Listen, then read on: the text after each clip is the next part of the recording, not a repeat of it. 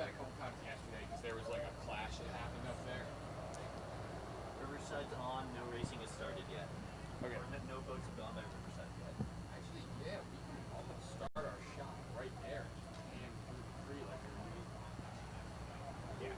Because honestly, once they're like. Yeah, I mean, look, yeah, that's like you go through it so quickly. Riverside's good. Riverside's good. They're good. Okay. Here. All right, everybody, welcome to the 2022 Head of the Trails Regatta on Sunday.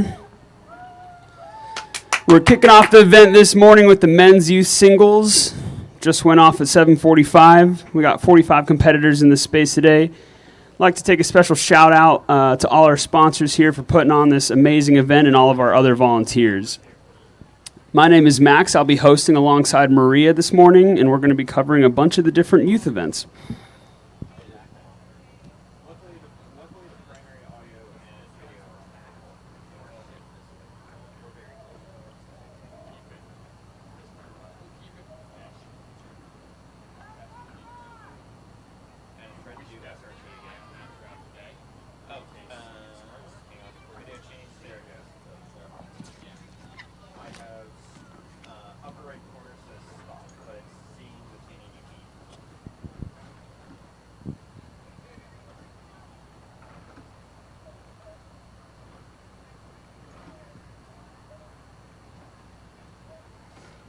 Yep, state change, reboot. 3, 2, 1.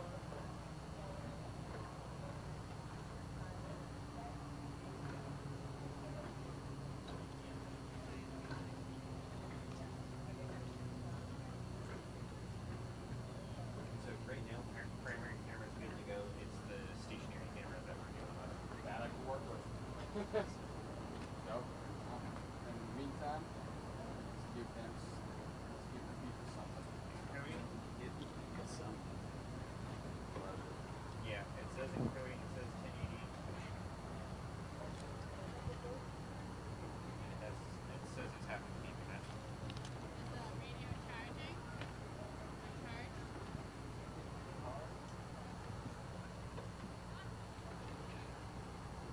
Not ready to initial anything, encoding.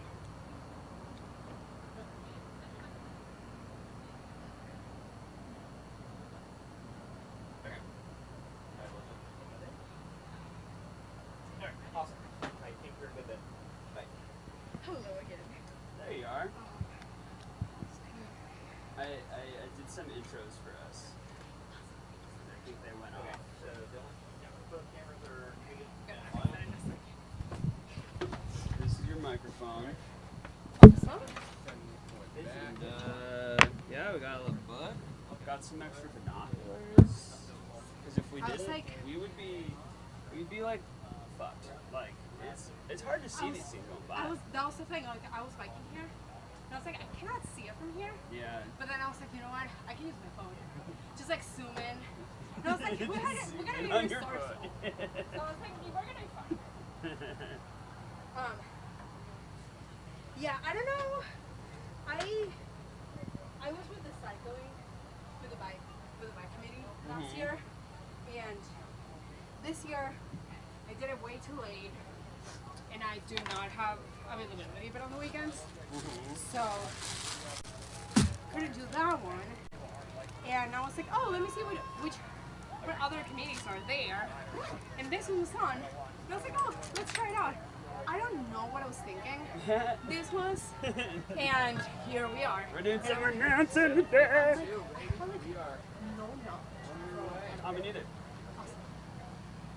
We're good. We're fine. We just gotta, Just spot them, right? spot and talk. And it's cool because we both have mics, so we can banter. Spot and talk.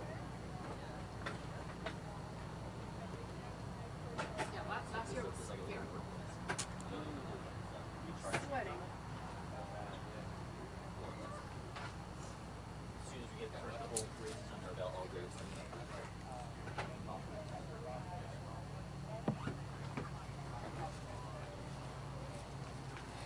So how do you learn about like volunteering stuff? Have you done it before? Just saw it online like a week ago. Okay. I was like, Oh, oh, yeah, this is the only one open. I was like, wait, I actually like announcing. Like, this is going to be fun. I just didn't realize it was such an easy process. Like, I thought it was going to be like an application that I had to like say if I'm good at talking or something. And they were just like, you're good, you got it. And I was like, oh, okay. Yeah, when I saw like the whole thing of like you have to talk and like just be kind of like entertaining this crowd, I was like, wait, what? Like I did not got any previous experience doing any of it. Like I talk very well to 3-year-olds, but Yeah. I don't know about adults. I think they gave us the youngins for a reason. Yeah. But it's like an easy easy book. Like, we have some stuff to say about the first. We can just like go back and forth. Like as people are going through and talk if you want to do that. Or like whatever you want to do. It's easy. I'm happy to do this first little part when this guy comes through. What's kind of hard I feel is that they're going to be rounding so quickly. You know what I mean? Like I see it from a distance, I'd be like, oh, Elijah's coming up to start off that combo. But Yeah. no way. Try to make sure that it's not running into the Yeah, I box, feel like that there's a sag here and it will drip off. if we do, I mean, we can like start off by like one spots. You I'm don't really have any more more run than on the grade cable. And, So you like, might need be to in charge of, scoot like, it telling you who's this way. coming. Right now everything's back from the edge. I don't know if there's going to be any wind coming or if and it's that just way, around. like So one it's person is just keep focused an eye on that. on one thing.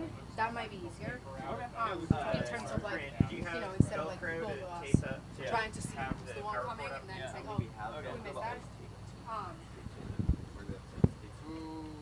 Okay, I'm good with that. We can try that first. We can do it for the first one, then maybe switch for the second.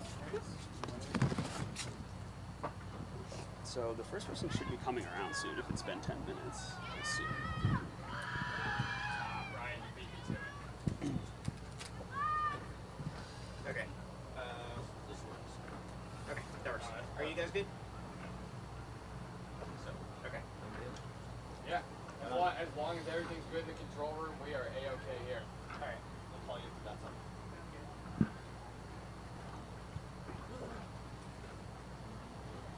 Oh! Well, good morning, guys. How we doing? Everybody ready? We're ready. Race day. Race baby. day. Oh. Starting off at bound number 1 is 15-year-old Elijah Harrison from Coeur d'Alene, Idaho. Elijah was setting indoor rowing records at the age of 12 and is now excited to be out here on the water today. His older brother Isaiah set the course record for this event last year and raced yesterday in the championship singles series. Isaiah set a record of 18 minutes and 13 seconds last year. Bound number 2 is out of Redwood Scholars. It's Danny Gurenkov. He placed first in the U17 1X event at the OKC Regatta. Coming up after that is bound number 3. It's Sora. It's Cooper Hagen, followed by Henry Davidson from Oak Neck Rowing Academy. Got a tight race this morning.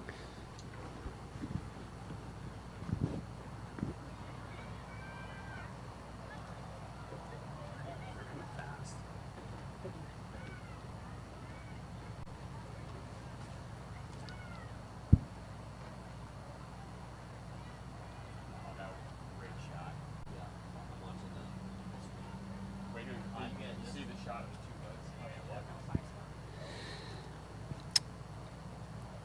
Luca Goetschek out of Bergen County started rowing in Florida when he was still in middle school and has been rowing with Bergen County Academy in North Jersey since 2019.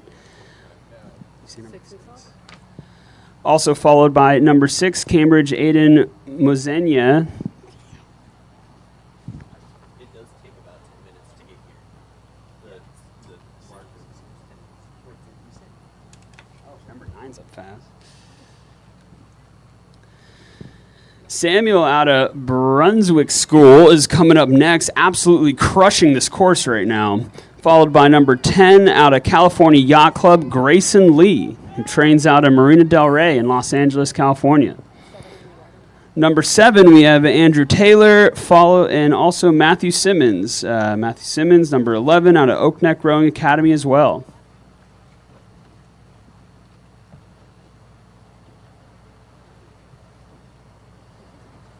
Which one is this? Great, Number 5.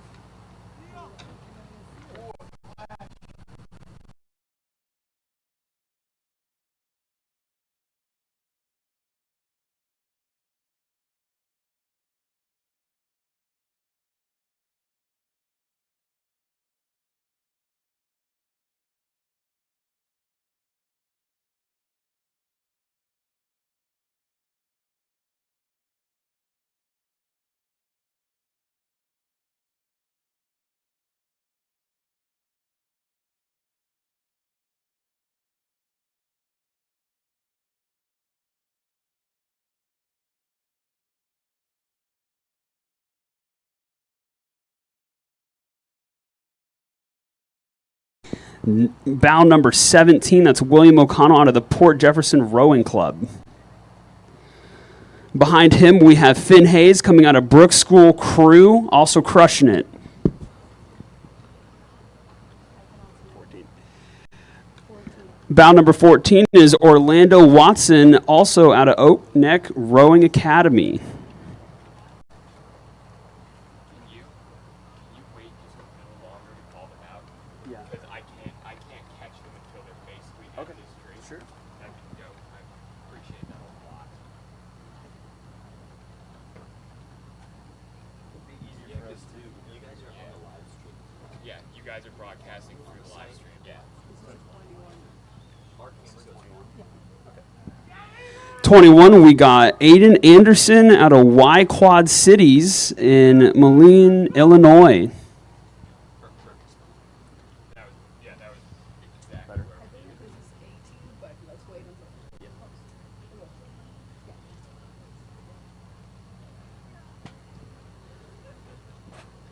Coming up after him is Nathaniel Bigham out of Hudson River. Nate has been rowing in the singles since the summer 2021 and has gained some good speed this past year. He's excited to show his skills in the Charles. Oh, and we have a tight one coming up right now, folks, between bow number 22 and bow number 26. 26 is Ryan Mullen, and 23 is Dylan Zietzman. Evan Wang is 22.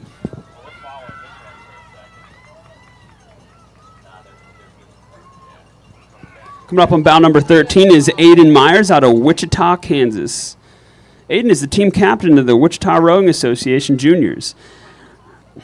20 is just passing him now. It's Jeremiah Linsek out of the Lincoln Park Boat Club, which was founded in 1910. 24 is coming up. That's Zachary Cano, followed by 19. That's Jason Decker. Again, a close race going on right now. Wow, number 30 is absolutely crushing it right now. That's Ian O'Reilly out of Brophy in Tempe, Arizona. Followed by 23. That's Dylan Zietzman out of Benny's. That's Benford Gutang. Here's what's online. So we're showing times and everything, and then this is the view on this That side. okay, that's so helpful. Okay, gotcha.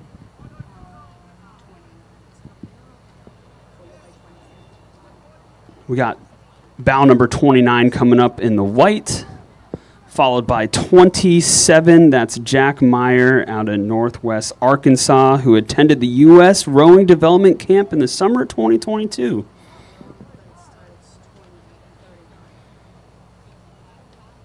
We have bow number 28 out of South Jersey Rowing Club, followed by Luke Miller out of Malvern Preparatory School.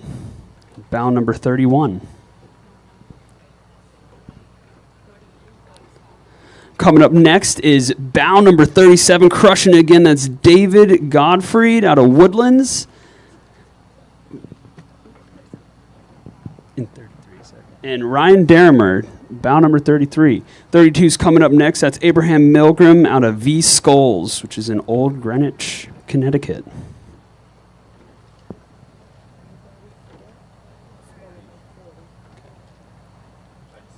Coming up next, we have bow number 34. That's Elliot Meyer out of Capitol in Washington, D.C. And bow number 40, that's Matty Etzig out of Ridley Graduate in Ontario.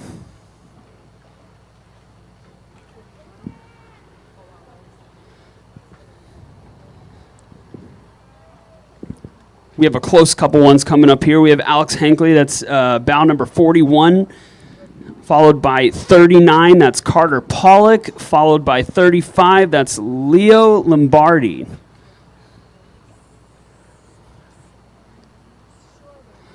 Next up is Simon Oxley out of Rothsay, New Brunswick.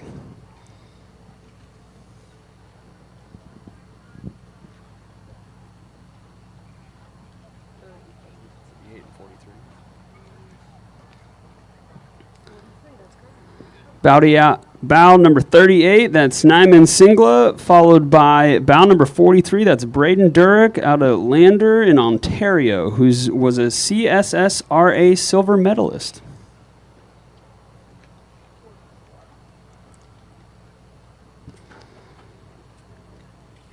Bow number 44 at the blue, yellow, and black oars is Owen Binscasa out of Lake Oswego Community Rowing in Oregon. Owen placed third this year in the U17 single at Youth Nationals.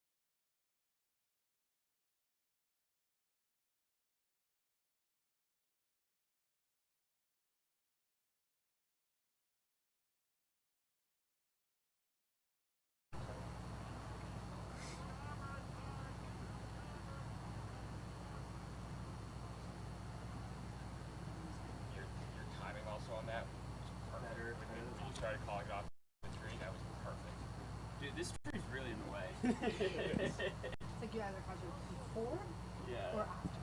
There's no between. Like that tree, I understand the argument for the tree. This one, why? Yeah, exactly. Remove the small. Do we know if that was? I wish we would have. Probably should have like checked it off. I don't want to call it if there's like some stragglers. Maybe I'll wait. The next is at 8:01. Like there was just some like camera bugs. It just went off. I think Which means they won't be around till like 8:12-ish.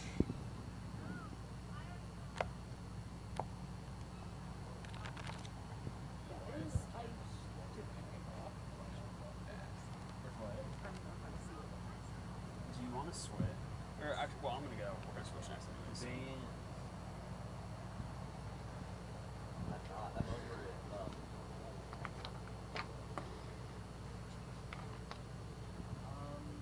Who's the one? 30? I think 30. Yeah.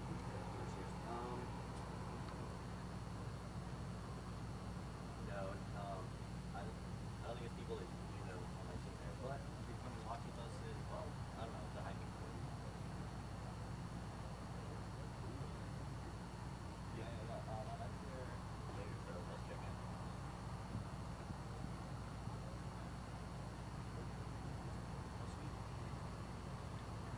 What inviting your kids in? Soon?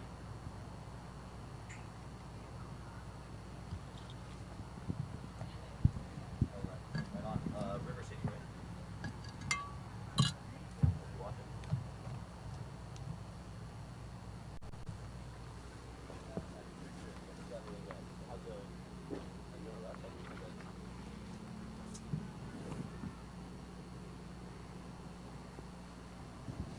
You think we can call that?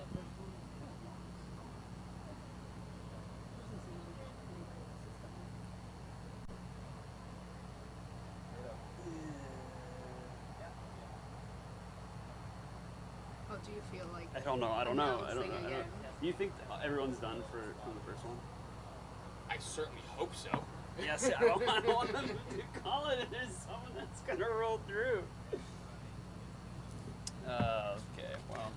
I mean, the great thing about this spot is we can see through the arches, And so once they start coming, we have like at least 10 seconds before Yeah. they get to us. Yeah. So it's not as high pressure as some of the other sites where it's like boom, boom, boom. Yeah. You gotta be like really quick. For sure.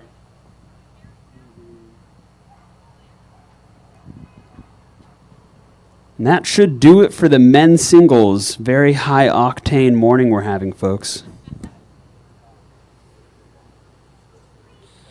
You should, like, charge those. Yeah, I should charge.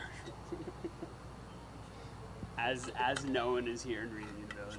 I bet yesterday afternoon was just pumping with people. Oh, it picks up throughout the day. Yeah. It was like this in the morning here. Yeah. And also because the bigger events today are in the afternoon, like right around lunchtime, it's gonna get. My guess is it's gonna get packed. Yeah. Because that's when the big eights start coming. I bet. They don't put us amateurs on that stuff. They let us have the children in the morning.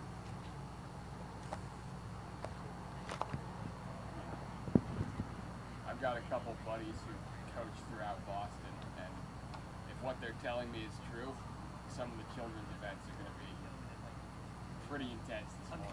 That first one was very Yeah. intense. That was awesome. Yeah, usually you don't get a heater like that in the boys single. So many neck and necks. you can roll them properly and all that.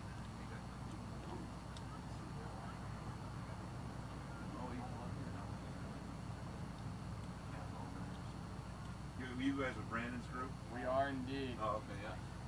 I just came over to see what he did. Could not tell you. I plugged into our injector over here to Oh, get you guys gotcha. a wired connection. Yeah, looks like we're streaming all out good. Whatever, that's great. All right, I'm Eric from the network group. Oh, hey, sorry, I'm not looking at you, but That's okay. Are you guys casting on causing unwanted noise? no, not Oh. through. We don't have audio right now. Oh, good. And how's it going? It's doing great. You doing it? Yeah. I just came to see. I hadn't seen how Brandon had plugged in and whatever. Yeah, we ran it around this way. Looks good. Great. It works. All right, good stuff. Yeah, we have an AP like over there. You probably can get on race offs or whatever with your Yeah. personal setups. And you're not That's- great, oh, but we we're should more do that. our Yeah, priority let's do on the that. entrance for. Thanks for reminding us. We meant to do that yesterday, and we didn't. And we had no service in the afternoon. That's right. The cellular will fail over here. If you sign up at wi-fi.org, I'll approve you. Just Okay. put down broadcast as the committee. Perfect. We will. Yeah, go for it. Yeah, let me see. What do I got right here? I'll do a speed test right here. Probably firing really key over by the exit over there. Do I just click register? Coming through Yeah. probably. Yeah, I'm getting like 30 megabits right here. You guys are great. Oh yeah. Yeah, both directions. I should hit 40. You sure? That's fine. You wanna I know know that? Brandon's got Oh, yeah, some you- 1080 on the other end. Yeah, you guys are I'm just like, fine. Just for your phones to get on for whatever. Yeah. Symmetrical too. Yeah, I got about 40, 45 in both directions. Yeah, almost nothing. You sure? After Went out Harvard I over think you here. do a very Going, good job. we have a power meeting Once going to if CBC you do out get there, tired fiber and optic, annoyed, right out I'll Harvard. do it. I'm gonna get purposely tired and annoyed Okay. so that you have We to. have Okay, a giga okay. beam set up, I'll do it 600 at each least. direction for the At stadium least. down to 1120 where Brandon is. Oh really? Yep, so it goes down that But I link can go into get the you server to mix everything and right back coffee out. or Oh, donut. no. Different VLAN. No, I want you to Straight to the do it. internet. It's off the fiber, fun. so it's great. It's a great setup. We had the Harvard IT guy down here. It's Just kind kind of rolled the red carpet out for I'm him. not a good name pronunciator, and they're not Oh. all that easy to do. Without them, we'd be hosed. Like, I- it's great that Harvard donates their I bet I'm presence on the I stadium. don't know. All right, guys. Good luck today. Thanks, Eric. If there's any like Hispanic names, yes, I'll be great with First that. person coming through. Women's youth singles, 45 competitors coming through today. This is another event where the standard really continues to rise. And there's a U17 first place special medal in addition to the medal for the overall winner. Of the 45 entries, there are 2 from Canada, 1 from Australia, and the others come from around the U.S., including Florida, Arizona, California, Washington, Oregon, Colorado, Utah, and Minnesota.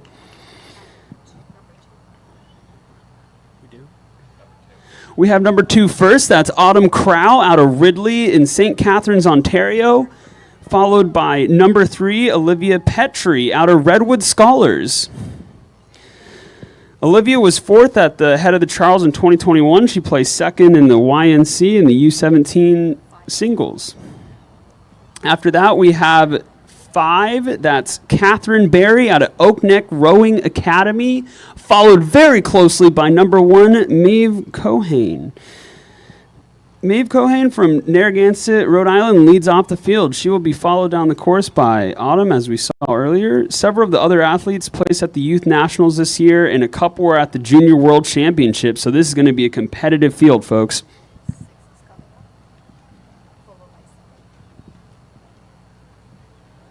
Next up in the yellow bow is number 6, Lucy Greenup out of Cambridge, Massachusetts.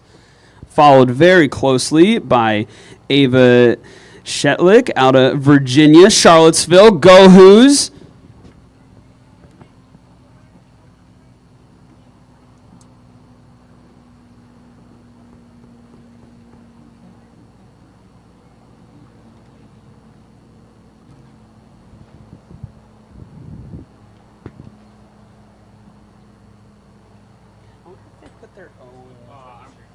I'm waiting. Yeah, I'm waiting for Aaron to approve. You should number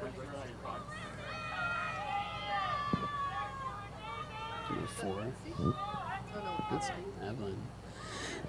Next up, we have Evelyn Fox, Hockaday's first varsity single out of Dallas, Texas. Followed closely by Bow 8, Jenna out of Potomac in Washington, D.C., and Bow 9, Doretta out of Kent School in Connecticut.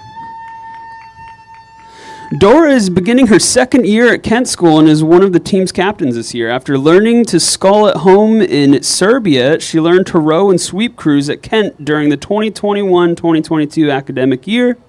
She trained in this summer with the Serbian junior team and aspires to row in her homeland as well as for an American university. Oh my God, I can't pronounce these names. Next, we have bow number 10 out of Port Jefferson Rowing Club. That's Juliana McCarthy. Quickly behind, we have bow number 15. That's Anna Hotley out of Waterford, followed by Sophia, bow 12, also out of Cambridge, Massachusetts, a hometown favorite.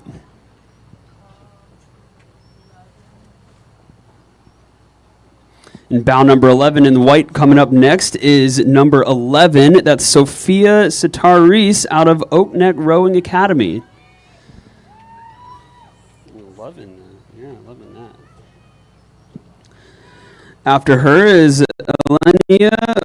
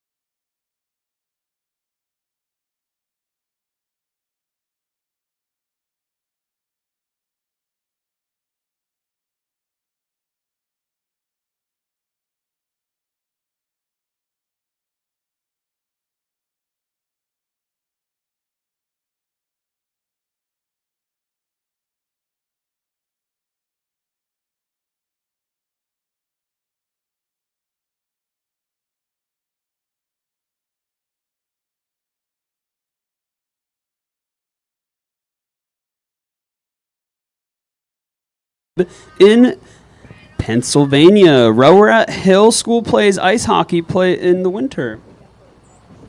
Afterwards, we have Clara Van Dyke out of Notre Dame Rowing Club in Ontario.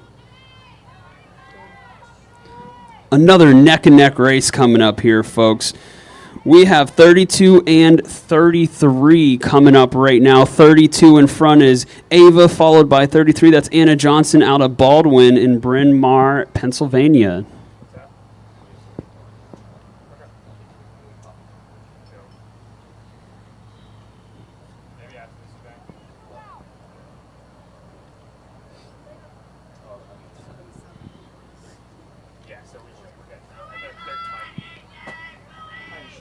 Up next is bound number 37. That's Claire Junis out of Greenwich, Connecticut. She's a very young athlete with tremendous potential.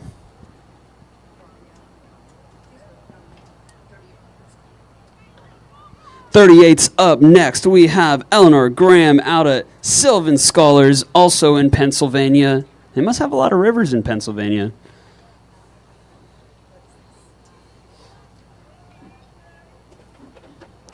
36 is up next. That's Allegra Bassanese out of Mile High in Parker, Colorado. Shout out to the 303. I also take Allegra when my allergies are going off.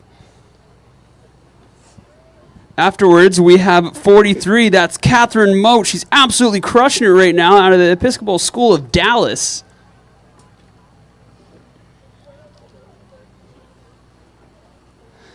.34 coming up next. That's Cecilia out of Bergen County in New Jersey. And 39 is passing her up now. That's Selena Hescock out of Connecticut.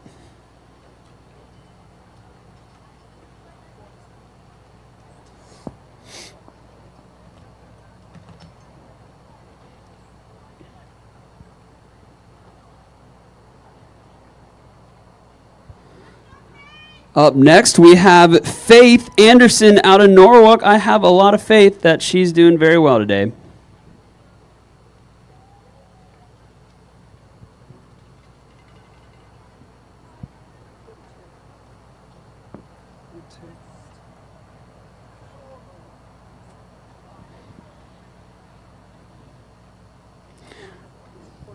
Coming up, we have bound number 42. That's Summer Merrill, followed by bound number 44. That's Rachel Dowd out of Red Dog Rowing in Omaha, Nebraska.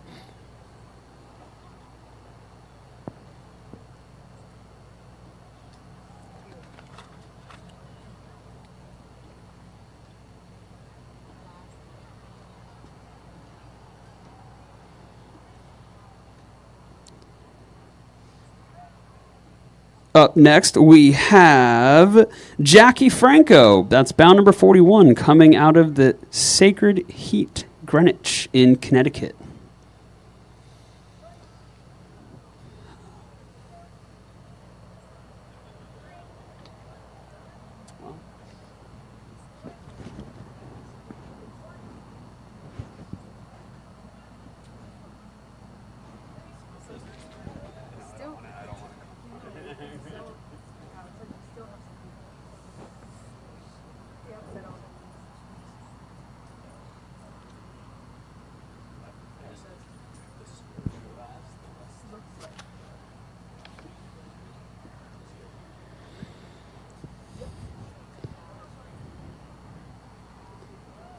Bound number 45 in the black, crushing it up this river right now, is Gabriel Carnival out of Long Island Rowing Club in Northport, New York.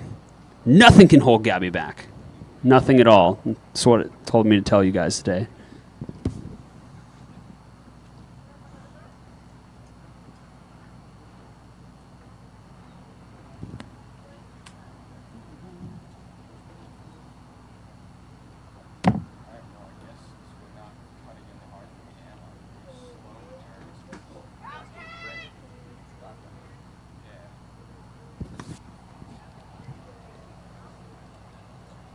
Once again, we want to thank our sponsors for helping put on this event, as well as all the great event staff and volunteers. But most importantly, all the patrons today. Thanks for coming out this morning, supporting your kids, supporting your fans. It's a great, wonderful morning to be out here on a Sunday. We got rowing, we have football, we have other sports going on. It's great.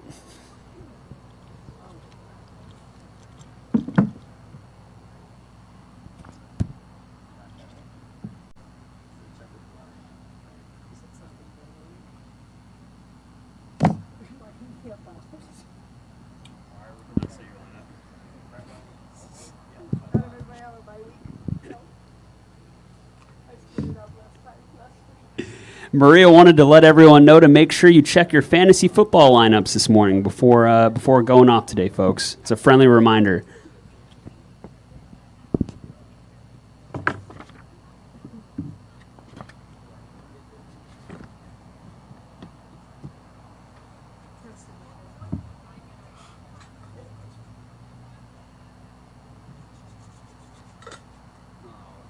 Forest seems difficult.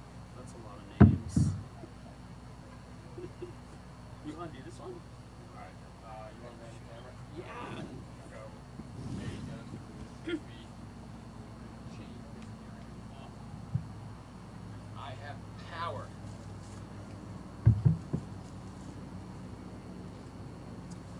They'll actually be coming out pretty soon if they're fours.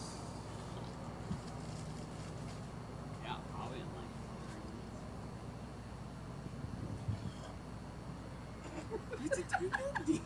3 minutes. Let's speak to everybody in Spanish. I can translate on the go. Okay.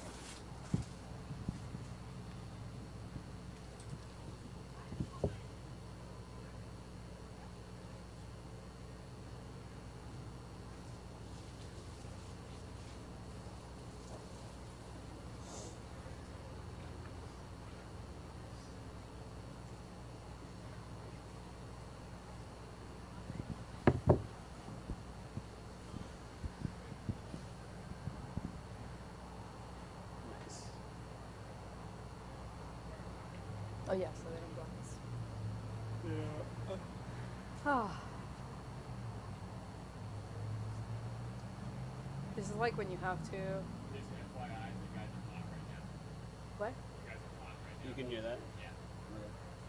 Just FYI, when you're conversing between things, light is still on.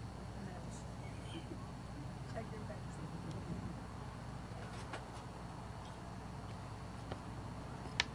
It's like when you're gonna just jump from When you're what? when you're about to jump from a river. Yeah. It's like from a bridge now to a river. Yes. And it's like I don't know if I should be doing this, but I guess I'll start. Because they're gonna come soon, right? Yeah, you can probably start saying this stuff. Okay, coming up next, we have the Women's Youth Force. This event continues to rise and has attracted a strong competitive field of at least 90 entries.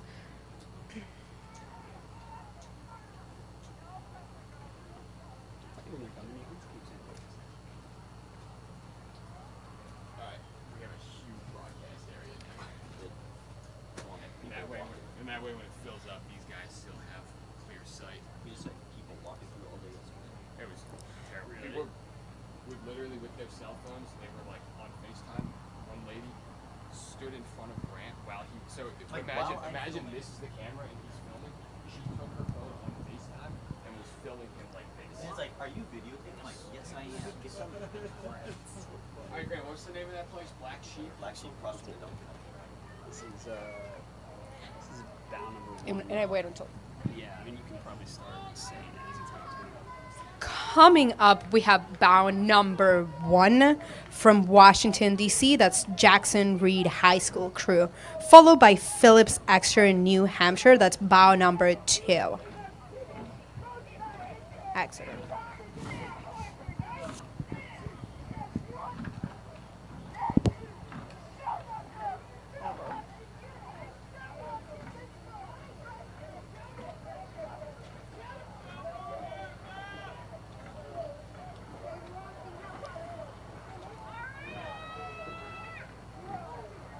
Coming up now, we have bow number 3.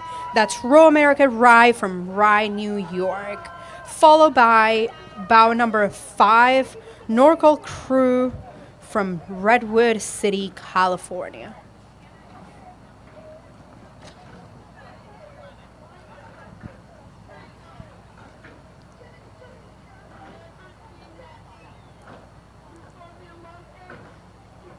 Bow number 6 is fast approaching. They are coming from Connecticut.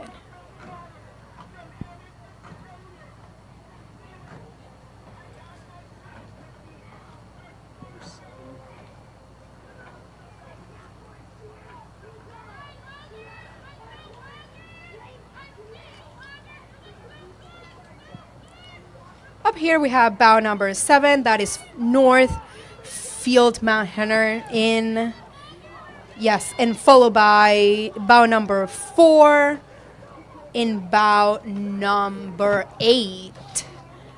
Bow number 8 is Windsor School here in Boston.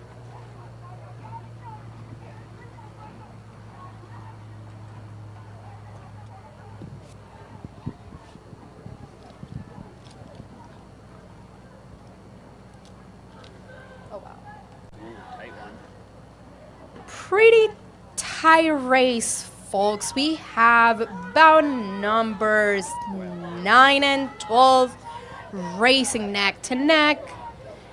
Bow number 12 is coming from Connecticut, and bow number 9 is coming from Morristown. New Jersey. Number 10. Fast is coming bow number 10 over here in Cambridge, Massachusetts. Followed by bow number 11 from Westport, Connecticut.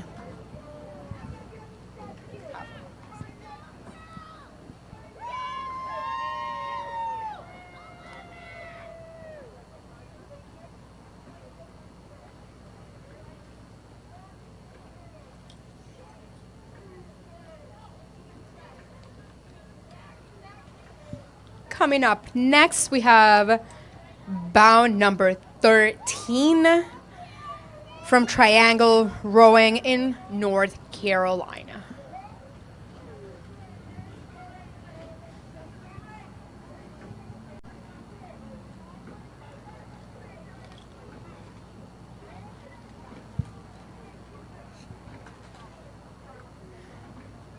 Now we have bow number 14 from Three Rivers in Pennsylvania.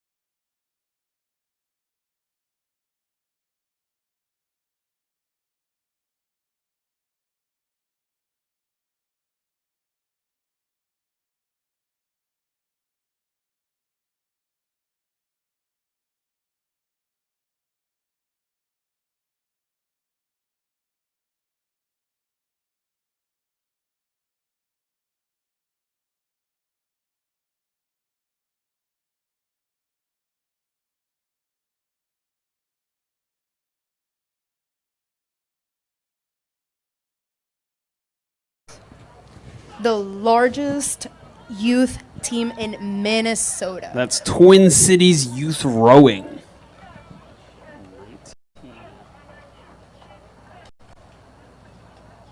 19. Coming up in the yellow bow is number 19 from Ann Arbor, Michigan.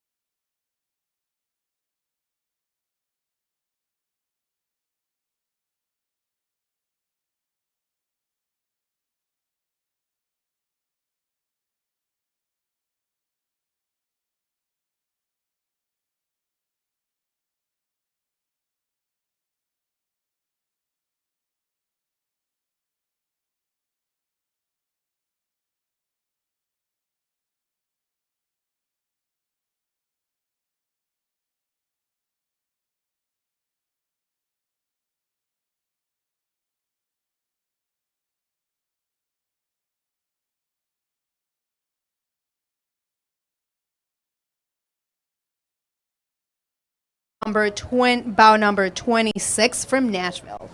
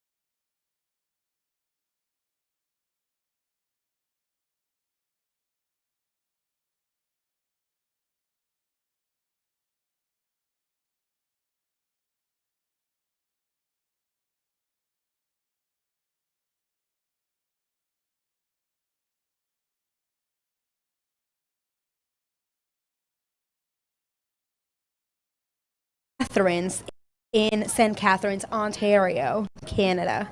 And number 52 is up here in Westford, Massachusetts with Westford Academy.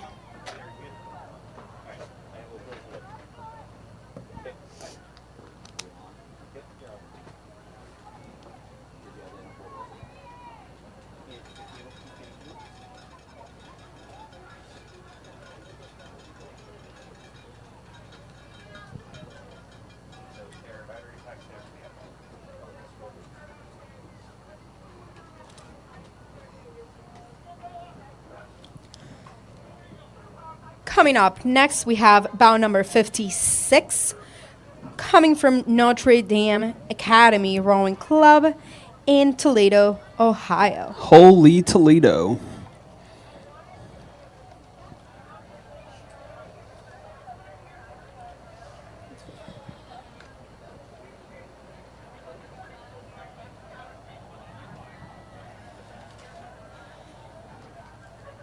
Over here we have bout number 55, coming from Troy, New York, followed by bout number 59, coming on from the First Coast in Jacksonville, Florida.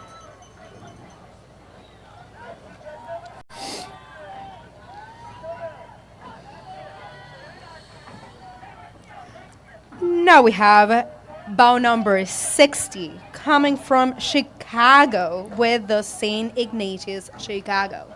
They are all seniors, folks. They placed second last year in the SRAA National Championships. And this is their first time at the head of the Charles.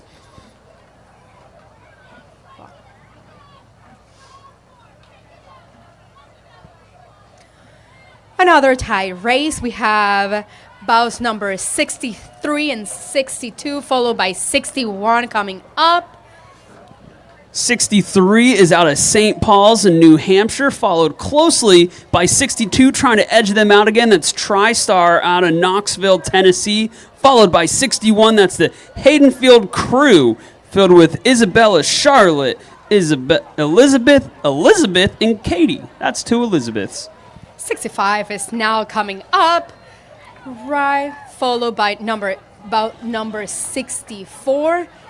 And also followed by boat number 58. 58 is out of Buffalo Seminary. 64 out of Mercy Crew, Rochester in New York. Close race here between 68 and 57. Bout number 68 is OKC Riversport in Oklahoma, followed by 57. That is Confield Community Rowing in New York. Coming up next, we have bout number 69, coming from Rutherford, New Jersey. This is a pretty intense race. Absolutely. 69 there is looking to put Nerid on the map for sweep boats.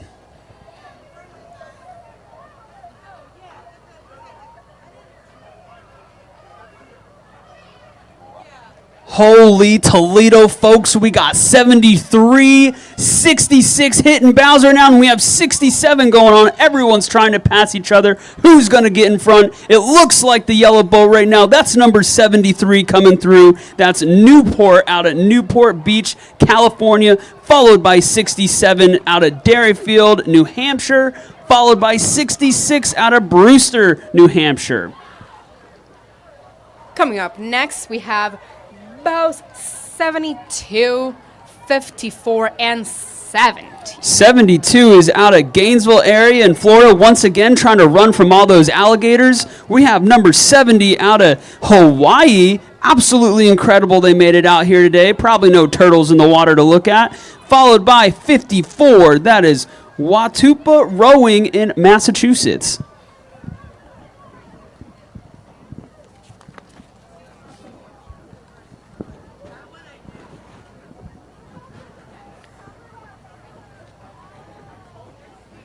Coming up here, we have bout number 71 from Albany, New York.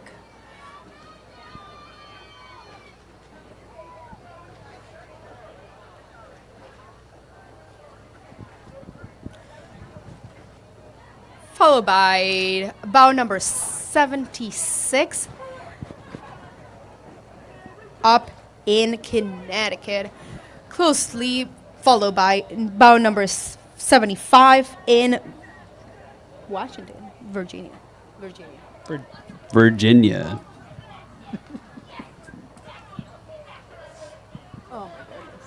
This coxswain's going absolutely bonkers here, folks, with number 74 out at Neponset Rowing Club. That is in Milton, Massachusetts. The Neponset Rowing Club provides learn-to-row and competitive rowing for juniors and adults in Milton, Dorchester, Manhattan, and surrounding regions.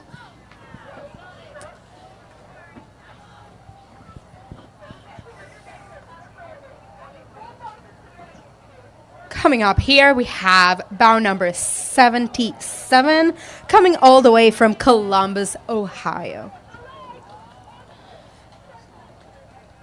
78.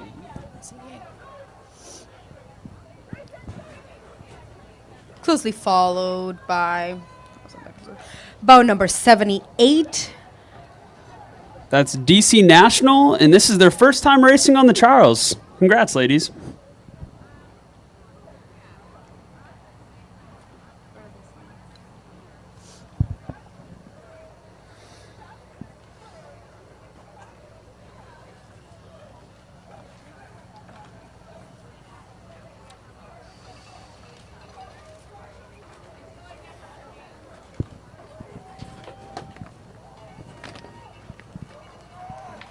Coming up next, we have bow number 81, coming all the way from Port Washington, New York.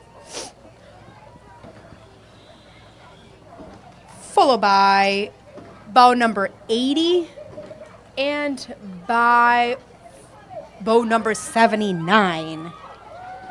Bow number 79 is the St. Paul Girls, and bow number 80 is the Whitman crew.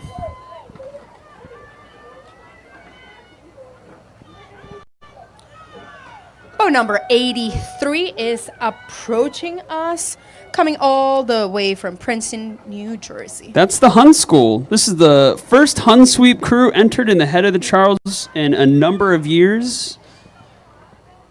Very exciting stuff.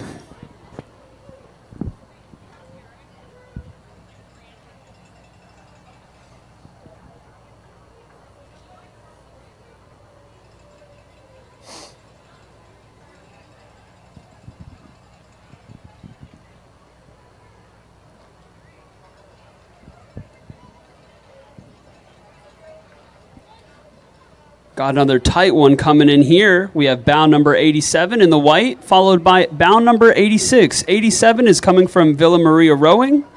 86 coming from South Jersey Rowing Club. Followed closely by 85. That's Meganutikuk. I totally butchered that name, out of Maine.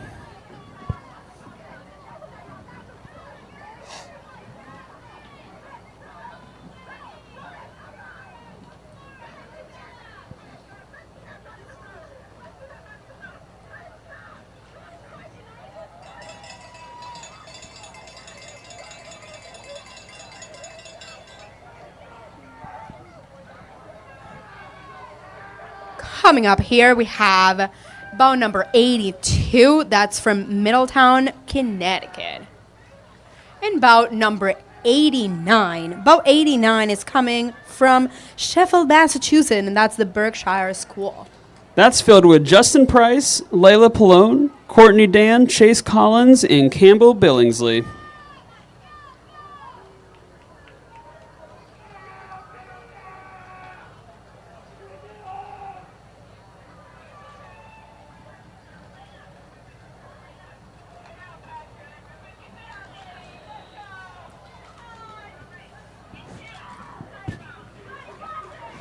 Over here we have bow number 84, coming also from Maine, closely followed by bow number 88 from Avon, Connecticut. Not too far, we have bow number 90 from Lowell, Massachusetts.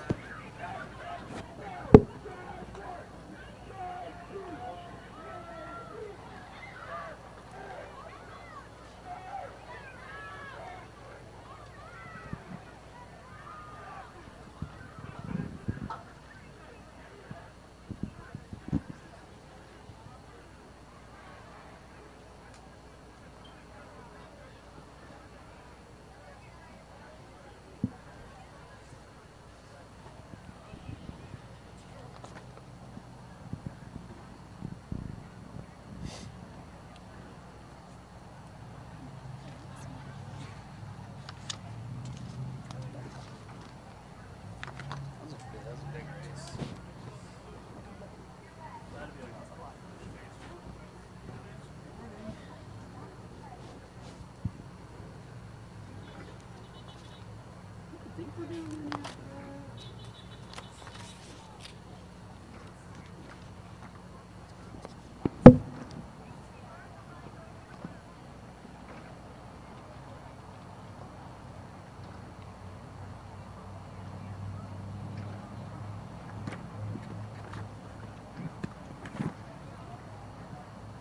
we do have AIDS. That's exciting.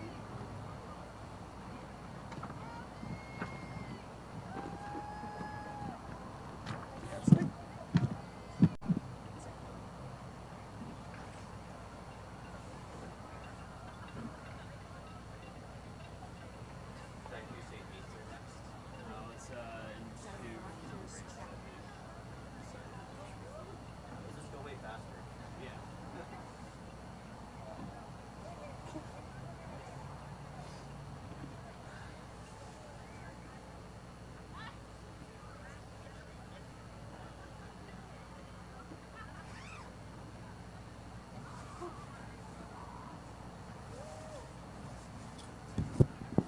Once again, we'd like to thank our sponsors, our event crew, and all of our fans and patrons for coming out here today and supporting all these great people rowing.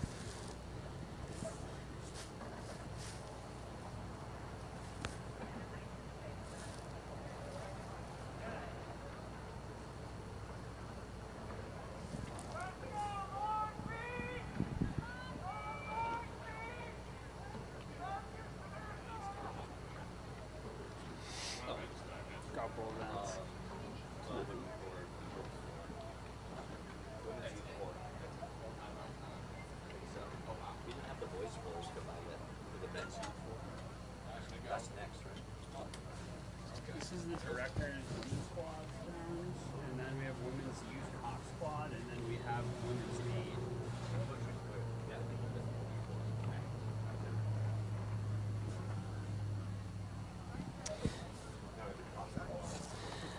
Alrighty, up next we have the Directors Challenge Women Quads. We have 35 competitors in the field today. This is always a super fun race to watch. There's going to be some fast boats. There's going to be some athletes out here trying to make a statement and gain some bragging rights. And there's also going to be a few costumes going on. Athletes range in age from their 20s all the way to their 70s, and the final result is going to be adjusted for an age handicap.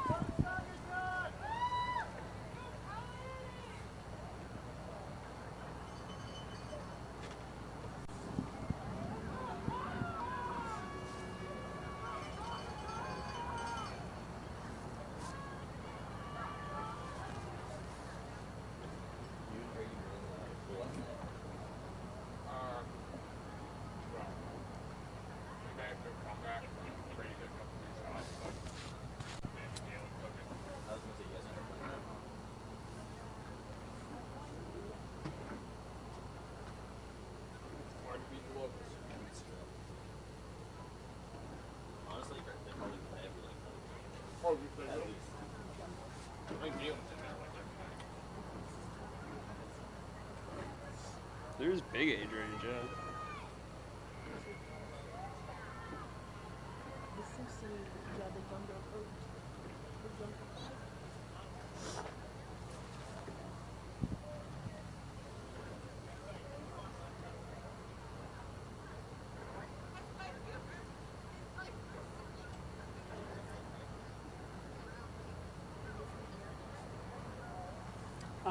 I'm from Denver, but I live out here now.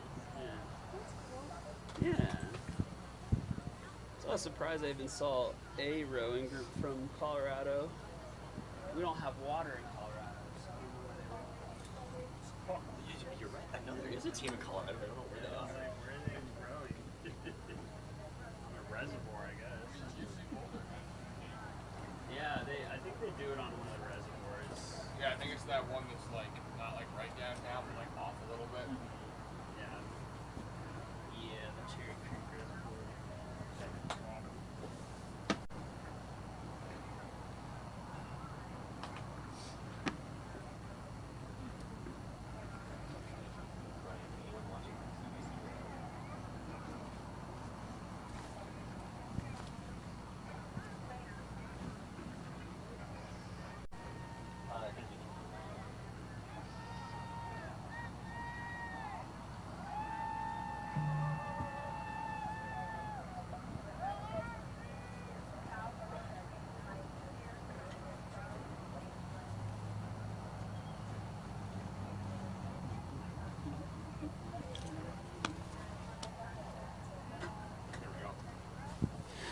Alrighty, up with Bow 1 is a composite crew with athletes from several clubs. They won this event in 2021 and 2018. Very impressive stuff from the crew in pink coming up here.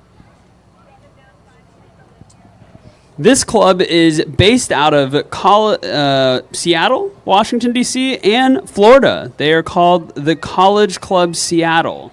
I guess the Seattle part of that group won.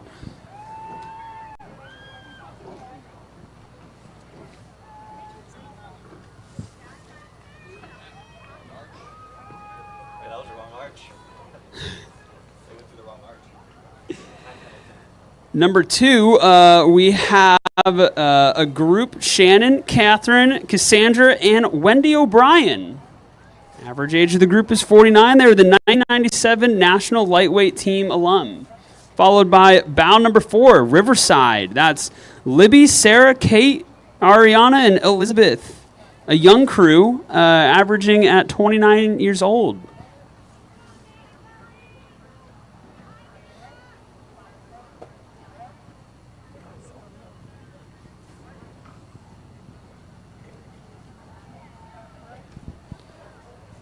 Bow number 3 coming up here in the black and colorful striped oars. We have Lincoln Park Boat Club.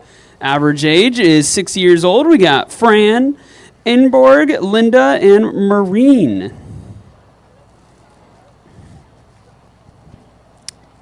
This composite crew came in third last year. Harriman Stroke from Canada, former lightweight national team.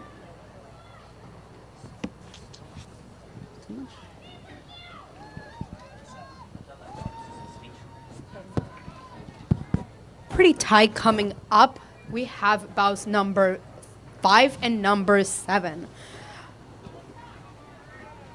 5 is out of Marin in California, and 7 is out of Cambridge, right here in Massachusetts. Don't trouble in a quad.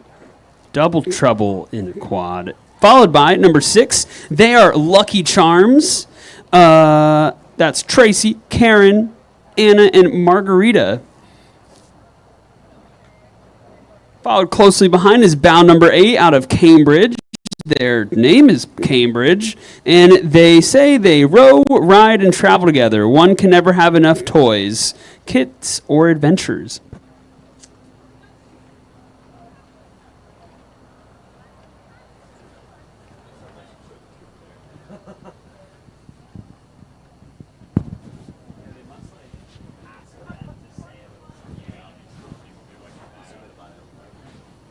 I think my sister wrote ours when he raced here.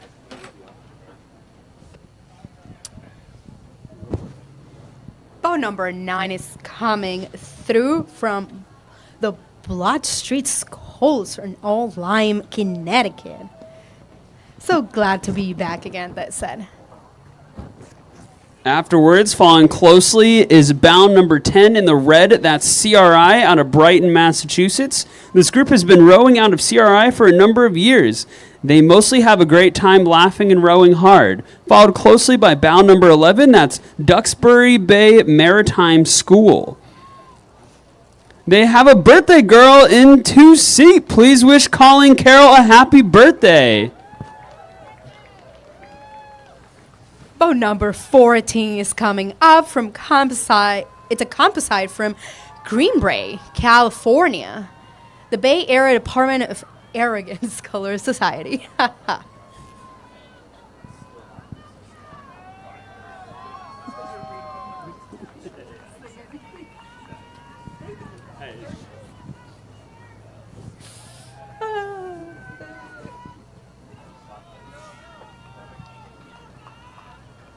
All right, ripping up here next in the white bow is number 17 out of Cambridge, Massachusetts. They're awesome gals and pals, former Olympians and Hall of Fame members.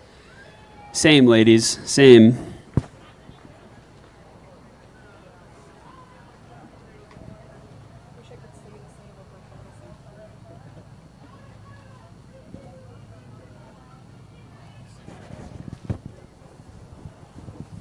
Coming up, we have bout number 12. This is coming from Duxbury Bay Maritime School. It's an awesome crew, just followed by bout number 13 on yellow from Baltimore and Boston. Followed closely by bow number 15, that's OKC River Sport.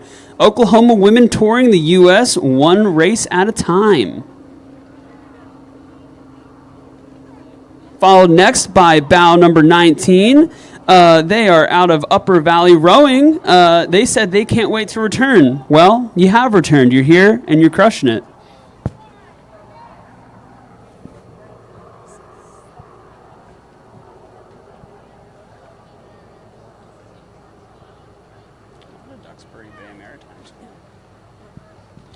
Up next is bow number 16, another one out of Duxbury Bay Maritime School. We have Nicole, Gail, Mary, and Laura.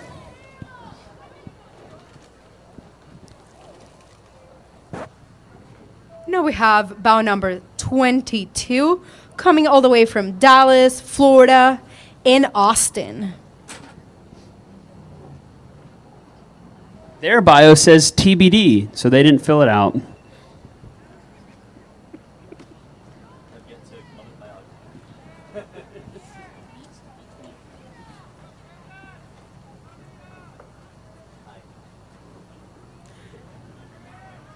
Bout number 18 is passing by.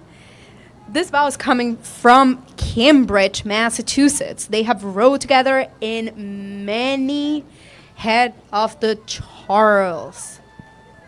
Up next after that is bow number 21 out of Lake Oswego Community Rowing. We have Samantha, Melissa, Shannon, and Marjan.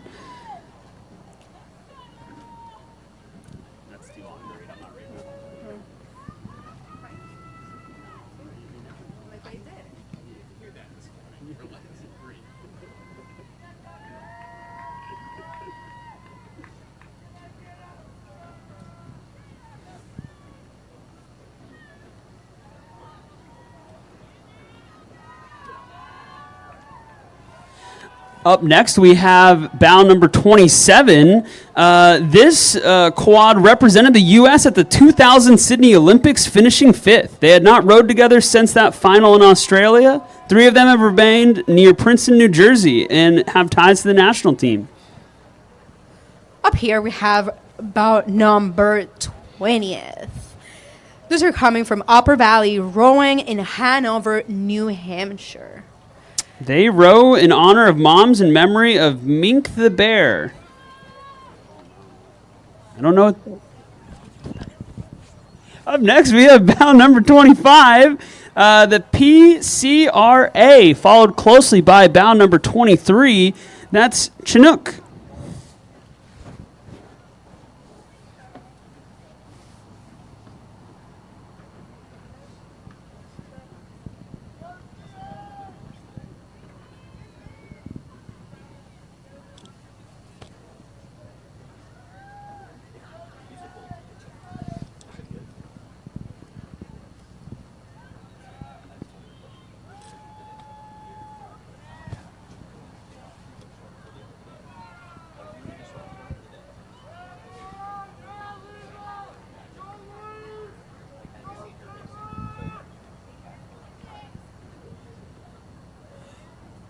Coming up, we have bout number 24, also coming from Cambridge, Massachusetts.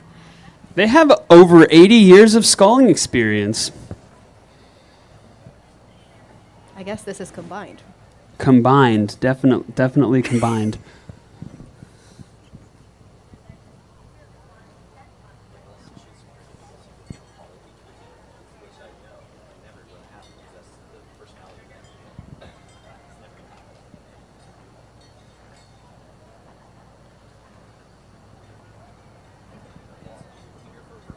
Up next, we have bow number 28 out of Cambridge, Riverside. Middle management has a storied history within the head of the Charles Race Committee. This boat includes the current race director, 2 former race directors, and 1 member who really wishes they could be the race director.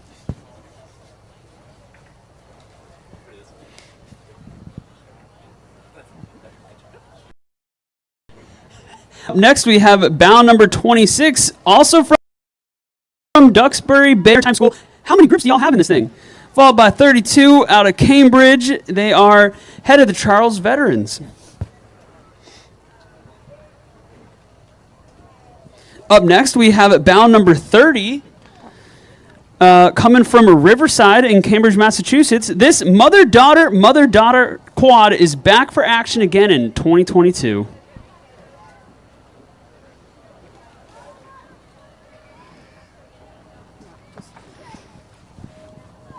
Coming next, we have bout number 34 from California.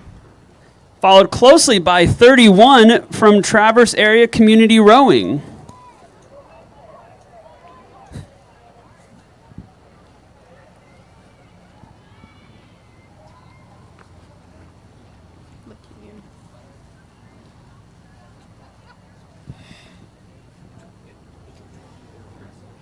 Coming up, we have bout number 29 from Lake Union in Seattle, Washington. These are 4 lucky ladies that are able to support this event. Thank you so much.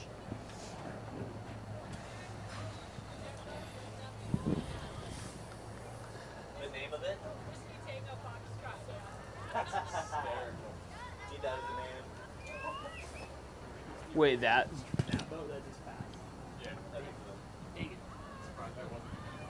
Yeah, Up next, we have a red boat number 33. That's CRI out of Brighton, Massachusetts.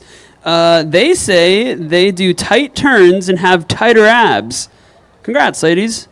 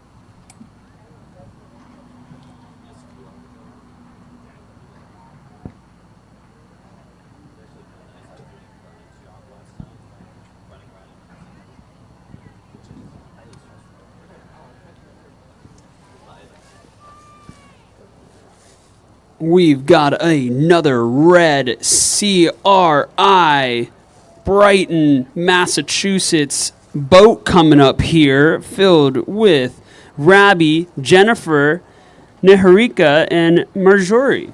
They are a recreational but aspiring quad group.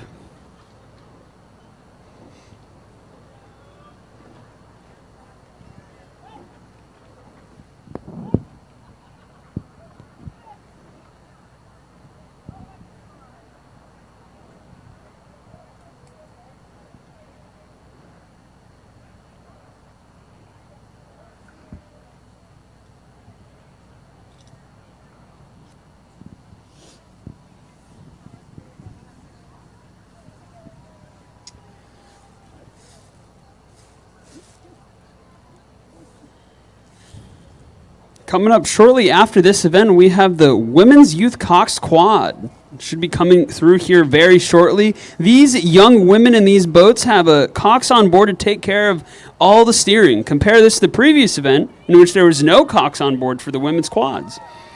The idea of having a Cox is somewhat less experienced youth boats is that these boats move very quickly, so for the younger athletes, it's better to have rowers focused on their rowing technique and let the Cox take care of everything on board to get around all those bends and bridges.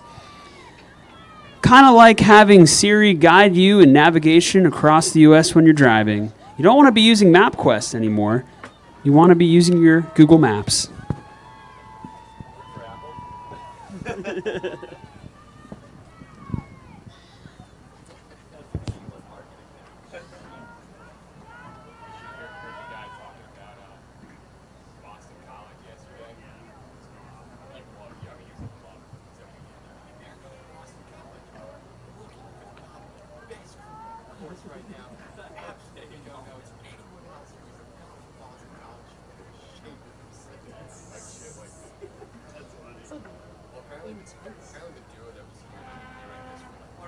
Good morning. How's everybody? Great. How are you this morning? Good. How are you? Great. This nice gentleman has a really nice added touch for a Your rower blurb. that's been here. So it's probably not in your paperwork. So he just wanted to add a few things. I would be in the jurisdiction of these Who would I speak to, or do you want me to write it down, or you want to write it down, or? Yeah, I can write it down. Okay, it's in the Director's Challenge Men's Quad, the 11:22 race. Oh, okay, so that's... This We won't be doing that one, but we can write it down if we... there's going to be some different volunteers doing that one. Oh, are they reading off of this? Is that what they're reading off of? Yeah. I can just annotate that. I just want to add one sentence. Sure. One of our boatmates is rowing in his 50th head of the Charles, which is kind of a nice thing. I thought that'd be nice to mention. Absolutely. Let's see if I have it I can just add it in his name and everything. 11:22 race, Director's Challenge Men's Quad.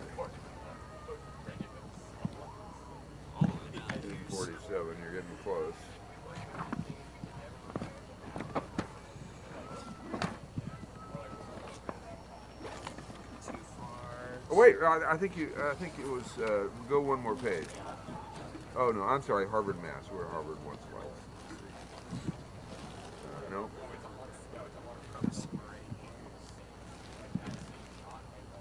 One more back. 1122.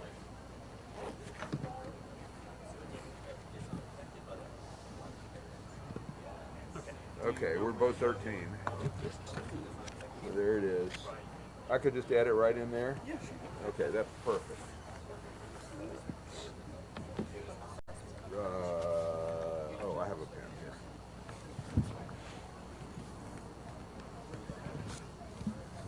Here? That's the first one. Yep. Up first in bound number 1 is the Redwood Scholars out of Redwood City, California. This quad returns 3 of 4 of the head of the Charles 2021 Gold National Champions.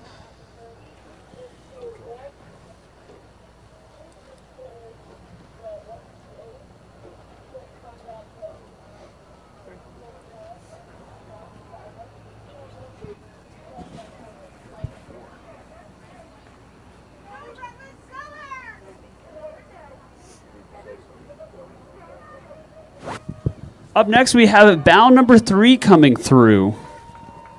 Bound number 3 is from Row America Rye.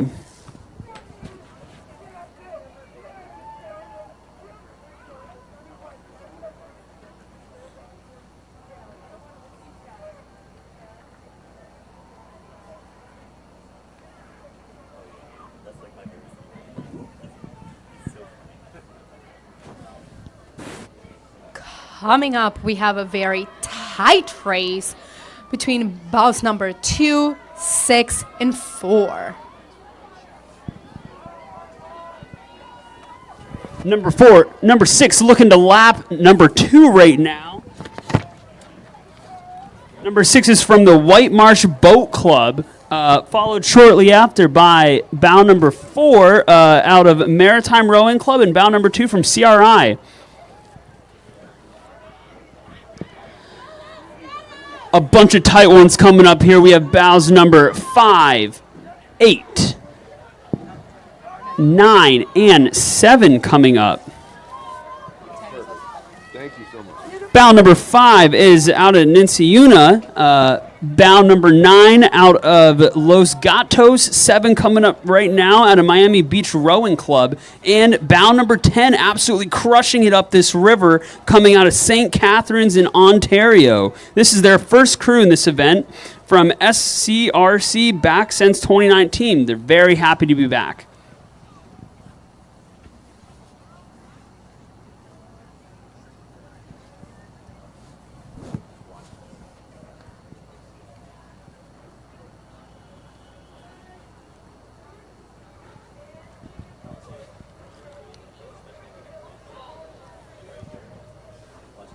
Coming up next, very tight as well, we have bows number 12 and bow number 11.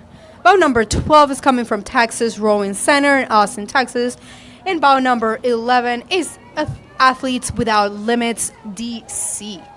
They are Mr. Unlimited. Bow number 15 coming up next out of Nereid in New Jersey. We have the girls who are back and looking to improve. Another tight one coming up here, folks. We got bow number 13 and bow number 14, both white boats going on. 13 going out of White Marsh Boat Club, and 14 closely behind come out of Narragansett. They are the NBC Youth.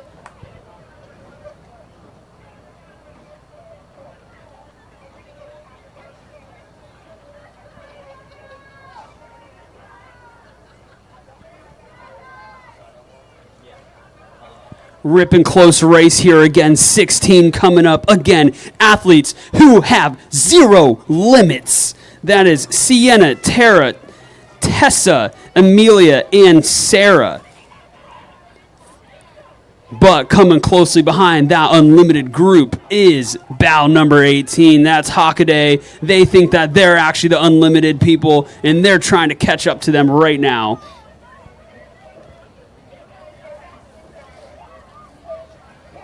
Bow number 20 coming in. Very pretty colors on their boat. That's Camp Randall out of Madison, Wisconsin.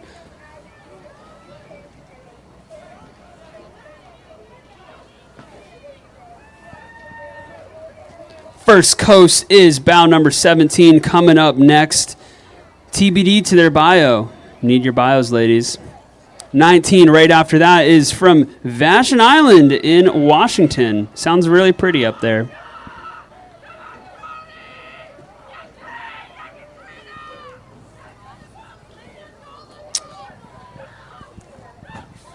Coming up next, we have bout number 22 from Minneapolis Rowing Club, followed closely by bout number 21, Holy Names, Seattle, Washington.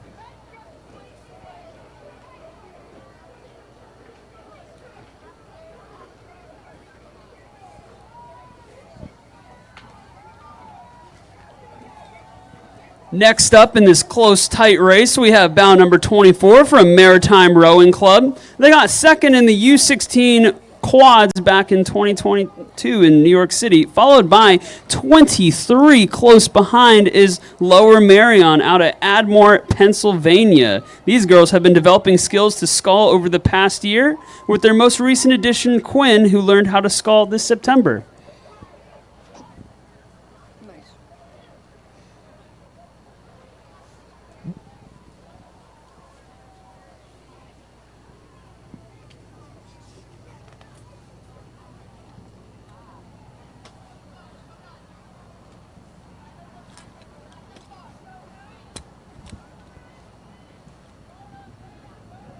Coming up here, we have bout number 25 coming from Port Jefferson, New York. This is from the Port Jefferson Rowing Club.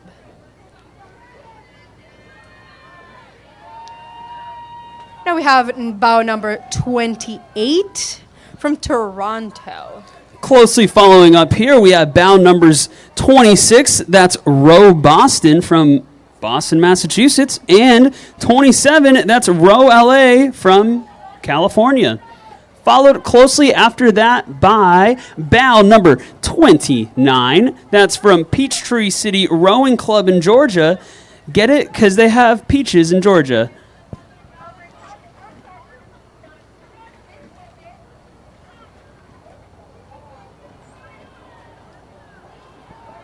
Coming up next, we have bout number 30th.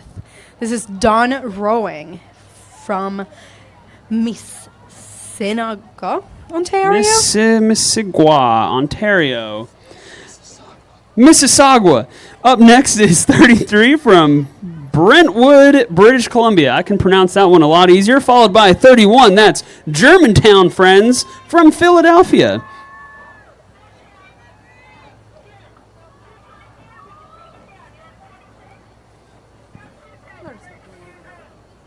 32 is Beaver Creek Sculling out of Charlottesville, Virginia. Go Who's, we love to see it.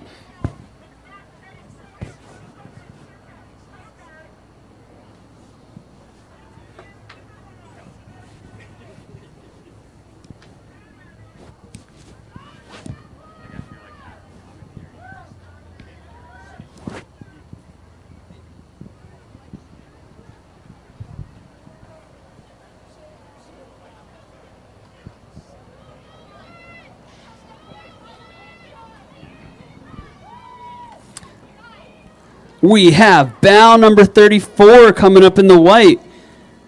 Their bio also says to be determined. I'm excited to hear what your bio is when you finish, ladies.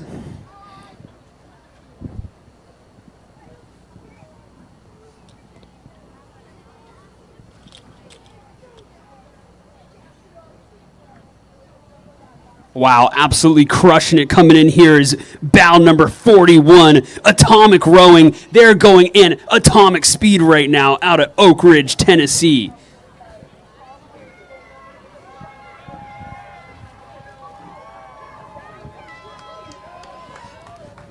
Another tie race over here. We have bow number 39 and bow number 42. Bow 39 is coming from Saratoga Springs, New York, and bow 42 is coming up from the Kent School in Connecticut. Up next is bout number 37 out of Maine Coast Rowing. These girls made it to the finals of the past U17 quad at the U.S. Rowing Northeast Regionals and are ready to take up it to the next level of competition here at the head of the Charles. Followed closely by that is bout number 35 out of Buffalo Seminary, which is an independent, private, college preparatory day and boarding school.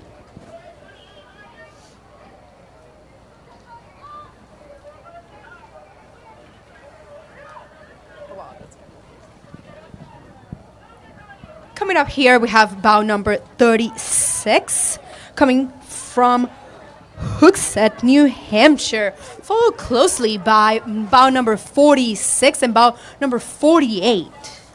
Bout number 46 is coming to you live from Oak Neck Rowing and 48 from Notre Dame RC.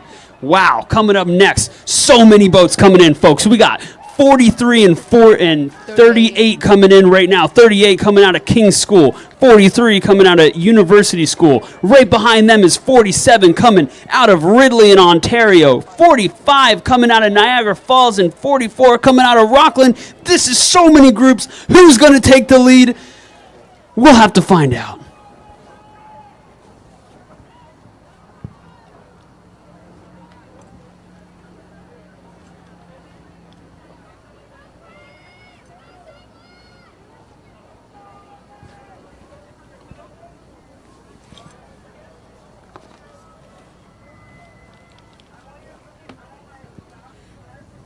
Coming up here, we have bout number 40th, coming from the Dublin School in Dublin, New Hampshire, followed by boat number 50 from Miami Rowing Club.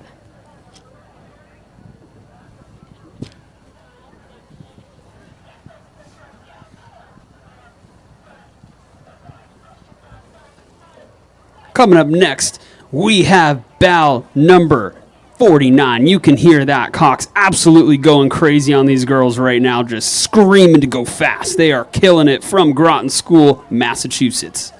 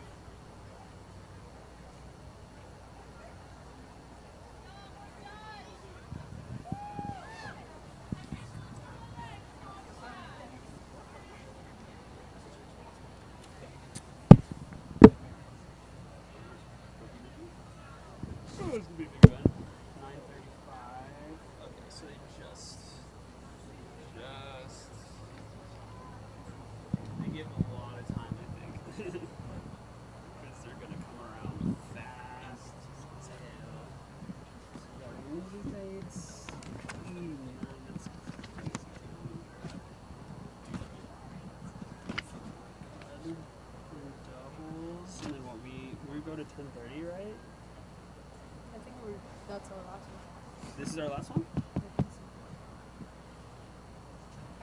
Easy peasy.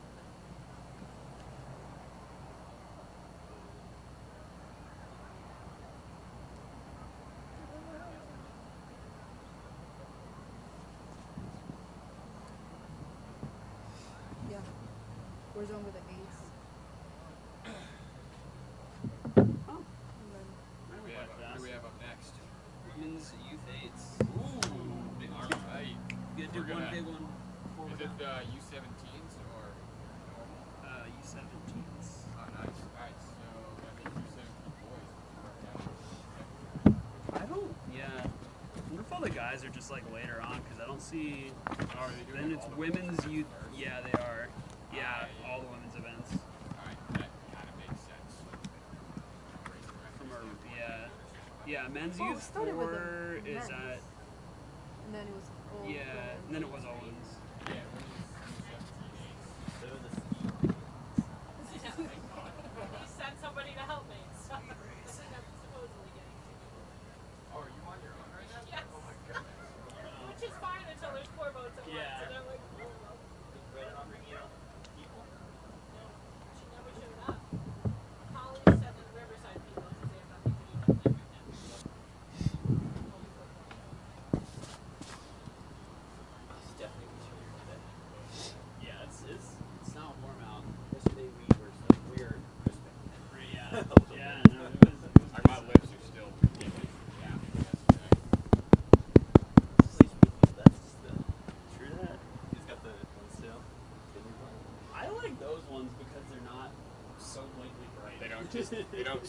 scream at you. Scream at you.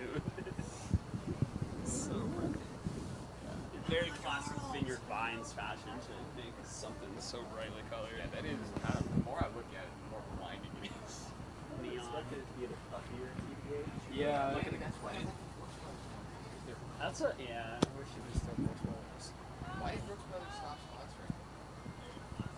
No idea. But no, No, the mic. the mics are off. The mics are off. Yeah. I turned them off. Where are we getting audio from? Are both of them off? Yep. Where's the audio? Maybe. Maybe they'll check because there is an HDMI. That's good to know. Yeah, 'cause that's something we want to figure out. Yeah. You're coming up soon. I'm going to do a pre-announcement.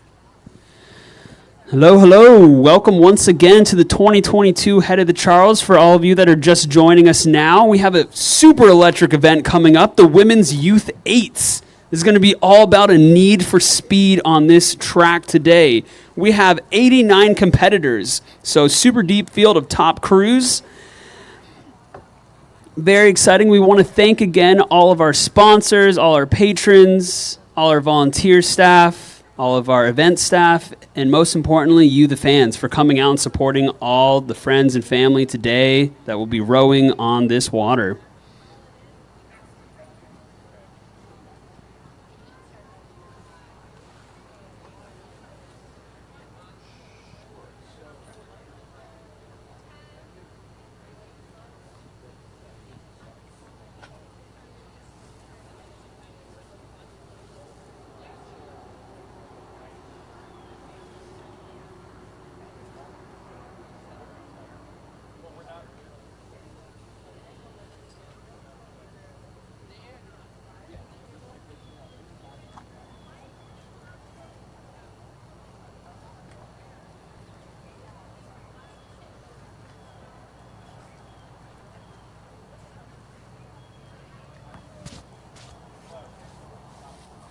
I think that's my favorite memory.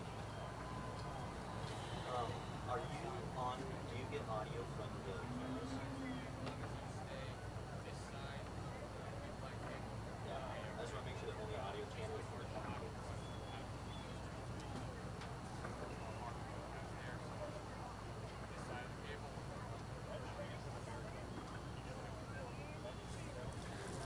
The boat should be coming in firstly to give a little background. Bow number 1 that's going to be coming in from the Greenwich crew of Connecticut are back to defend their title, which they won with just a 3-second margin over bow 2, Marin of Greenbrae, California.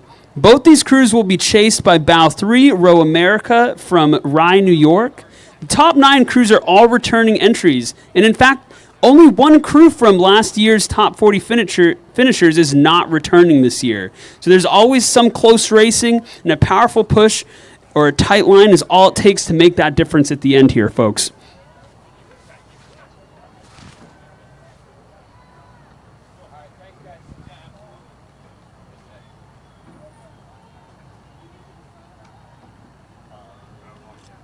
Oh yeah, there's just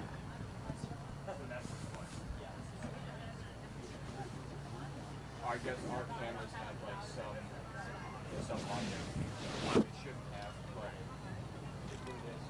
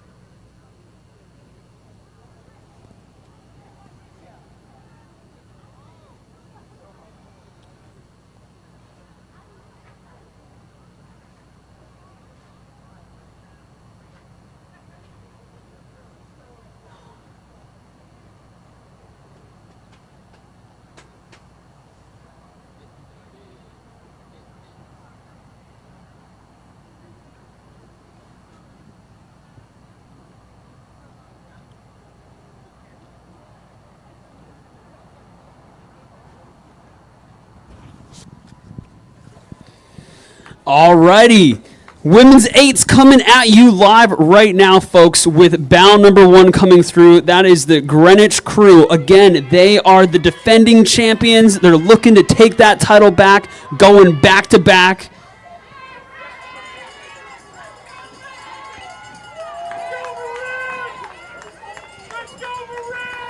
Closely coming again, just like last year, is Marin in bow number 2.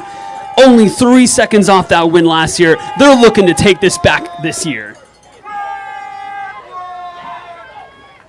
Closely behind that is Row America Rye. That is bow number 3 with Ella, Lily, Elizabeth, Evelyn, Ellie, Eleanor, Claire, Calissa, and Aaron.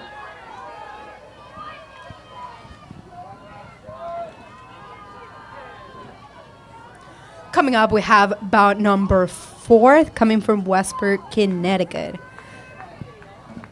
Go Saugat. Saugatuck. Saugatuck.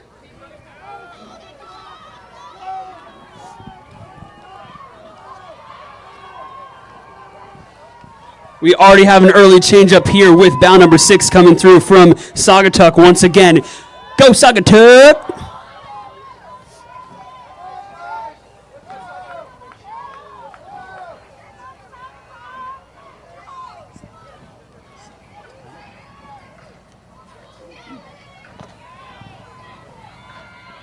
Pretty tight race coming up over here with bout number 7 and bout number 8. 7 is coming from Mount St. Joseph, and 8 is coming from Greenwich Crew, who says, jazz is a lifestyle. Make jazz, not war. I agree, ladies.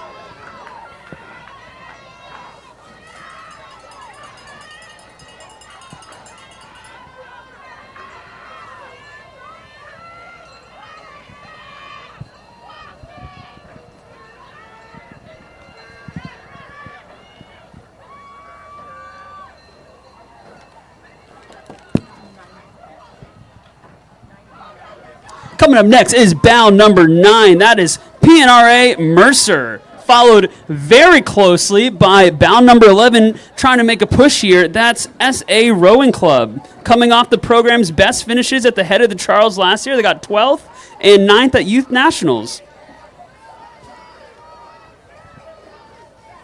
All right, coming at you live right after that is bow number 10. That is Atlanta Junior, followed very closely by bow number 12. That's the Oakland Strokes, that say they're happy to be back again this year.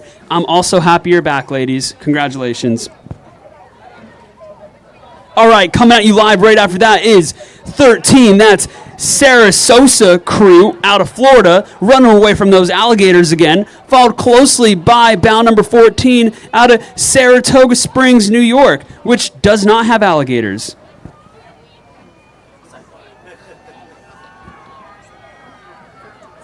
Coming closely behind them is bow number 15. That is Holy Names out of Seattle, Washington, an all-girls Catholic school.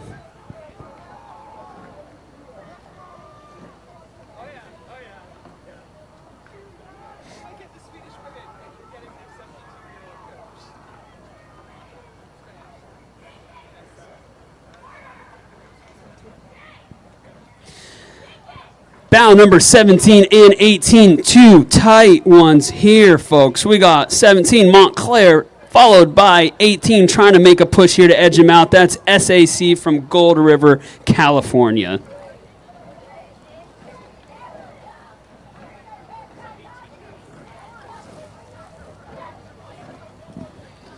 Up next, we have bow number 19 out of San Diego, California.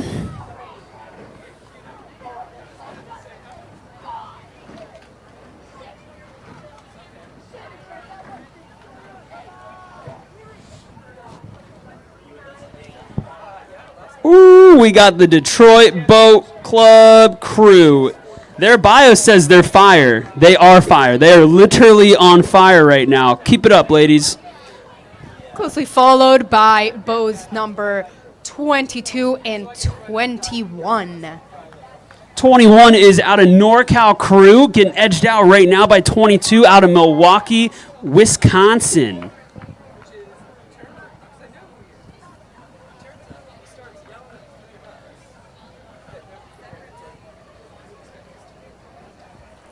All right, another tight one coming up here. We got 23 and 24, 23 in the yellow, 24 in the blue, racing next to each other. You'd think that they're a pair of Michigan boats, but they're not, folks. 23 is Long Beach Junior Crew out at Long Beach, California, and 24, edging them out right now, is Rowe, New Jersey.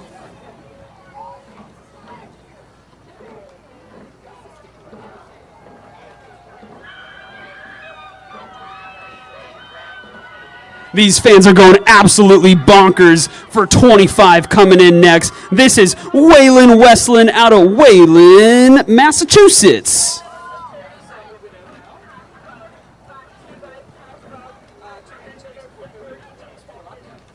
Up next is bound number 26. This is the Pittsford crew out of Pittsford, New York.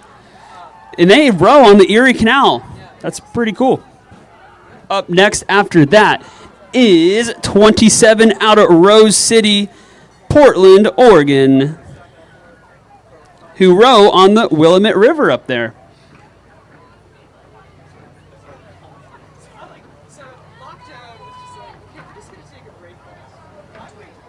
28's coming up next. That's Marion Mercer Academy out of Pennsylvania, followed closely by 29 coming up next. That is out of Port Rowing in Port Washington, New York. Also followed closely by 32. That's New Trier out of Winnetka, Illinois.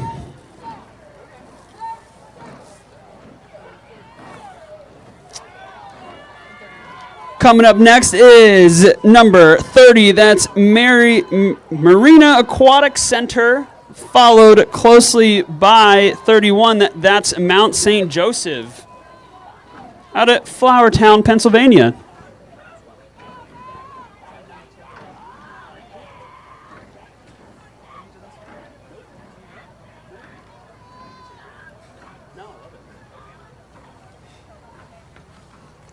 Up next, we have 35. That's CRI. Again, the Red Boats from Brighton, Massachusetts.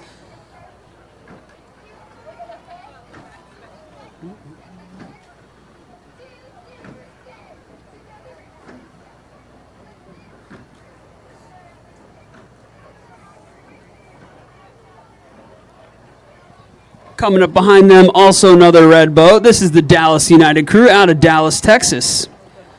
And shortly behind them is bound number 34, coming from Norwalk, Connecticut. They are the Connecticut crew. They are all athletes that race at the 2022 Youth National Championships.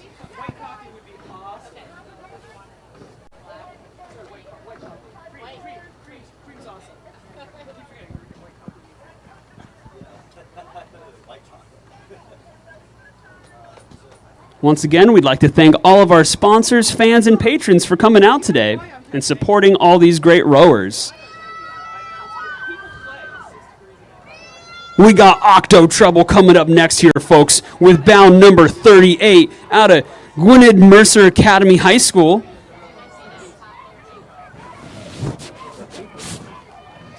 Right behind them is 36 coming out of Jackson Reed High School from Washington, D.C., followed also closely in the blue boat with all blue matching. That is 37, Villa Joseph Marie out of Pennsylvania. They're a young boat in what they call a rebuilding year. I haven't been hit out in 14 years, so two, because of what I do with the involvements that I have every day in that town. Holy guacamole. We got 40 coming in hot here, folks, in the maroon and black right now. They're coming out of Lower Marion in Admore, Pennsylvania. These girls are a mix of novices and junior varsity. Followed closely after them is Greenwich Academy. That's bound number 39. These Gators didn't start rowing timidly. They came in hot.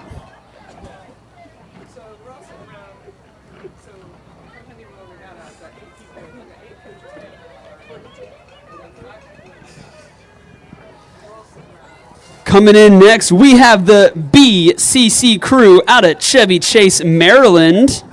They got 5th place at last year's 2022 Stottsbury Cup Regatta in the Women's Varsity 8 Grand Final. Do we need to fight somebody? Coming right after that is bound number 41 out of Duxbury Bay Maritime School. You know, I've never been a rower, but if I had to become one, I'd probably go to that school. There's a lot of you guys here.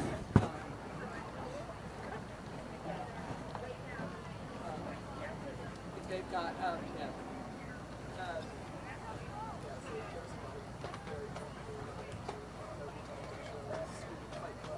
Trying to high five. Ooh, we have an electric factory coming up here, folks. We have 4 different boats coming in hot right now, starting with 43. That's Moorestown High School rowing, followed shortly after by 45. That's Mount St. Joseph. Coming right after that is 46. That's Los Gatos out of Los Gatos, California. Followed closely by 44. That's the Everett Rowing Association. Their bio says they're a fun crew. I bet you guys are so fun.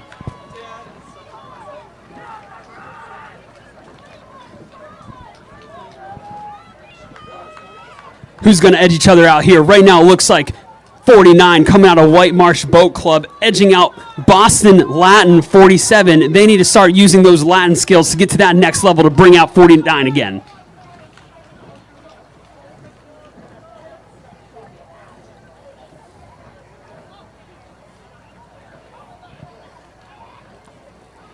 Up next, coming from the Sunshine State, we have Miami Beach Rowing Club.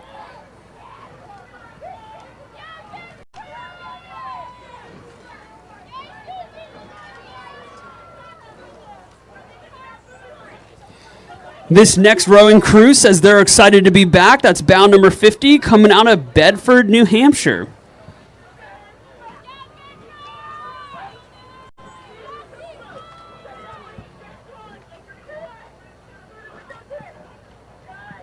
We've heard of the school. We know the colors. We know the fame. It's 51. It's Phillips Exeter coming in hot next, folks.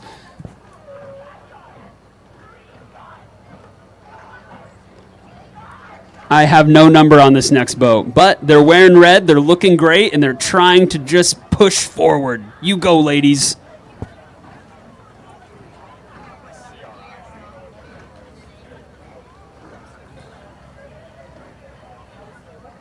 ASL. 1 second. 46 is coming up next, or 56 is coming up next here. That is Pacific, followed by 54. That is Glastonbury. Followed closely after that is 53. That's Greater Lawrence Rowing. Say that 5 times fast. Sorry, say this again.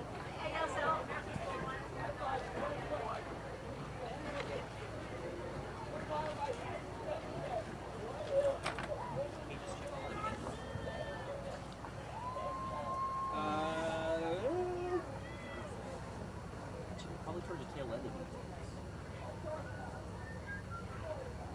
I think we're getting the switch at 10 o'clock. I'm not saying it.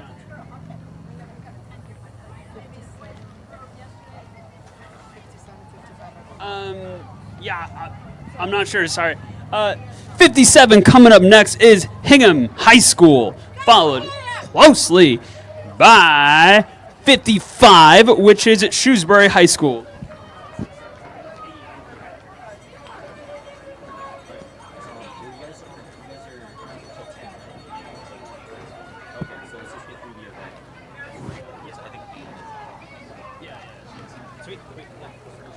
We have 60. We have City Island coming from the Bronx, New York. They're thrilled to be back at the head of the Charles, looking to requalify in this event, followed closely by 59. That is the Concord crew out of Concord, New Hampshire, rowing on the Merrimack.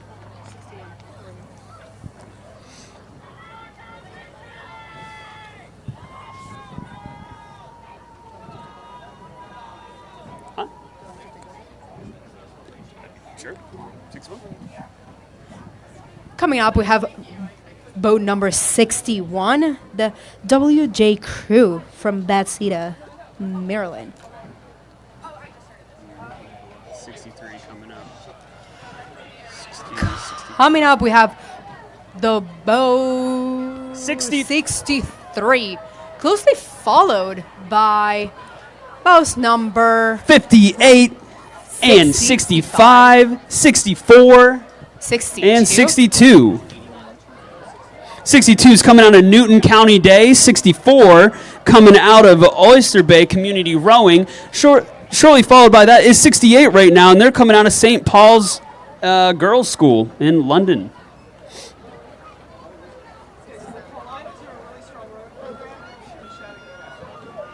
This one coming up? Okay. 67 coming out of Ottawa, Ontario. This is a young crew averaging 16 years old.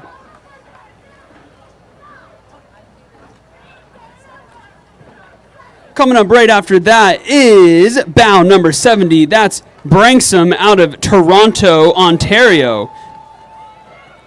We got a close one coming up here next, folks. We got 66 and 69 coming up. Seeing who's going to end each other out. Right now, it looks like it's 66. That's Bromfield Action Boxborough, followed by 69 in Annapolis Junior Rowing out of Annapolis, Maryland.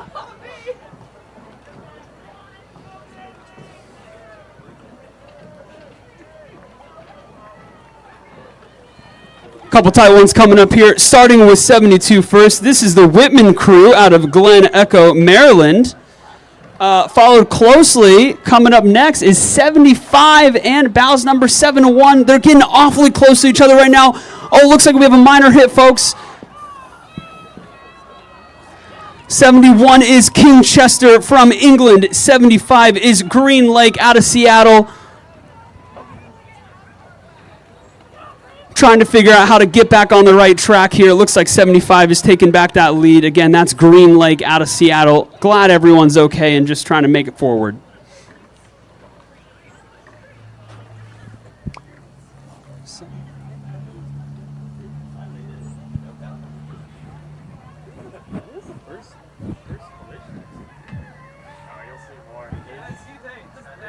The boys are coming up, so it's.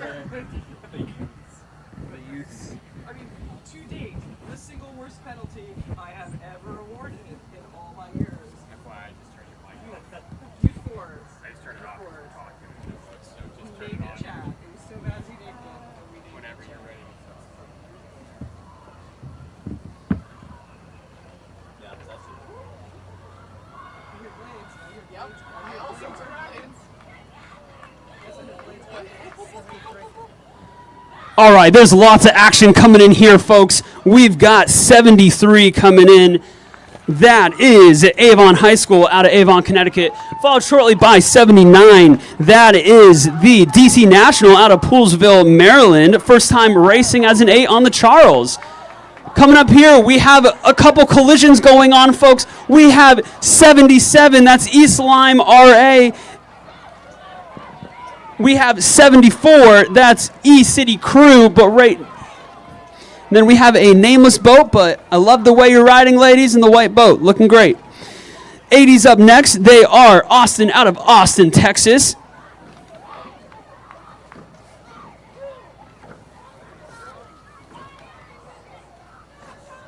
Why are some of them missing the numbers? That's probably not their first collision, and it just got knocked out. Yes. I bet we're gonna start seeing bow numbers watching. Just watching a bunch for it.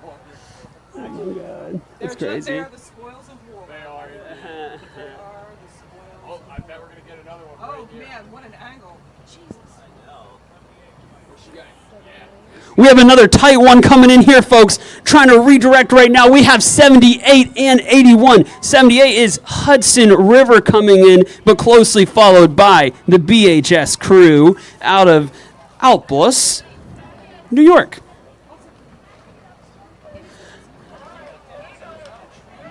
Coming up very soon is 86. That is Row America Rye. Once again, that's Clementine, Mia, Elena, Meve, Sanet, Alexandra, Fiona, Grace, and Grace. What fun names. Yeah, these trees are tough. They're not fun. Oh no, I mean. Coming up right after that, we have 82. That's Phillips coming out of Andover, Massachusetts. They had an exciting fourth place finish last year at the NEIRAs in last spring.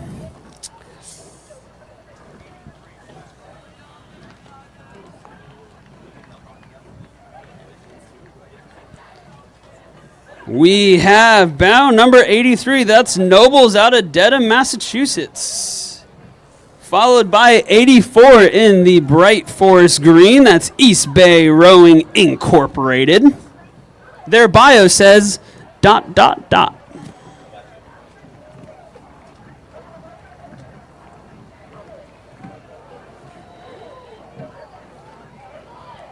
Another tight race coming in here next. We have bound number 85, followed by bound number 5. Bound number 5 is Newport, out of Newport Beach. And bound number 85 is Archbishop Carroll, which is celebrating its 10th anniversary as a high school rowing program in the Philly area.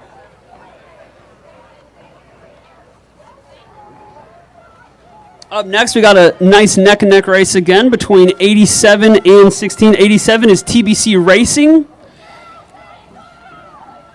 followed by 16, also TBC Racing. Just two friendly racing groups going on right now. Followed up next is 89, which is Windsor, out of Boston, Massachusetts. This Windsor school is an all-girls school located in the heart of Boston. The crew prides themselves on rowing ability and also looking fierce at the start line. You're looking fierce in the middle of the race, ladies.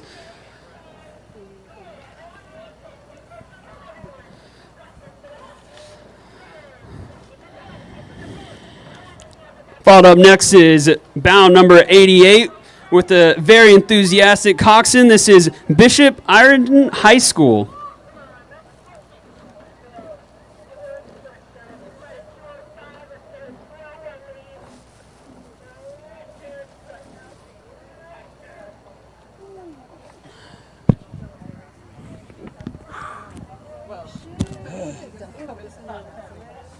Was that everyone from that event? I don't know. I mean, we just saw like 5. So I think that was part of it, and they missed their start line, so they had to start at the end of everything. Well, If you miss your place in a line, they'll make you wait for the entire event and start lines. Actually, no. They're obviously making you start, and they might give you a time penalty too. Like it's you days. That makes more sense. Okay, well, I was a senior in 10 high o'clock. school. We We'll had get the next 3 talk ants going here, but through thank you guys for being out here. Thanks Are you guys back Yeah, there's later a today? I can't find the video on YouTube, the but morning? it's like Just the the two morning. boats just stopped, and we all just kind of like sit there for a second. We're like, Yeah, I'm going to come do this again next year. It's a lot of fun. keep rowing! Leave this here. This was in here. So one bit of my commentary is now actually on the U.S. rowing street for today. And it's just sort of like, there's a Justin with the there's a this cruise. Screw you, we're going to favorite jars. Yeah, the other ninjas like, rated cheating.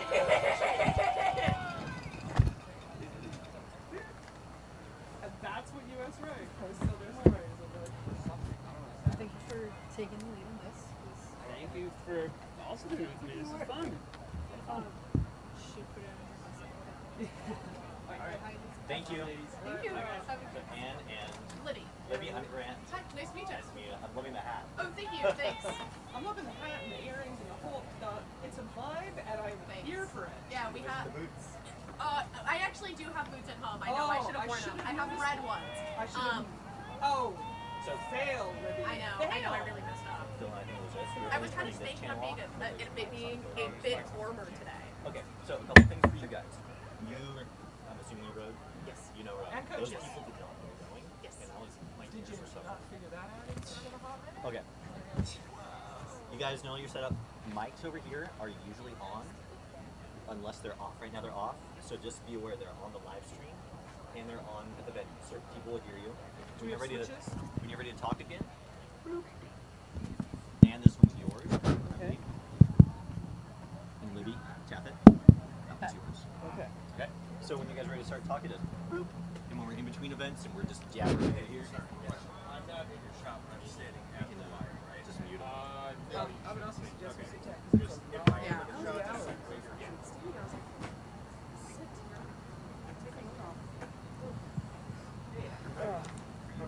Okay. So where are we? Time is. Time is 10. So. you got a pen anywhere?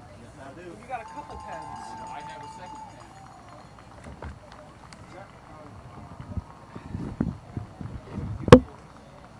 So it's women's youth doubles. You got women's youth doubles. Thank you. I do Thank need you. that back because I am an adult and I have a favorite pen now for some reason, and it's that one. Honey, I'm a lawyer, and don't tell anybody that I was somewhere without at least 2 spare pens. I know. I'm a lawyer. What kind of law on do you vacation. practice? What kind of law do you practice? So I'm in-house, at the moment, I'm in-house counsel for Honda. Oh, nice. That's very cool. No, my last Oh. job was the coolest Oh, job what are you ever. doing there? I was in-house counsel for a company that prints money and passports, and I did all the British currency and British passports. That's so interesting. That's cool. That's cool. I'm in school to get my master's in accounting, so I Oh, think nice. that sounds Okay. neat, Okay. neat. Yeah. Okay, so who do we got in these doubles? Anybody interesting? I mean, CBC I think is still pretty interesting since they're so early on. Well, Y Quad City is another CBC, Narragansett, California Yacht Club, Litchfield, Lake Las Vegas. Whoa. Oakneck, another Y Quad Cities, Nyack, Narragansett. Oh, we've got the Hawaiians. Oh, do we? We've got the Hawaiians. Oh, neato. Okay.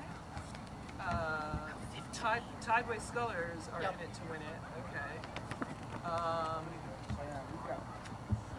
So we've got 55 votes. So I'm just going to cue this up. Okay. Good morning, ladies and gentlemen. We're here and we're setting ourselves up for any second now. The Women's Youth Double event should come through. Libby, it's looking good. We've got a lot of good crews that have come sometimes in a long way. Yeah, I agree. And it's really a fantastic event. I mean, one of my favorite things about the Head of the Charles is just the representation that you see from folks from coast to coast, all around the world, all skill levels, abilities. I mean, I'm just looking at some of the kids that we have coming up, looking at 15-year-olds, and then you really can, as long as you can move your body, you can keep rowing. And I think that's just so exciting. Well, and we've actually, even for the USA, we've gone beyond coast to coast this time because we've gone out to Hawaii. Yeah. Fascinating. I mean, which is so great to see that kind of representation, to see anybody and everybody who can get into a boat out there rowing and coming all the way here into Boston. Grew up here, so it's really fantastic to see our city be celebrated like this. It's the most wonderful time of the year. I completely agree. Everybody Rowing loves a good Christmas. Charlesmas holiday. Exactly. Right? Everybody loves the Charlesmas holiday. Been looking forward to it all year. So one of the fun things about pretty much any youth event is the fact that because they age into and out of the category so quickly, it's hard to pick favorites. It's hard to know who's going to nail this. Right. And I mean, it changes so frequently. Just who's kind of up there at the top. And I think it's really exciting. You get to, one of the challenges of being youth coaches is just kind of having to roll with those times. And as your kids are changing and their bodies are changing, it's like having a brand new crew every single year. Yeah. And this time we've got 55 brand new crews. I Anything could know. happen. There is everything to play literally. for. Anything could happen. We saw lots of crashes in the last event. When they come through here at Anderson, they've taken the first very sharp turn out of under Weeks Footbridge, which is all about setting up for this turn, which is very subtle. Yeah, what you don't really kind of take into consideration with Weeks is that the challenge of Weeks is Anderson. It's not actually Weeks. You can, I mean, when you take it in practice, because I row out with Riverside Boat Club, so lots of stripes out here today, yesterday, throughout the weekend, so that's been fantastic. But when we take it in practice, it's not that tough of a turn, but then when you got to throw Anderson Bridge into the mix, whole different ball game. Going through Weeks is all about setting up through here. Yeah. So as a proud 3 seed, I love the Weeks Bridge turn. So that was a fun one for me yesterday. That's the seat of peril. Exactly. Yeah. Well, hopefully we've got some doubles coming down, so going a little bit slower than some of those 8s that we just had, which is just a good thing for kind of any collisions or any oar touches that might happen. Hopefully won't be fatal. We'll see how much paint they start with and how much paint they finish with. Exactly. And we lost a couple bow cards in the last event, so hopefully we can keep our blades together, our bow cards on the boats. But, that's just prize to the river gods. Maritime law states very, very clearly and very officially that any bow cards that wash up on the stores you can keep. They are the spoils of war. Yes. Definitely going to be some great mementos from a wonderful, wonderful weekend. All right, I've paused just for a second. Great. We doing okay? Doing good. I just got a call from Brandon, and he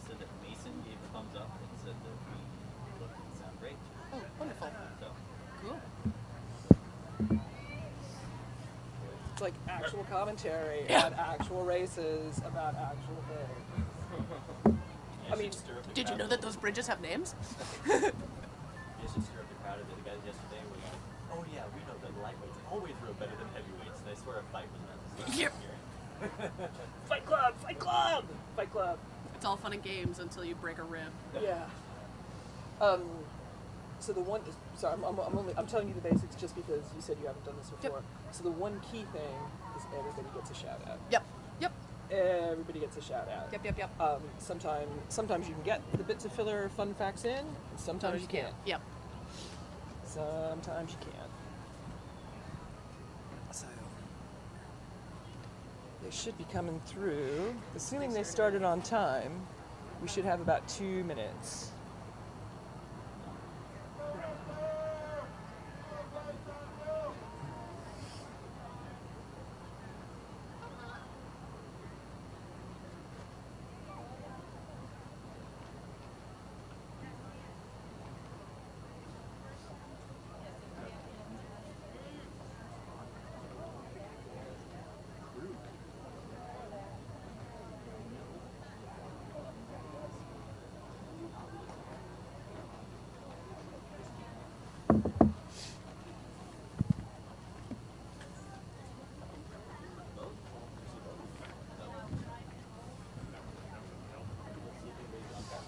Okay.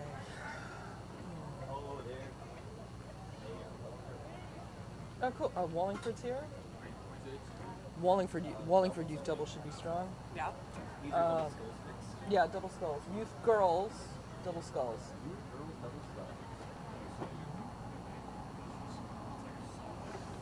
Let's get us back on page 1. Although. Black sheep, coffee, white, black sheep, coffee.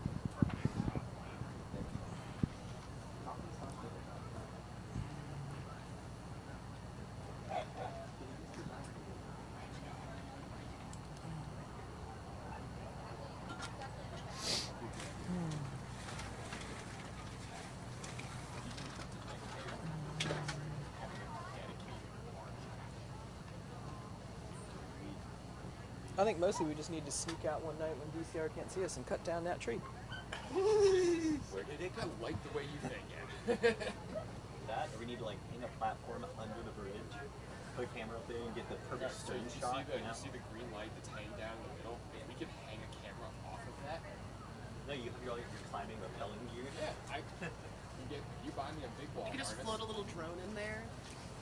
Right underneath. That's what they did at Tokyo. Really? Under a bridge. So it was so cool. they had a camera. They had a suspended camera that lifted up. So it wasn't quite a drone, but a suspended camera that lifted up. And as a consequence, you saw them coming in, and then you actually got a good shot of them as they came through, because it was a very long bridge. So yeah, it was some nice shots, and you got the great sound and the echo of the blades in the wash. Put like $300 in the budget, buy me a big wall harness. I'll rappel off the bridge and just hang out there all day. You have to get the permit. Yeah, I think that's Or all just called ask for slush forgiveness funds. instead of permission. I'm down with that. All slush funds. Oh my god. And we're off. Starting off strong here with the women's youth doubles. We've got bow number 2, that's CBC, Cambridge Boat Club, not to be confused with Connecticut Boat Club. Pretty wise to see bow number 2 coming in first, or coming through the bridge first, so should be a pretty encouraging result. They've got quite a gap on whoever's behind them. Yeah, I mean, it is important to note this is their river, so probably able to take this rather strategically. All of those turns definitely help, especially in the slightly slower boat classes here. Not that they're going slow at all. They're definitely cooking, so great job, folks. Really nice, really nice. Here comes the next one. It's bow number 3. Alrighty, we've got, looks like Y Quad Cities, very well-established program, definitely been able to find a lot of success throughout the country, and also I think they've found some pretty good success over at the Henley. I think they've competed. Henley Royal Regatta, they won it. Yeah, They won it did in they an again this year? Not this year. Oh, okay, but Not this historically, year. yes, they have. And they stormed it as well. Yep. So here comes bow number 1, Maritime Rowing Club out of East Norwalk, Connecticut. They've got one of the under-16 athletes in Piper Bittner and Kate Sullivan. and are moving along, currently holding up number 5 from Narragansett of Maud Smith-Ronchus and Lindsay Williams. Narragansett, definitely not an easy body of water to row on, that's for sure. And we've got bow 7 coming through now. That's Litchfield Hills Rowing Club out of Litchfield, Connecticut. So not too far of a drive. Looks like we've got Bassy with a little KT tape there. Hope you're holding up, folks. And we've got a little bit of a fight going on the water between boats 4 and 6. Boat 4, Cambridge Boat Club, again on their home water, about to enter into their own home turn. And bow 6 is California Yacht Club, who look incredibly strong as they're chasing down bow number 4. And then, but also looking strong is bow number 9, Oak Neck Rowing Academy from Bayville, New York.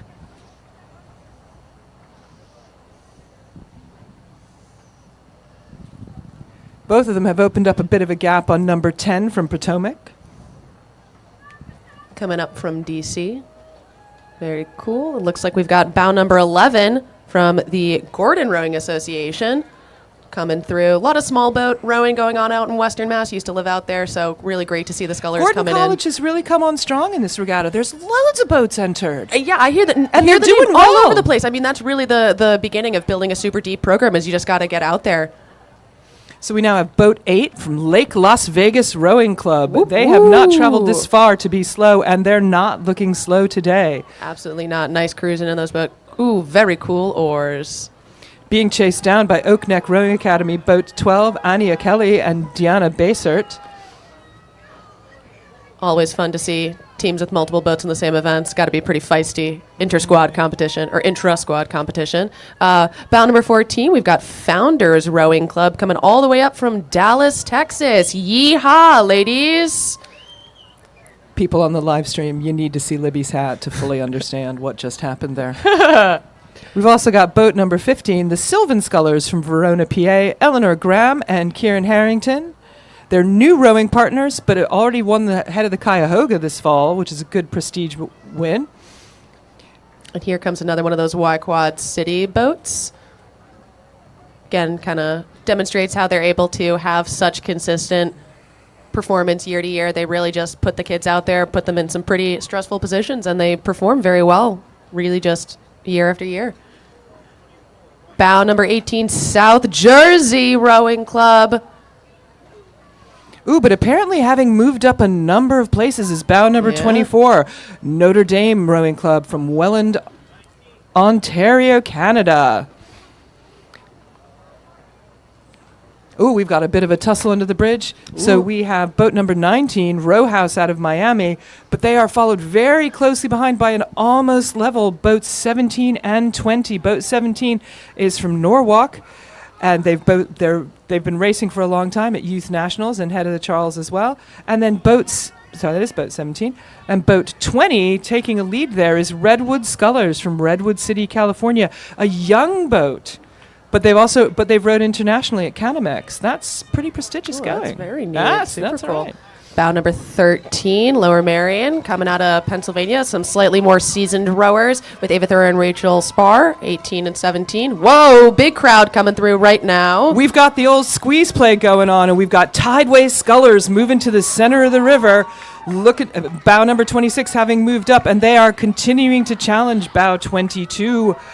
Litchfield Hills and bow number 21, who are almost level, which is Nassau Rowing Club from the Caribbean. And not far behind, Nyack Rowing Club, bow number 28. That's New York Athletic Association. And bow number 23, Port Jefferson Rowing Club. That was a pretty tight bundle we got there. You may have heard some of the crews yelling out for other crews to yield. It is their job to kind of help crews take their best line. Kind of tough out there sometimes when you're yelling around at those crews trying to get your best line, fighting for your crew. Well, you can get 3 boats dead across under the bridge, but everybody's got to breathe in a little bit, and the yells echo nicely off the arches. You got to be able to stay calm, and sometimes doing 2 things at the same time, patting your head, rubbing your belly. You got to stay calm, and you got to be 16. Which, these are almost mutually exclusive. Yes, but fantastic to see these youth athletes out here taking on such a challenge and really kind of dominating the field. Super, super impressive. Really impressive. So fantastic work there, folks. Didn't hear any clashing oars. So job well done. Coming in, we've got another Potomac Boat Club. That is bow number 29. So Potomac Boat Club is the oldest rowing club in the Washington, D.C. area. Oh, is it? I don't think I knew that. Fantastic, beautiful body of water. They've got some. They've had some really wonderful athletes come out of there, compete on the world stage. Emily Schmieg is an athlete that Potomac Boat Club has had featured in World Rowing Championships several times. We've got coming. We've now got up- bow number 25. This is the. And I'm going to maul this, so I apologize in advance. IKEA Hawaii rowing. Thanks for coming all the way here, folks. It's really fantastic to see you. Bring your friends next time, or They're- we'll come to you. We'll come to you. They're being chased by an entirely different climate out of Niagara Falls in bow number 32. Followed closely by bow number 30, South Jersey Rowing Club. And again, Cleveland Foundry Juniors. But everybody's progressing in a pretty nice line at the Yeah, moment. yeah. Everybody's pretty nicely spaced. Bow number 27, the Hill School Boat Club from Pottstown, PA. And bow number 34, we've got Wallingford coming all the way from, looks like that is Great Britain. Absolutely is. It's just north of Henley, and Fantastic. it's a fabulous club that produces very strong youth rowing program. They have been dominating the British scene lately. Fantastic. Well, thanks for gracing us with your presence. Really appreciate it. I will not be apologizing for my terrible accents. Small bundle coming through again here. We've got bow number 33, Germantown Friends. Yeah, we're all friends out here today. Well, maybe not quite so much. That looks like bow number 37, just a hair up. That would be Albany Rowing Club, Albany Rowing Center. And then coming not too far behind, Minneapolis. Minneapolis Rowing Club with Phoebe Balfour and Sigrid Davidson. They get to row on the Mississippi River Gorge. I wonder how busy a body of water that is. Prepared them for this event today. Got another small bundle of athletes coming up. So we've got bow number 36, Lake Phelan Rowing Club from St. Paul, Minnesota. They are being pressed pretty hard by bow 38, Nobles from Denham, Massachusetts. And again being pressed, moving up hard from bow number 40 from Utah, from Salt Lake City. It's really exciting to kind of find yourself in one of those spots. You might think that it would be nice to have some water to yourself, but really having the crews around you to kind of push you through, you push off them, you're trying to move up on a crew or hold a crew off, I think keeps you really accountable, because especially right here where, this Anderson to Elliott Bridge section is just can feel barren, can feel like real no man's land, but doesn't stay barren for very long. We've got bow number 39 coming through. That's Argonaut Rowing Club, another club going out from Canada. Oh, Canada. Ooh, and we've got a tight one under the bridge. Coming out first is number 45, Dawn Rowing from Mississauga, and number 41, Burton Beach Rowing from Vashon, Washington. Vashon, love saying that. So one of the interesting things is they come out of this bridge. It's one of the tighter parts of the course, and it opens into the wider part of the course. So there's a lot of choices to be made here as to which line you want to take. And that would be, here comes the Thunder Rowing Club, bow number 44. Would like to know the genesis of that name, coming all the way Thunder from Bay. Thunder Bay, right, of course. Bay. Never been to California, so that might be why. Canada. Oh, Canada. Did I misread? Oh, my apologies. Thunder Bay, Canada. Can't read. Maybe one day I'll learn. I've been meaning to. Every day's a school day. It's all good. Every day is an opportunity to learn something new. Exactly. So now we have Bonner and Pendergast from Drexel Hill, Pennsylvania, Meredith Burke and British Murphy being pressed very hard by Springside Chestnut Hill. So these are going to be local rivals. And they're also being chased by Lake Oswego, Oregon. The boats are coming through thick and fast right now. That would be 48 Stay Resilient Rowing Club. Oh, there's some flashy blades you folks got there. Those are very nice. You're going to blind the enemies. Let them know that you're coming in hot with those high-vis blades. There and you the go, high-vis girls. Row it unis. like you stole it. No real gaps in this event. Bow number 47, the Baldwin School crew out of Bryn Mawr, Pennsylvania. A lot of Mid-Atlantic crews up here today. That's awesome.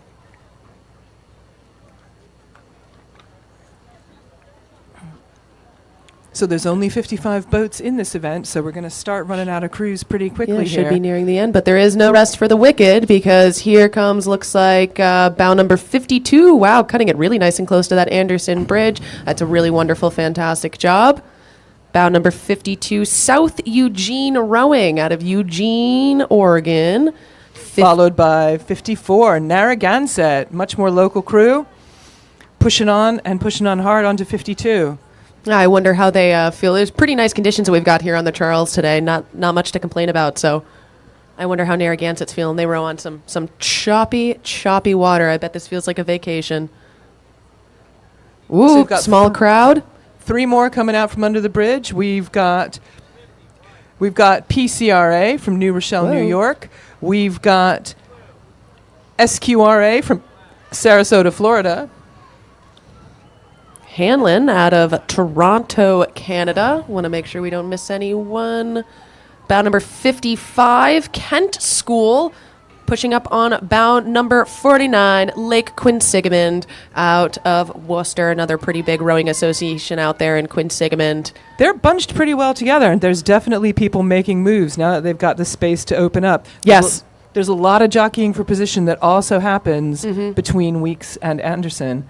And Yep. then once they get here, that's when they're ready to open the throttle. Well, and you kind of have to, if you're going to make a move, especially with this small crowd now, you would want to do it now because you've got that Elliott turn coming up, and that is not a spot when you want to try to be going side by side with another crew. You're totally going to mess up your whole line. Very tight line there. I coach over at the Windsor Boathouse, and I just know you want to ideally slap some oars, high five some oars there. You want to so be it's on pretty that tight. inside line, button hooking those oar blades right over the buoys. Yep. And if somebody's side by side you, then they're taking a longer line. Well, it's funny. I actually I used to babysit for a family that also rode at Riverside Boat Club, and I was speaking to the mom, and I said, a couple of years ago, did you see that guy over the weekend at Head of the Charles that went into the water, like over by Elliott? And she goes, yeah, no, I did, Libby. I was coxing that boat. And I was like, you've got to be kidding me. Or goes in, or catches the buoy line, yanks him right out of 2-seat. You can look up the pictures. I think it's 2015 or 2016. It's in the Road 2K Men's Masters 8, and it's 1 second he's rowing, and then the other you just see some feet up in the air.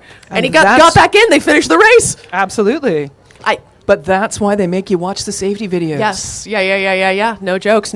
I don't think it was a warm year that year either. I think it was kind of a chillier one. But if anybody knows the real answer and can correct me, I think you only need the coxswain to be touching the boat across the finish line, and I think that's. So actually, that's a Henley Royal Regatta rule. Oh, is it? That's a Henley Royal Regatta rule because somebody from Harvard jumped out of the boat. There's a very famous picture on that one. So the Henley rule is that everybody that started in the boat must cross the finish line. Really? Yeah. I don't. Here there are, in fact, to the best of my knowledge, no official rules as to how many people can be in. But So you better pull your weight, folks, or else you're going to get kicked out of the boat. I have actually seen it happen. Somebody just up here, somebody snapped a blade, said I'm useless, and just jumped on out. Yeah. I mean, it is. So it pulled him round the turn pretty sweetly. Yeah, well, that's nice. Use it to your advantage. Do the best you can. Wow, that was fast. We're doing great. How are you doing? No, how are we doing? Talk to me, feed me back, tell me what we're doing right, tell me what we're doing wrong. Oh, thanks. Yeah, Bill. Checks in the mail, Bill. Since you're both talking, would you like someone to help you talk? Well, it's pretty easy because they come out of the bridge so close. Yep. So if you can cut down the tree, I'll have a bigger check in the mail for you. I'm thinking about that now that I see things here. Yeah. I live a quarter mile away. Just so you guys, Bill's our dark forces, man. Some winter night. Always good to have one of those guys. just so you guys are aware, so we don't actually pick up the video of boats until it's right about here to there. Okay. So Okay. if you're, and you guys are announcing the live stream also, so if you're announcing boats that come out there, like we're not actually going to see them, they'll go over here. Just FYI, this is your range. Got of it. talking about what's on screen. So Got they it, enter okay. our shot just as they pass the green tree. So Got our it. first frame is between the two trees. Okay. Yeah. So maybe get a little bit, if there's tussles up here, maybe get that a little more. Yeah. So if you say what number they are, like right here, then I'll stay with them and come get the next one. Keep doing that, but people on the live stream are theoretically gonna Oh, we've got a hear fun you one. say something until it's right here. And one of the things Oh, this is a small one. So Force is gonna be crazy. out the race, they needed to buy themselves time. There's like a lot of budget. Like, all right, only 3 new enclosures. And as soon as they got to the trees, they're like, bound number 44, going past us. So I don't know. I'm not a This is cop. over the radio.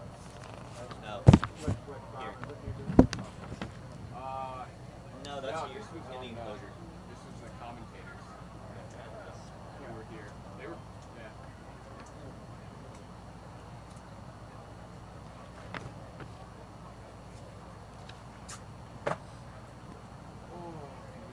One thing I would say, folks that are on the orange buoy line here are not throwing this before. Oh, no. Of course, we've done it before. Oh, dude, I'm a CBC member. This is my home river. I know, but Okay. Oh yeah, yeah, yeah. Oh, yeah. I make sure I'm about 15 feet off the pavement shoreline. Oh yeah. No, you want it. You want it. Then I hit the. You can take it as you cut tight here, and then it's a straight line through to the That's turn. perfect tangent To the turn. and I make up maybe 45 seconds on some dusting. Oh yeah. Oh yeah. No, you don't want. There was one boat there that was. They're like, we're gonna pick up the buoys here. It's like, no, don't do that. If you roll into that buoy line, it's a concave buoy line, and they can't get out of it. You've got to turn too much, and if you're turning, you're slowing down. You're right. It's only when the buoys are there that I will do that. There's less incidents today than I was hoping there would be. Oh, wait for it. We got boys. We got boys. Poor girl yesterday. We got 90 youth boys. Let the mayhem begin. This poor girl, I was shooting her boat yesterday, and right as we got to about there, I was zoomed in on her face, and She the comes seat off the jumps tracks. And so you see them just stop, and she's like struggling, and it's just focused. You're like, do I zoom out? Do I zoom in? Oh, I zoomed in.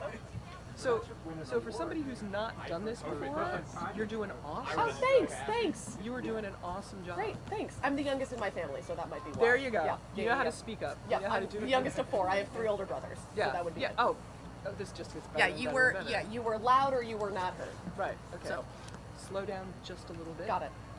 I probably need to do the same. Sure. But just a little bit. Because especially on the microphones and it bounces Yep. off and everything Sure. like that, and also it can just turn into this about. Yep. Slow down. Probably need to do the same.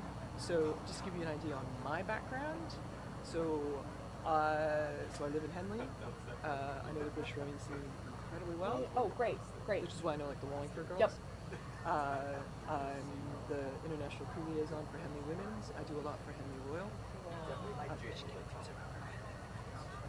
Oh yeah. Oh yeah, we should get Windsor over to Henley Women's. All right, big youth events and prestigious. Yeah. Yes. And prestigious. Yes. So we'll stay in touch. We'll talk. Okay. Wonderful. There we go. But yeah, foreign pronunciation's a specialty. Great. Okay, I will let you take those ones. Because otherwise, I'm gonna pull some funky accents out of here. Well, and the thing is even when I screw it up, I will say it with such confidence that only their mothers will know that that's not what they're actually called. Yeah. So, which is probably my greatest got to say it with confidence. And be fine. Yeah, that's the command. Confidence, man. No one's gonna know. How are they gonna know? Well, they do when you're just like, yeah. Having said that, did I butcher the Hawaiian name? Yes, Yeah, I probably, did. but yes, I did. Well, that was at Riverside when another one was by. They butchered it too. Yeah. What's And then they also said Austin? from Austin. the island of Hawaii. Yeah. Rather trying to than say the island Austin of like Oahu, Boston? because I don't Baston. I don't Baston. think there's any rowing on the island of Hawaii. No, rivers. No. What body of water they were on? They're number 1 coming up. So hang on, you got. Austin, Haddonfield. Right, Long Mike's Beach. going on. Mike's going on. Send it. So any minute now, we should be getting the first of our women's under 17 fours. This is a relatively small event with only 21 entries. Still going to be pretty competitive. I mean, we've got some, at least from my own high school rowing experience, some names that I recognize. I know, Long Beach generally has a very good showing. Connecticut Boat Club, friend to Brookline. Again, we're all friends out here, which is nice. So great to see everyone coming together, especially under 17s. Really awesome to get them that kind of experience here over in the States. I mean, you mentioned that you do kind of a lot of work overseas with some of the British crews, and they generally get kids rowing a bit younger than we do over here. So the British get them rowing younger, but they start them sculling. They Yes. don't start them Yep. sweep. Which in my own personal experience, Yes. I perhaps wish I'd gotten some more sculling a bit earlier on. So if anybody's listening and not yet into the rowing scene, skull first. If you can scull, you can sweep row. Oh, the transition. The reverse is not true. It's not the same. It is much more complicated. You would think that they're swippy swappy, but they are not. Well, because if you can scull, you can steer. Yeah. You can use 2 oars at the same time. You're much more You can autonomous. You can. There's self motivation. There's strategy. There's all this stuff. If you can sweep 1 oar at a time, and somebody else with a bigger brain, they do all the strategy and the calls and everything like that. Yeah. So, but it's also for our youth athletes, if we've got any, concerned parents out there, good for the body. It's much more symmetrical. It's good for the grades. Yes. There are actual academic studies which show that youth athletes that row increase No their kidding. GPA. As opposed to Actual other stu- sports. Who cares about other sports? But we should also say, sweep rowing at an early age has been linked to later back. Here we go. Starting Boat it number off. 1, Austin, Texas. Started first, coming through first. And they've got Yeehaw, quite a ladies. gap on the Rather boat behind impressive. them. That's very nice. Nice clear line coming through. They'll just have to keep charging when they're out there by their lonesome. It's Taking all it- on them. So Austin's taking a very smart line here as they get themselves set up quite nicely for the long Elliott turn. There's an interesting boat name there. Zandu, something to that effect. Xanadu. Xanadu. Am I missing a In reference? Xanadu did Kubla Khan a stately pleasure dome decree. Lost on me.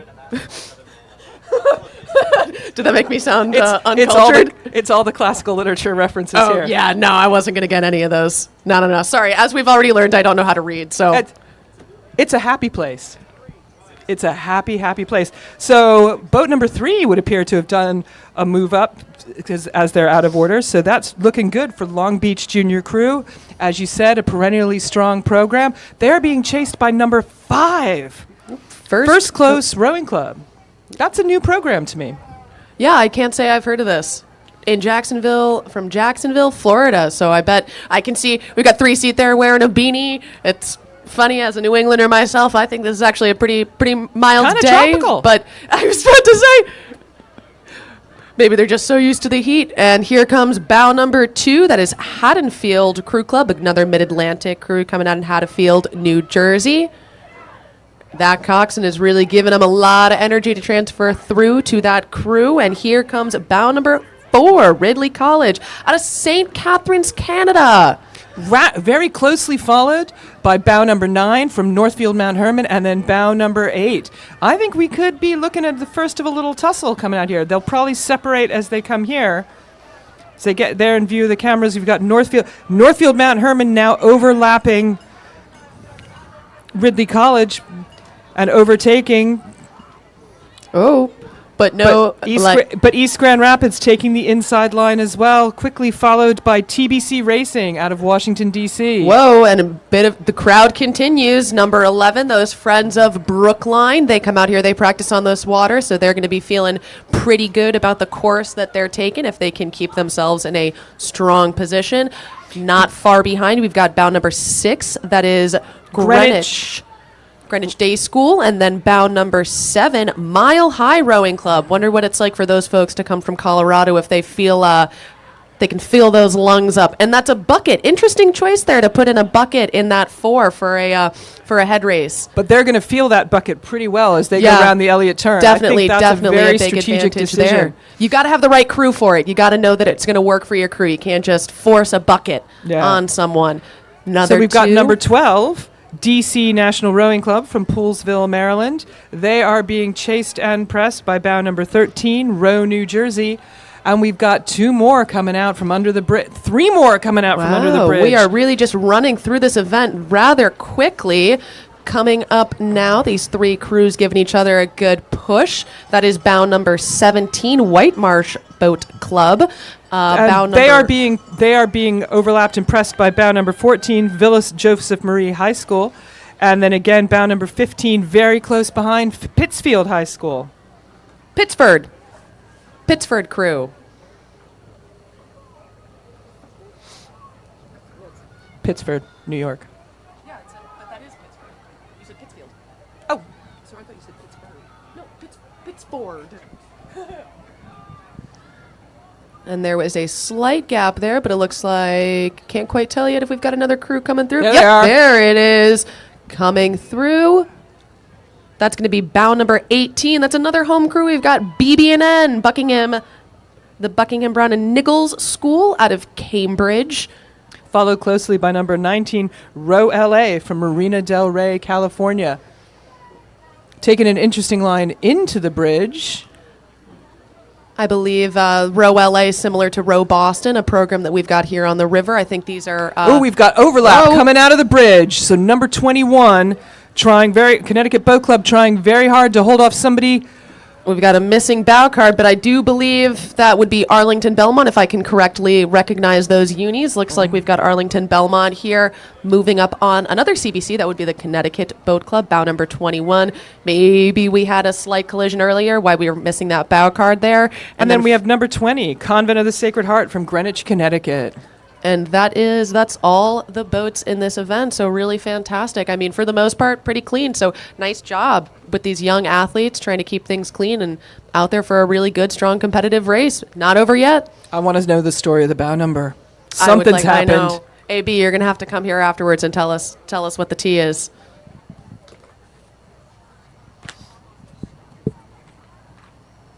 Alrighty, this is about to get dirty.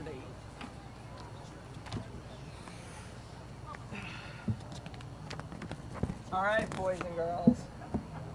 You ready to see some shit?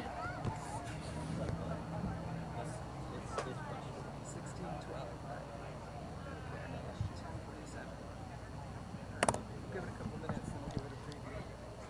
What are you looking at in this phone? All right, what do you want me to know?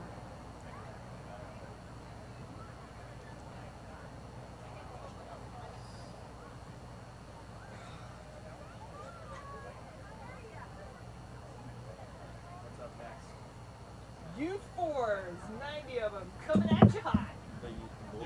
Boys. This is going to be No frontal lobes between them. That's why they have toxins.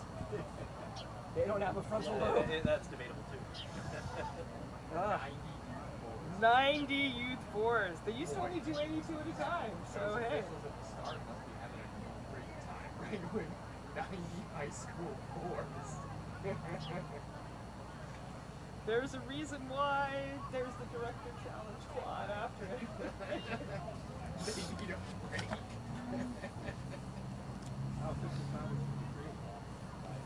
Oh, are they? Yep, okay. All right, very good. Okay. Get that.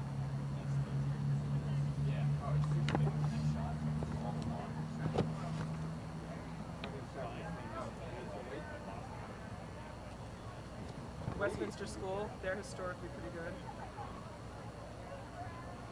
King's College.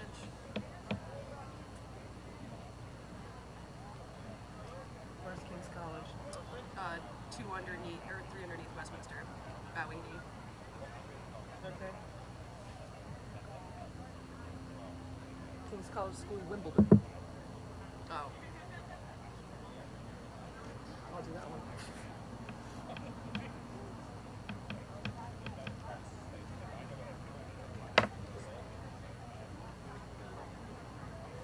Los Gatos. Your lunch came back up.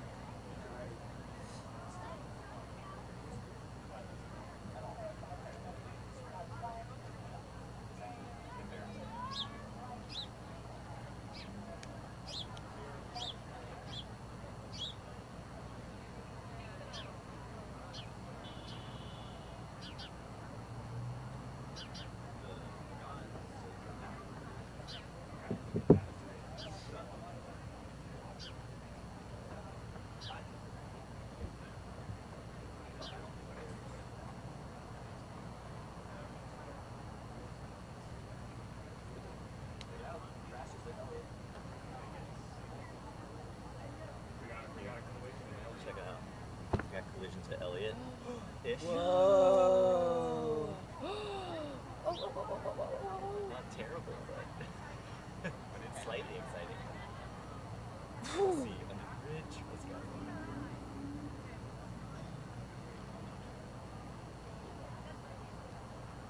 Dude, Come on, Steve. I know, zoom he's in. so bad at the camera. Oh, too far. Zoom in on a thing, Steve. On a Okay, thing. he's actually really bad at operating the Not that camera. bad. That's okay. Yeah. I'm trying to So- timestamp any potential so that's how the collisions, bow we can numbers go and put like appear a compilation on the together screen. afterwards. What's that? The bow numbers appears at the bottom of the screen. Yeah, in that little banner. Yeah, so here's what's on screen. On all of them, we'll show what the current cruise is, who's on camera. Up here, it'll show who's the fastest time in the event thus far at the checkpoint. So we have a checkpoint here, and we have, this is a video at Cambridge, obviously. So that's that timer. And it'll also show the latest boat to go through the checkpoint.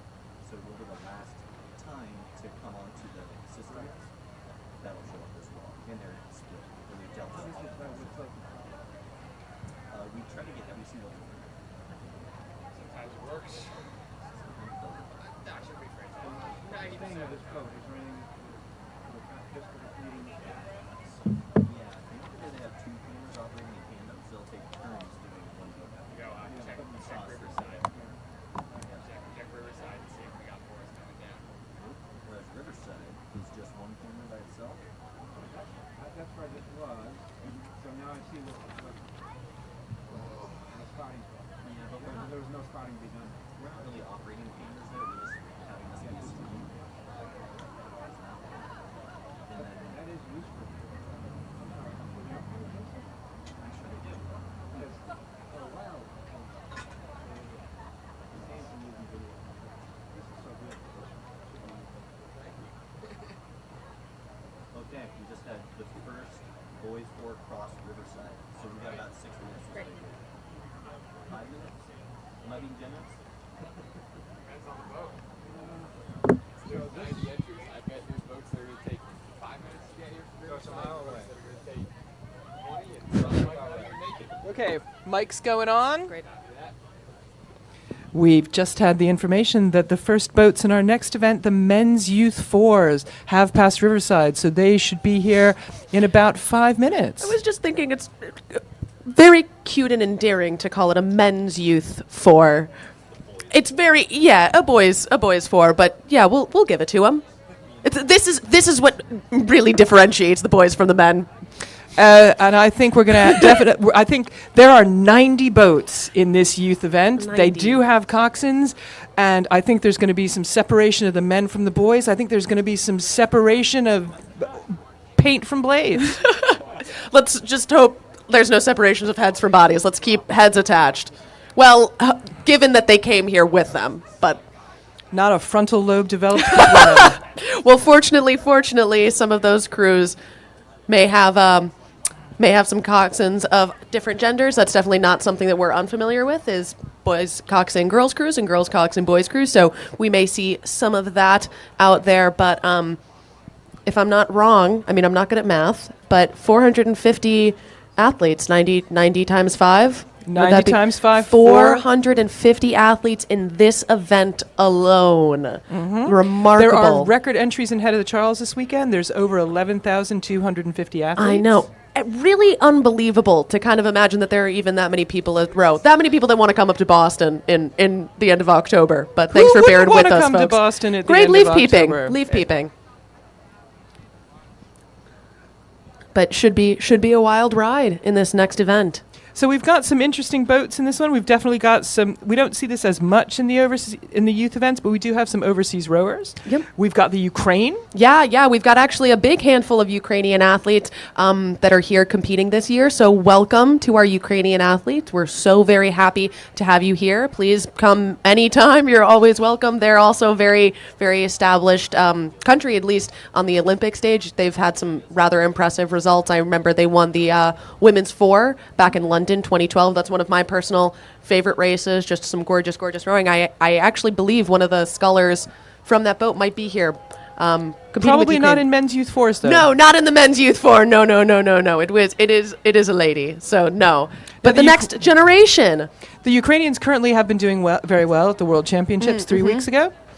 And considering the ongoing political situation, they've been training elsewhere. They're not training in Ukraine. They're training in other places. And producing some phenomenal results under extraordinary circumstances. Yeah. So really wonderful. We've got a couple other overseas crews coming up in this boat. We've got Westminster School, a very strong rowing program from the Tideway, and we've got King's College School Wimbledon. Very neat. Both out of London. I imagine adjusting to that. I wonder when they do come over. Adjusting to the jet lag must be rather challenging. So speaking as somebody who's adjusted to the jet lag Yes. myself, it can be quite helpful. It's much easier to get up really early to go practice. Yeah, I guess that's true. That's Early true. to bed. Yep. Ready and strong to row. Early to bed, early to rise makes a man tired. There you go. Never enough sleep. Never enough sleep for a rower. It's true. They're just looking at the big live stream. It looks like they're just coming through this S turn. Oh, great. But probably. And we're getting the information that yes, they're on the way. They're starting through weeks, which means they're heading to Anderson. 5 California crews in these top 10 bow cards that we should be seeing. So that's really, really quite impressive out of the state of California. Good representation from the West Coast. So one of the other things that makes Youth Fours or any youth event so fun is they're not seated. They're not seated. What results would they have to go on? This is not a seated event. Last year's? Yeah, last year? No. Not the bottom half. Okay, that's Well, yes. top half. But the bottom half, anything can happen. The bottom Anything half is can 45 happen. boats, but even the top half, they're not the same athletes as Yeah, last year. crews change every year. Crews do change every year, so that's always you got to wait for all the full results to come in. It's not there's a non-zero chance that one of those Here they come! oh looks like it. I do believe that might be Row America Rye. Little hard to tell. Yep, bow number 1. That is Row America Rye. Whoop. Followed very closely by someone coming up quick. Bow number 2, the Newport Aquatic Center. So Row America Rye coming through right here. Looks like they've brought over their own equipment. Hard to tell. Some of these crews will be renting.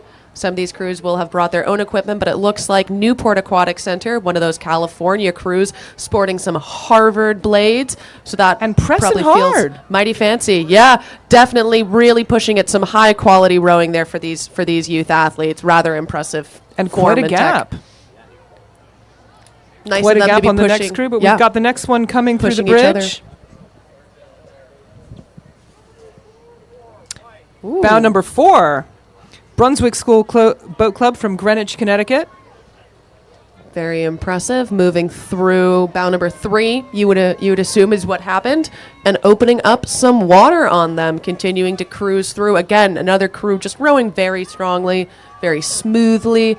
Here comes bow number 3, Marina Aquatic Center from Marina Del Rey, California.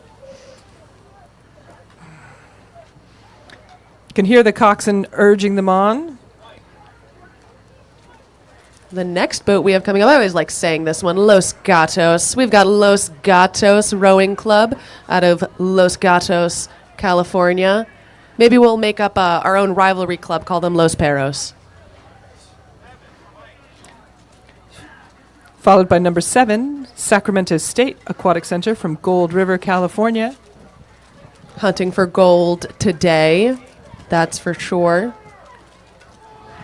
And then followed by number 8, Princeton National Mercer from Princeton Junction, New Jersey. Got to be an exciting place to row down there as a youth athlete with all of the national team action that goes on down there. Probably some good energy in the air. Oh, and it's starting to heat up here. Bow number 9, Greenwich crew coming through right now. Followed not far, maybe about a boat length of open water behind them. Number 10, Oakland Strokes out of Oakland, California. Ooh, and bow number 5 has come through Unionville High School from Pocopson, Pennsylvania.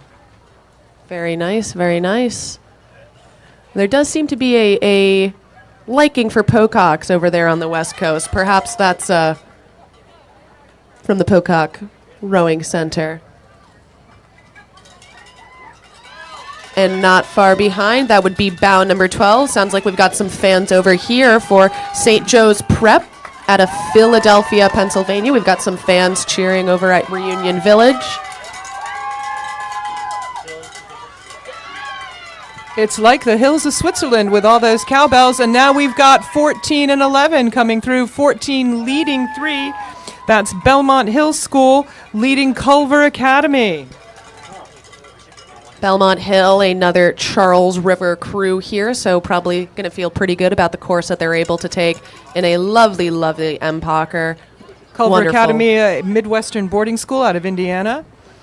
They've been building for a couple years, but they're producing some very strong athletes of late. Yeah, clearly they're rowing very well together, seeing all those arms going at the same time.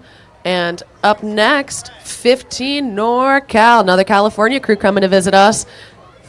Followed by Sarasota out of Osprey, Florida. It's some beautiful rowing down there. I've done it. It's great. Oh, awesome, awesome spot. Northfield Mount Herman, number 16, just going by in front of the cameras here. And that's another gorgeous little spot up there at NMH. Really spectacular location. 17, Phillips Exeter. A little Nera moment perhaps going on. Little Nera push. And they just keep coming. Number 18, Brooks School Crew from North Andover, Massachusetts. It really is a Nera's rivalry at the moment. Little showdown. And Balin Jesuit Prep School out of Miami, Florida. Miami. The Sunshine State, the Sunshine Boat. Old Lyme RA Blood Street Cruise from Old Lyme, Connecticut. And they're being pushed by bow number 21, Lake Oswego Community Rowing, also from Oregon. Oswego absolutely continuing to push as we come here in front of the cameras.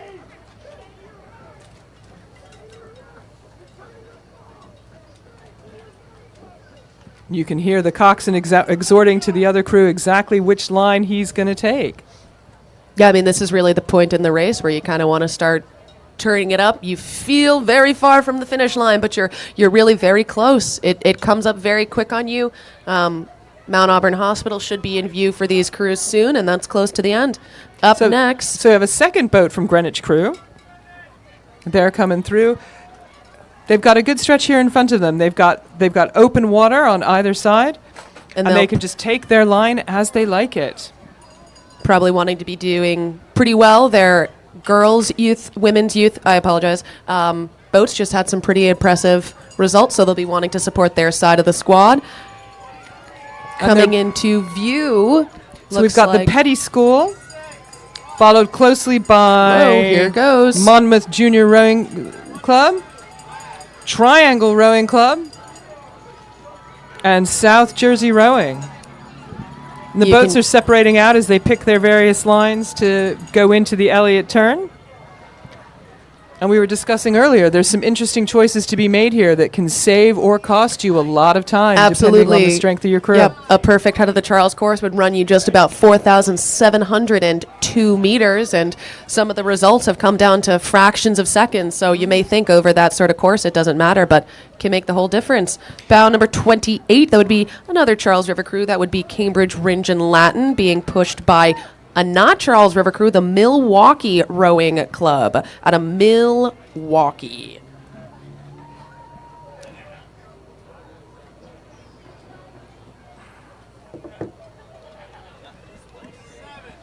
And not a Charles River crew, but a home crew here from Massachusetts. We've got BAB, Bromfield, Acton, Boxborough. I do wish that they would break out their summer unis more often. I think their summer unis are quite fun. But they're getting overlapped. They're getting overlapped by Wilmington Youth Rowing from Wilmington, Delaware. Wilmington absolutely pushing on, and they're both being chased hard by two other crews from Noble and Greena and Gonzaga College High School, who are absolutely neck and neck as they pass by the cameras here. The fight is on. Oh, and here comes where it doesn't stop. This is where it starts to get interesting. Lots of action going on. Bow number 31, the Christian Brothers Academy, pushed on very strongly. Bow number 37, that would be OKC River Sport out of Oklahoma City. They're followed by Stonington Crew and bow number 32, and the Hawk Rowing Club from Philadelphia. And just kind of more crews coming along. 38, that's going to be the Berkshire School out of Massachusetts, And being then pushed on. White Rock Boathouse from Dallas, Texas. Very nice. Great little group there. That's going to be some tight results as we get close to the end. That's going to be fun as they And hit the another turn. bucket, but this one's on the other side. Very interesting approach there to have a bucket in the middle of the boat. You've got some big bends here, so you may want that kind of power. We've got boat number be looking 35, Duxbury Bay Maritime. Followed by 40, who I would presume has moved up past a couple of boats. That's Friends of Concord Crew from Concord, New Hampshire, and they are moving on 35. another beanie. Interesting to see a beanie from a Northeastern squad, but you know, whatever works for you. You've got some, I would call them interesting fashion choices that happen at various points through Head of the Charles. I have no idea what you're talking about. I saw some fabulous Trojan helmets yesterday. Oh, yes, completely. Oh, and here we go. Who's this? Looks like we've got the Lawrenceville School out of Princeton Junction, New Jersey, being pushed on or having walked through, it looks like Friends of Brookline. So that is, again, another Charles River crew here that will be trying to probably make up, that margin that 42 got on them, and they may be able to, having pretty good knowledge of this river here. New York Rowing Association in bow number 43, taking a nice line through the bridge.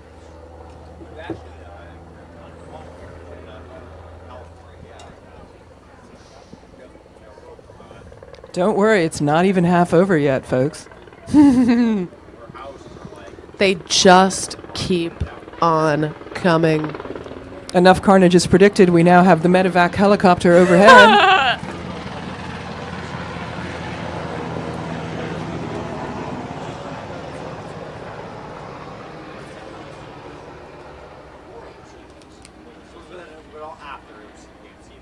Slight gap in the field. That's rather interesting. I wonder how that's going to shake out in some of these results. But, not for very long. Two more crews coming here underneath Anderson Bridge. First of which, Central Ohio Rowing out of Dublin, Ohio. Another bucket here again. Very interesting. More buckets than I've seen in some youth events. That's bow number 44. Coming through, being pushed by 45 Swan Creek Rowing Club out of Lambertville, New Jersey. And pushed along by bow number 47, Frederick Gunn, and bow number 46, Row, New Jersey. Oh, and the hits just keep on coming. We've got bow number 48, the Groton School. Now, they do have a female Cox. Yeah, that's what it looks like. So the members of this four rowed in an 8 at Henley Royal Regatta and winning at Reading Amateur Regatta.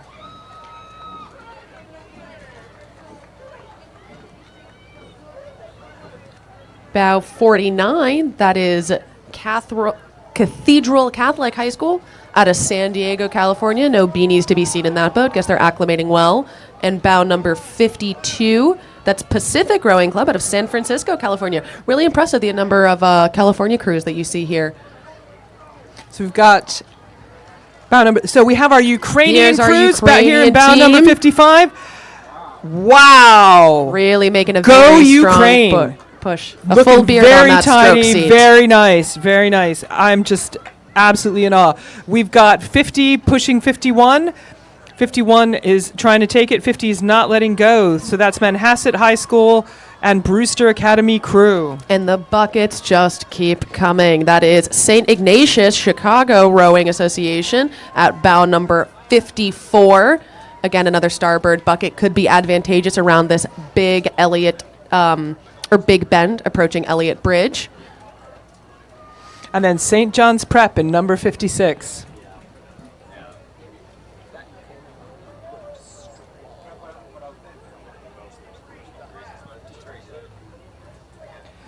Coming through the bridge now, we have bow number 53, Archbishop Carroll High School out of Radnor, Pennsylvania. They've got enough of a gap, they can take the line they want, and it appears to be a good one.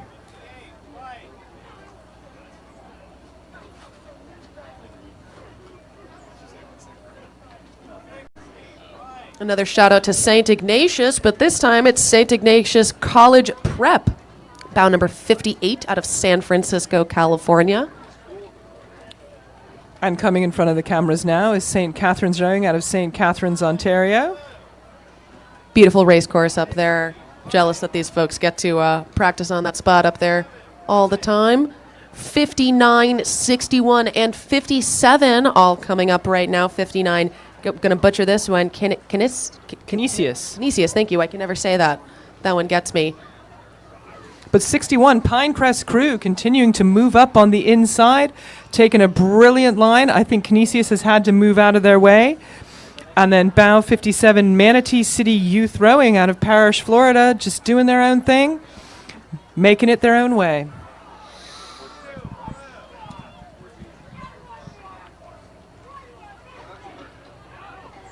Ooh, and we've got some flashing of blades. We've got stoppage in the water. So first we've got bow 62, Prince William Crew. They're going nice about there. They've escaped the carnage, and then we've had a boat stopping tussle between bow 64, Upper Canada College out of Toronto, and we've lost our we bow don't know. card. They've lost the bow number. Maybe that wasn't their first rodeo. Bow 66, another Argonaut Rowing Club out of Toronto, Canada. You can hear the coxswain giving a call for those crews to yield. You want to be very clear and communicative. As you can tell, those coxswains cannot see what's coming up behind them, so their crew's going to be communicating with them. Bow number 70 has jumped up quite a bit. The Kent School Boat Club out of the Kent School, moving through some crews here. And then we have Boston Latin School in bow number 67. And I'll say it again, another bucket. I simply cannot believe it. What are these youth coaches thinking? We've got Vancouver College in number 71 out of Vancouver, Canada. See, I'm not against the bucket. No, I'm not against the bucket. That kind of bucket going around a turn. I didn't touch a bucket until I got to college. They're certainly not easy to row with, so props out to all the crews that are helping or that are working with that bucket. It does give you makes the boat a bit twitchier, so really here we fantastic go. Neck demonstration. And neck. Boat number 72, Notre Dame Crew from West Haven, Connecticut, appears to be overtaking bow number 65, Hudson River Rowing Association, Poughkeepsie, New York, and they have in fact moved through them. Interesting. We've got bow number 68 coming through. So South Orlando Rowing Association missing a bow card. So perhaps we had a little tussle earlier. Who's to say? And then we've got Saugatuck Rowing coming through, keeping themselves to themselves and rowing their race.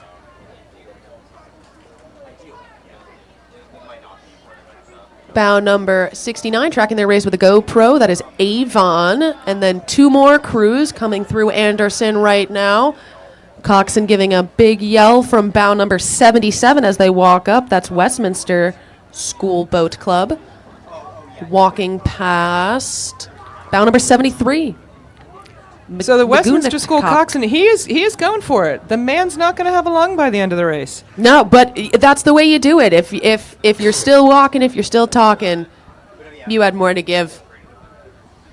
Give it your all. The pain is good. Coming up next, 78, Walt Whitman Crew from Glen Echo, Maryland. Followed pretty closely by St. Paul's School from Concord, New Hampshire, a perennially very strong program. Ooh, and we've got a tussle under the bridge. So bow number 80, King's College School, Wimbledon, absolutely making a move on Gentle Giant Rowing Club and appears to be succeeding. They are moving ahead and taking their line. But if you need some good movers, Gentle Giant are the folks to call. Official sponsors of Head of the Charles. Yeah, fantastic. Really wonderful group. Lincoln Park Boat Club from Chicago, Illinois, coming through in bow number 76.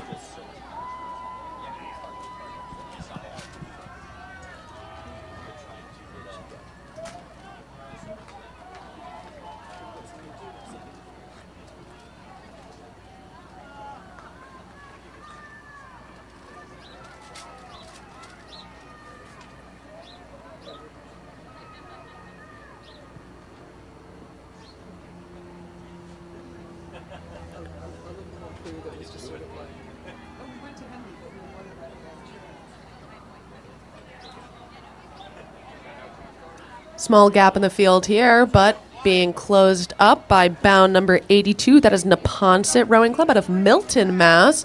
Being pushed on by bound number 83. Greenwich Country Day School. When they're this close, it'll be interesting when you get to the finish line to kind of see how that shakes out. Looks like some...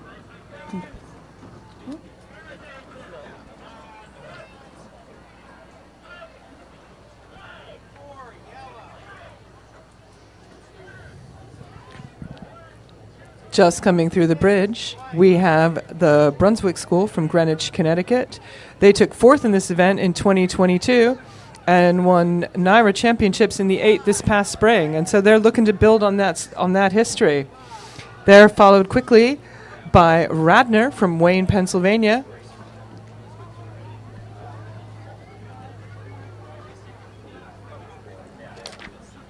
And Riverfront Recapture from Hartford, Connecticut.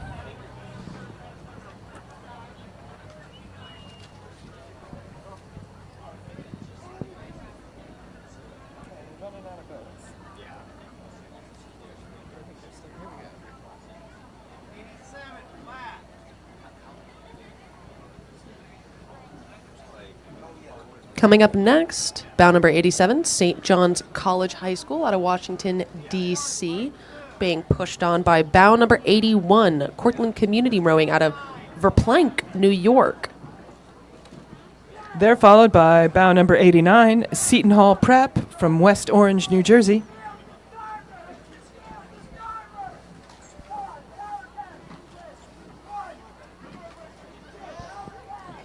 Bow 89 looking to set themselves up for move to pass bow number 81.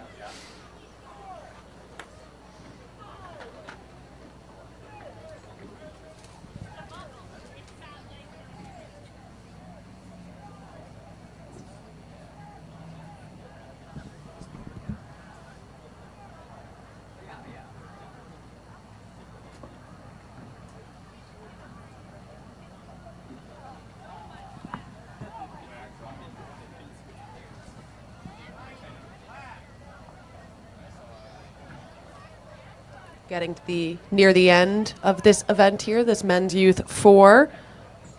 Bound number 90. I think we still maybe have a few more crews left in this event, but these are our last few in the dark horse coming through. Bound number 90, that's Westford Academy crew out of Westford, Mass. Loving the bucket hat.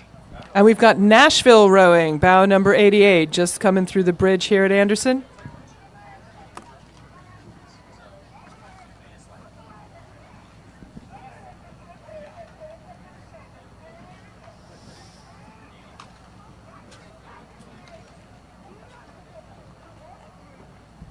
And we've been wrong before, folks, but I think that's the end of this particular event. Oh, I've never been wrong. Oh, then it's good to have you here. Yeah. What did you think of what you saw, Libby? I thought that was really spectacular. I mean, I'm really quite impressed. We definitely had a little scuffle in places, but for the most part, some pretty nice, strong, clean racing. I mean, I'll say it. That was some excellent racing for some youth boys. I'm delightfully surprised. I don't want to say it, but I am a little surprised. I guess the coaches are really getting their act together, getting the tech together. Tech does move boats too. So but the that was thing really is, spectacular. if you scuffle, you lose time and potentially big penalties. Yes. The penalties are really where it gets you. You do not want to lose time, especially not for something silly. That's why, it's kind of a slightly different race here than other head races might be, or than sprints. When your coxswain tells you got to move before a bridge, you better get your buns through there, because they're telling you that for a reason. It's a strategic move. They do not want to lose any time. You've really just been training too hard. You've been training too hard for too long to lose time because it didn't, shake out in the right way. You gotta move when you get the chances, which is nice that we get some good straightaways here after those stressful bridges. The thing about the bridges is almost every single one of them is on an angle. You need to not go through on a straight line. Yeah, it's really it really is a coxswain's race. Your coxswain can and will make or break your race here. We should always be appreciative and thank our coxswains. It's a coxswain's bow seats race here. So just a lot of power, a lot of responsibility, a lot going on here for this one. So it's interesting that you say that because we now move to coxless boats Yes, for the exactly. Directors Challenge Quad. Yeah, this should be a pretty interesting event. Kind of a ragtag group of folks that you get in these Directors Challenge But events. the names, Libby, the are names. iconic. I mean, I will, if I may, shout out to the Rampaging Bridge Crashers from Riverside Boat Club that just competed in the Women's Directors Challenge quadruple sculls. No bridges were harmed. Well, by them, at least. For anyone who's on Instagram, Elliott Bridge now has its own Instagram account for everybody who gets up close and personal and wants to make friends with it this regatta. I have heard through the rumor mill that perhaps a member of Riverside Men's Sweeps might be in charge of that. I don't know if that was supposed to stay a secret, but The it's legal not department anymore. knows nothing, Libby. So The legal department knows an awful lot that it doesn't I do not know. recall. Exactly. Yeah. So whoever you are, come forward. We're not mad. No one's mad. We're friends. Yeah, we can be friends. I've made friends with Elliott Bridge on occasion. A real kind of frenemy situation.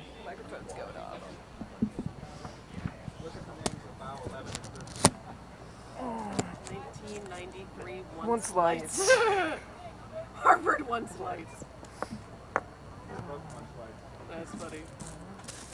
Nothing fatter than a former lightweight.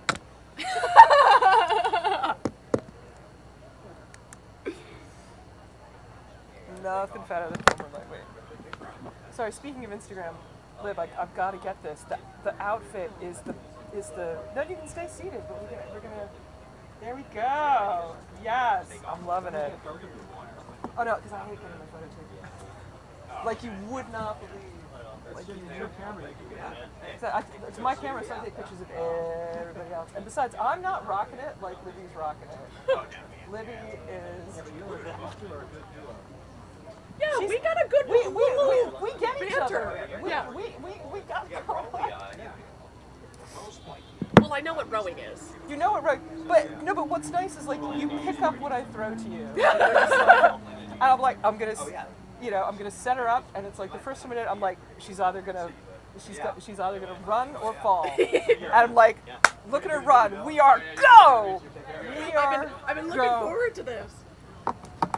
No, but I have done this with people where it's just like, Flat. it's like, so what do you think? I'm like, well, that's okay. Yeah. It's not about you. It's not about you. There's people, and they don't necessarily know what's happening. They don't know what's going on. They don't know what we know. Well, it's just what a way to spend an afternoon. What a way to spend a Sunday morning. Say what you see. Exactly. That's about it. No, I mean that's commentary. Say what you see. Don't and maybe what's happening up. I mean here, yes, everybody gets a shout out as they should. But maybe you shout out something here, but then there's something happening here, or there's nothing happening there, but there's stuff going on up there. Say what you see. Make it interesting for other people.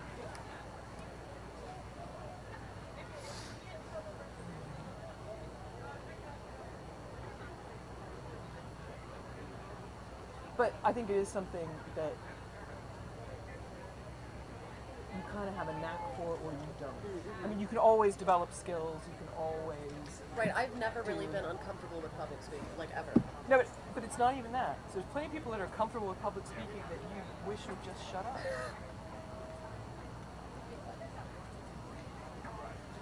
And then here, it's like, it helps. Like, I mean, Dan got me into this, and he's just like, because you know everyone and everything, and you know who these people are, and you know what happened to him, and you know who did what. Well, it's like you can walk through it so much more easily. Yeah. Like, here's why it's actually interesting. Like, these people are historically really good, so let's watch them go. Yep. Yeah, those Ukrainian kids are very fast. Yeah. They were cruising. For once, I'm glad it was kind of speechless. It's like, wow. Yeah. But it conveys everything. Mm-hmm.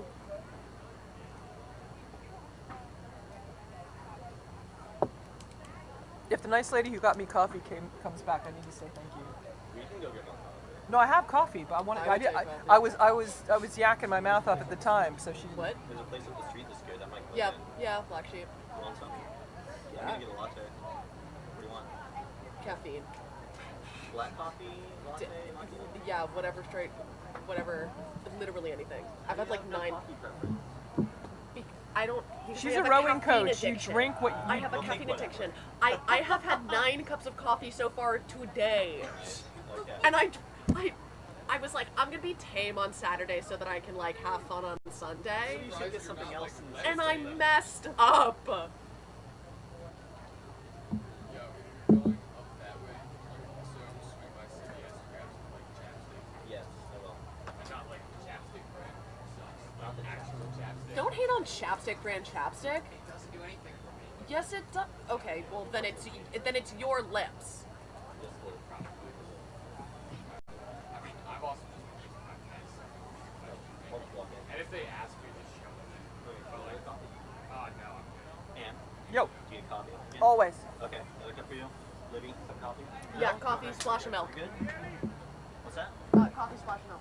Splash milk? Yeah, thanks. 9 cups of coffee. If I did that, I'd be like I'd be vibrating. I'd be floating.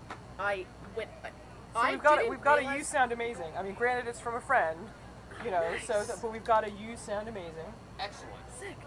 I knew that shout out for Culver City was gonna come in handy. What I didn't realize. So I drink coffee every day. And I have friends that drink coffee every day, and my coffee pot goes off before I wake up, so that the coffee's ready when I wake up. I have coffee in my system within 5 minutes of gaining consciousness. I don't think I know how to gain consciousness without coffee. Like I don't mean this to be in like a crass way, but like I sympathize with addicts. I get it. It's not really a choice that you make. Your body's all messed up.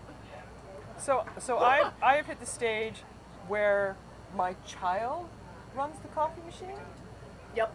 And one morning I need to find this. One morning I made my own coffee because I didn't realize she'd made it. Mm-hmm. And so the next day, God bless her, I need to find this.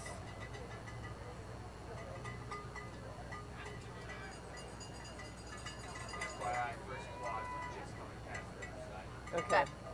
We got a couple minutes.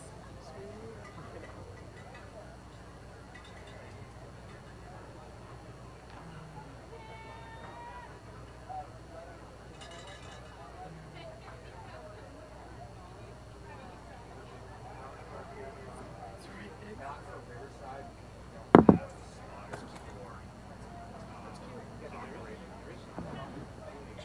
It might be for the commentator Sorry, so are you on Instagram? No, I don't do Instagram. because you can't really tell this kind of shot where I'm not a huge social media fan. Makes me too anxious. correct. It is, yeah. Oh, nice. Yeah, so we're all the way up on top of that. It's a perfect shot. And showing the week's bridge too. Yeah. That is such a key. And it's great too It's a because 90-degree turn. And another 90-degree turn the other way going through this bridge. and it's great because it's like it's infrared type of camera. So cloudy days to sunny days, it still looks like you see it on the screen. So the colors are still there, whereas here it's kind of gray.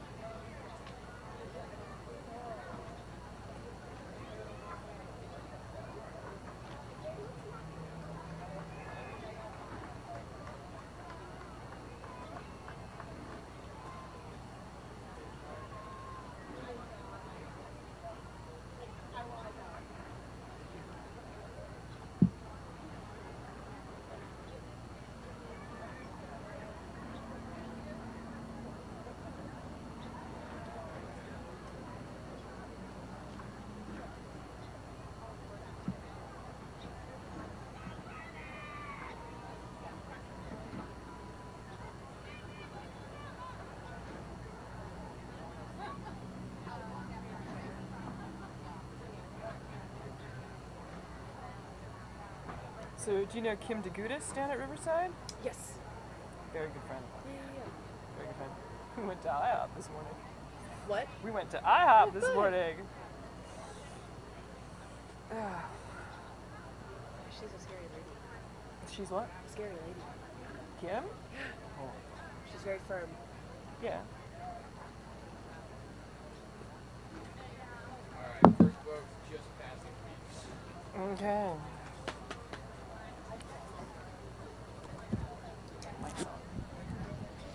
Right, we've just had the news that the first boats in the DCM 4X, the Director's Challenge men's quadruple. I do know that we have a female guest star, though, in one of the CRI boats. Oh, who's that? That would be Libby McCann is going to be, I believe she's The bound. Libizoid. So I just shout out, I know of 3 Libbies. I am one. If there are any Libbies that row, preferably if you scull, reach out to me. We're trying to put together a Libby quad. You can be an Elizabeth, that's fine. We're all Elizabeths, but just consider this the wanted ad for a 4th Libby. What about somebody who isn't called Libby, but who No, isn't named no. Libby, but is willing to be called Libby? No. Okay, there's rules. Rules are rules. Those are the rules. Alrighty, starting us off, great event. This is the back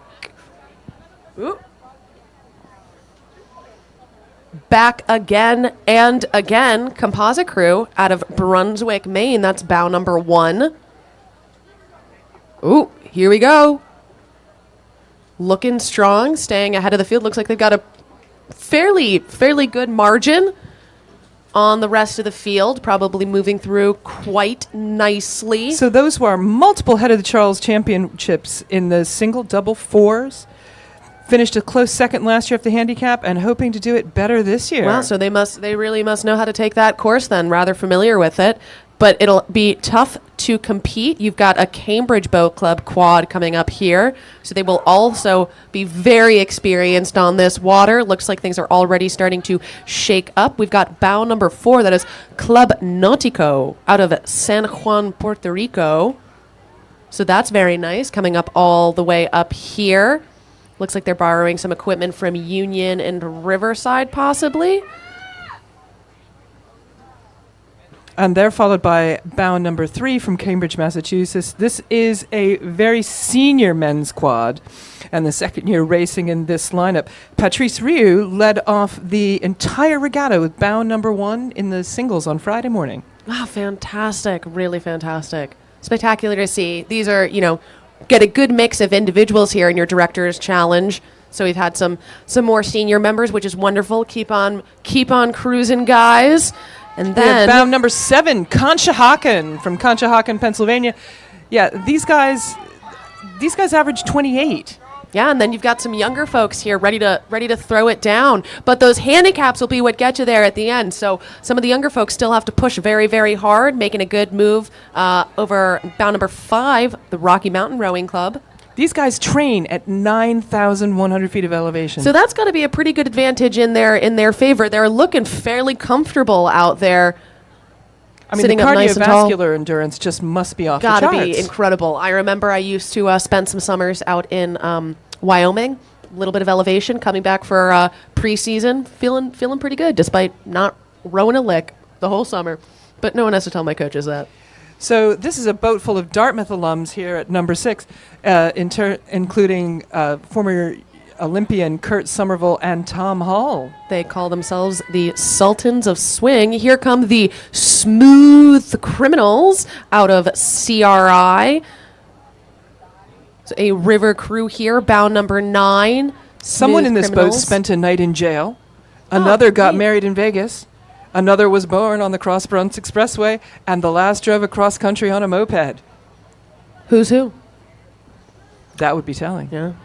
We'll wait till Ned's tonight to figure out the real secrets. Bow number 10, another CRI crew coming through. So they got 2 Cornell engineers and 2 Harvard doctors. Wow. No. Plenty of brains in this event. Maybe you can pass them on to the boys' youth coming up next. And bow number 8 there, that was the All-American Rowing Camp in DeLand, Florida. Big fan of DeLand.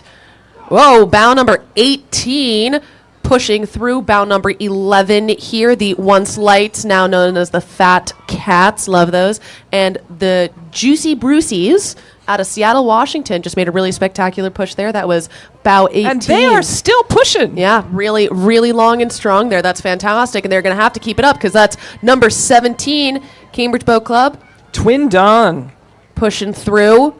So again, that's going to be, some of those handicaps are pretty wide, so you're going to have to really make it up. Bow number 19, OUC, Oklahoma City University, Stars. So they are young. 19, 20, Wow. 20, 21. Really spectacular to be getting in this event. Bow number 12 from Long Pond, rowing in Plymouth, Mass. Plymouth, Mass. Go Billy. So we have bow number 16, Conshohocken. So we've got Bill Beck, who's a 9-time USA Youth Champion. Penn Karsten, Youth Champions. Cornell Lightweights, USA Youth Champions. Lots of youth. They're all in their 40s now. That's spectacular. I hope I'm still rowing. I hope my lumbar spine's still where it's supposed to be by the time I'm 40. Bow number 15, the San Diego Rowing Club. Being pushed on by Fast Eddie, Station L Rowing Club, bow number 21 out of Portland, Oregon. Definitely moving quite well there. And these quads really move quite quickly, so big shout out to those bow seats there. These are not easy to steer. A lot going on. 8 blades, hopefully going in and out of the water at the same time. 8 blades and 1 rudder that's hooked to a tow. Yes. If for those who may not know, we've got bow number 20 coming by. That's the Undine Barge Club. The bow seat will steer with a little tow. Bow number 14 coming by. Another Litchfield rowing. And so in Litchfield, this is Chris and Steve's first head of the Charles. They both welcome. started rowing in the last 3 years. Wow, welcome. We're happy to have you. That was bow number 22. Looks like trying to make a move. Bloodstream. Wow, and quite a little giddy up. Now. Going on here, going to have to be very diligent. Lots of communication, lots of talking. That's 23, the Row Perfect Squad, RP3, bow number 25, Austin Rowing Club, bow number 13, the Harvard Once Lights. And we've got bow number 24, the Palm Beach Rowing Association, currently storming past bow number 13, the Harvard Once Lights as well. Once Lights, yeah. We all were once light, weren't we? Speak for yourself, Libby.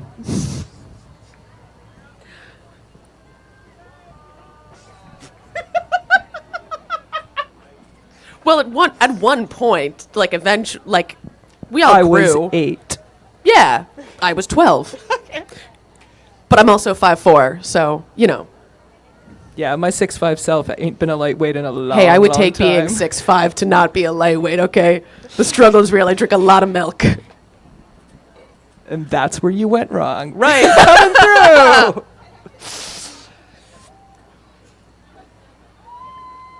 Who is that? 27. Coming through, bow number 27, the Rowing Friends. Their description from Mohawk River, Amsterdam, New York. They are 4 friends rowing together. It looks like they'll still be friends at the end of the race because it's looking good.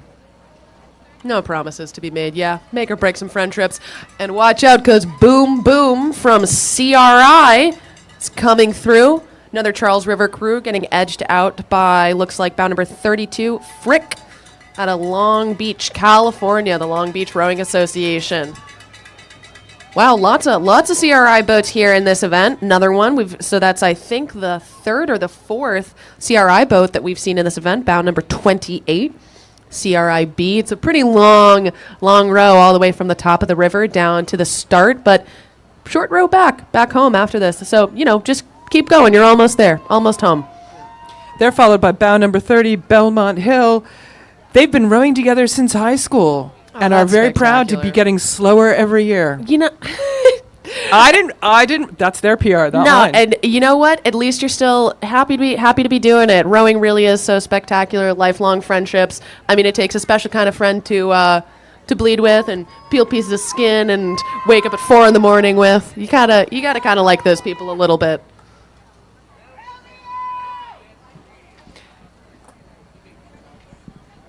So we've got Lily H. out of the University Barge Club in Philadelphia. An impressive So facial they've hair got quite a moment. mix. So their youngest member is 42. Their oldest member is 89. They're in stroke. Cheers to that. 89 and still cruising. So out of 31, that's from Malta, and it's a crew comprised of former U.S. rowing national champions. Wow, fantastic. Still kicking. Still kicking. It's incredible to see folks that have been able to compete, at that really, really high level and then still just move quite well. I mean, some of it you almost feel like has to be luck to be able to put that kind of stress on your body and still be able to move well, still be healthy. Absolutely. And I mean, there's a lot of notes in here about sort of rotator cuff repairs and titanium knees and so on and so. But it's a non-impact, if you do it right, it's a non-impact sport. Yes, but you have to do it right, which... I was impacted. I was impacted by an 8 at one point. So, you want to stay away from that. Oh, it's like Olaf from Frozen. I've been impaled. That was exactly it. Yes. Yeah. Still got the bell ball. Yeah. Let's all be safe out here today. Rowing can be a potentially dangerous sport. These boats do move very, very quickly, and they weigh a whole awful lot. I mean, I'm just looking at some of these men's youth 8s that are heading down to the start line here. And, even a light 8-person hull is going to weigh around 200 pounds. And if you say the average 16-year-old kid maybe weighs about 140, you got 9 of them in that boat. We're talking could be 2,000 pounds. It's roughly the weight of a Volkswagen Golf. Yeah, it's really, could be like getting hit by a car. So you want to that's why your coxswains are so vital, why your bow seat really can be so vital. So, nice job out there, folks, keeping everyone safe. As much as we want to go fast, safety is really... Well, and tasked with keeping that safety, the Head of the Charles is the most heavily umpired event Oh, is it really? I've ever encountered. So there are banks of umpires. Yes. On every bridge. Yep. After every bridge to see what happens under the bridge. Yeah. At any turn along the course to ensure clear lines of sight. Mm-hmm. And they are there all day watching every race. Yeah, huge shout out to the umpires, our officials here, keeping it nice, clean racing, keeping everyone safe, and just, so that we can come back every year and have best time of year, best event of the year. They're looking out for the seven Bs, if I can remember them all. So boats, blades, buoys, bodies. Sure. That's 4. Bad behavior. Is that 2 of them? That's 2 of them. All right, great. That counts twice. Bad behavior counts twice.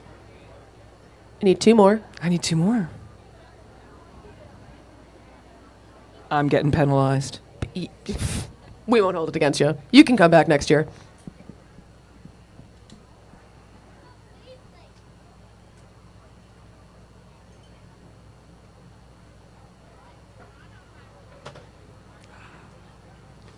Boats, blades, buoys, bridges, body contact, and bad behavior. Bad behavior. There we go. Yep.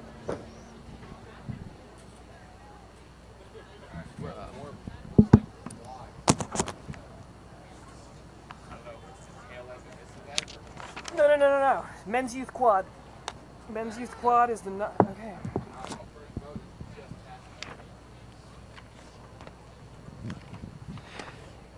Coming up to weeks, we have the first of our men's youth quads.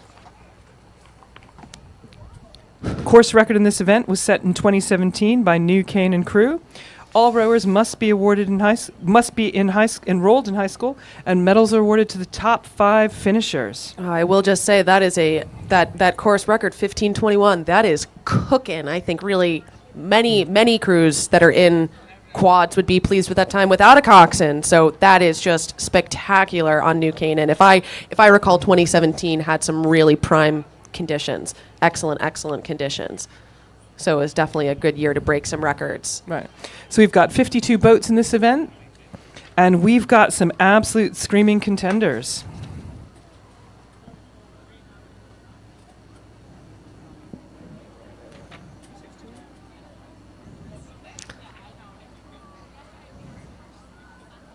Looks like not as much representation coming out of California. Maybe they're not quite. Oh, no, maybe I'm just wrong.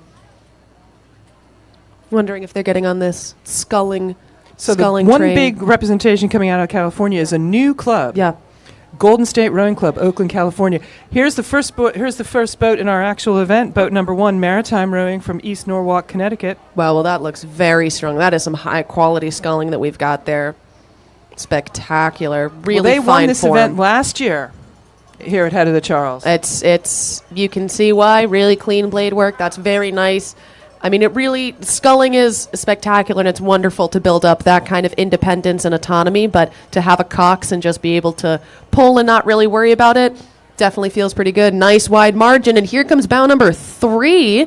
So it'll be interesting to see how these margins shake out with bow 3 passing bow 2, but bow 1 having a pretty wide margin on the field. That's going to be, again, I love to say it, Los Gatos Rowing Club, edging out CRI, a river crew here, bow number 2. Let's see if they can make up some of this distance with a nice strategic course here. So bow number 2 in Los Gatos actually has 2 of boat that won the under 2017 national championships. Wow, under 17 national championships. That's a really high level of performance for such young folks. So bow number 5, Long Beach Junior Crew. Still quite a young crew. They qualified Head of the Charles last year. That means they came in the top 50%. They're being chased by bow number 6 out of Potomac, who are being pushed quite hard, it must be said, by Row America Rye. Yeah, definitely giving them a run Average for their money. age 16 in that boat. Wow. They're going to go far in this sport. Yeah, I mean, I know I did it myself, but geez Louise, it's really just so tough to be one of these young athletes. They're really just giving it their all. We've got the Miami Beach Rowing Club here, bow number 4. Oh, and there is some heat being put on them. It's bow number 9. Newport Aquatic Center comes by looking rather feisty, having Their first race as scullers. no kidding. Wow, well, they They're are doing making okay. quite a debut, I will say. They look rather strong. Looks like that was about bow 8, the California Yacht Club that they walked through. So huge shout out. That's wonderful for a first sculling event. Especially, again, we just were They're talking going to about make this them do earlier. it again. They're going to keep them sculling. If they scull like that on the Yeah, first go, hey, they're going to there's keep the them good news going. and the bad news. Good news, you're good at sculling. Bad news, you're good at sculling. And bow number 12. Wow, rather impressive. We're looking at bow number 12. That's Maritime Rowing Club, another maritime boat here. We'll probably have a nice competitive time with their own fellow crew. Also in this event, being edged on by bow number 13, the Camp Randall Rowing Club Incorporated out of Madison. So that'll be a nice push for bow number 12 and bow number 14, the California Redwood again. Scullers.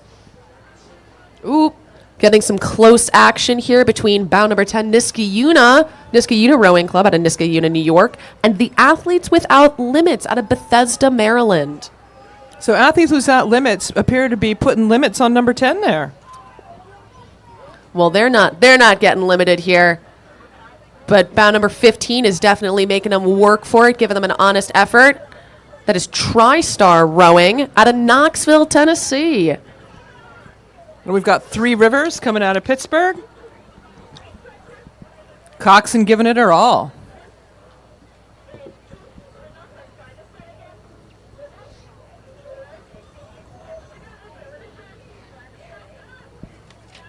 Looks like the Saratoga Rowing Association out of Saratoga Springs. They will be hosting Head of the Fish next weekend, so wonder if this boat's going to be going out for that too. Bow number 17. Best trophies ever at Head of the Fish. Oh my gosh, one of the funnest. I mean, the conditions and the weather have never been good. They will always be bad. Terrible time, but the best trophies in the whole world. So if you've ever wanted a dead fish on a plaque, Head of It's the Fish the is it. background to my Zoom calls. Bow number 18, Canisius High School again out of Buffalo, New York. That's cold up there, and that's coming from me, a New Englander. I hate being cold. And Bow then number 20. Manhasset High School out of Port Washington, New York. Oh, and we've got some level crews here. Bow 21 moving through bow number 19. That's Maritime Rowing Club taking on Christian Brothers Academy. And 22 Nerid out of Rutherford, New Jersey. Looking like it's going to try and split the difference between the two of them. Oh boy. Going to be tough. Going to have to be very clear about your intentions, and those crews are going to have to be rather responsive because bow number 24 is not far behind the Niagara Rowing School out of, interesting, Vineland, California, though. Small gap in the field here, but as we've got the Serbia Rowing Club, bow number 25 out of Miami Beach, Florida. Coming up. Looks like they may have walked through bow number 23. That is a local school. Again, Buckingham, Brown, and Nichols. Cambridge School here.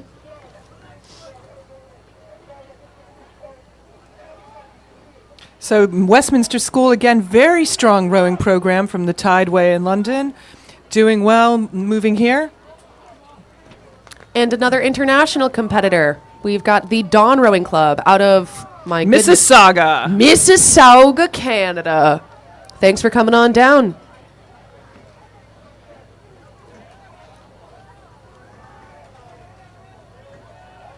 So number 30, Brentwood College, currently leading over Norwalk River Rowing Association from Norwalk, Connecticut, and continuing to increase their lead. That's really the thing is, once you walk through that crew, you really got to keep yourself up there to make sure you can keep that line on. The last thing that you want to do is have to spend a lot of time passing a crew. While it's great motivation, you want to get through a crew and be done with it. One of my things that my coxswain will say that I quite enjoy is don't play with your food. There you go.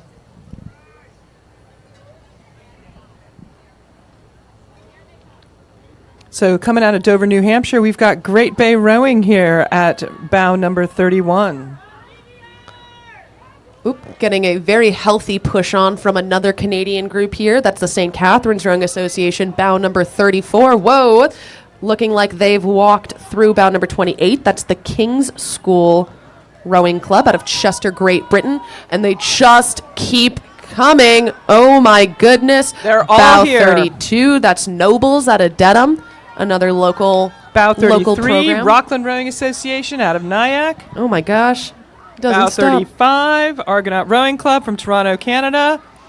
And another Athletes Without Limits boat here. Bow number 38. And looks like that is another boys crew with perhaps a female cox. A little hard to tell.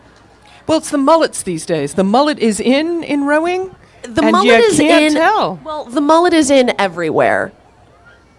Please say that's not so. Oh, it is. Make it stop. I can't. Detroit, as they say up in Canada at the Canadian Henley, the Detroit Boat Club crew coming through, being pushed on by Greater Lawrence Rowing Association out of Lawrence, Mass. They're going to have to keep up nice and strong. Lawrence is looking to close up that gap. Narragansett Rowing Club, looks like it's moved up on a couple of boats, and it's looking to move up on a couple more. They are not slowing down. Coxswain popping up a little bit to get a good view. So make sure she gets the exact line that she wants.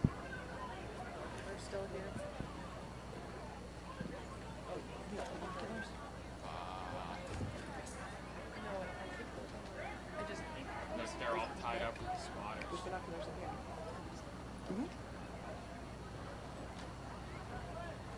Now crossing in front of the cameras, we've got bow number 41, Vero Beach Rowing.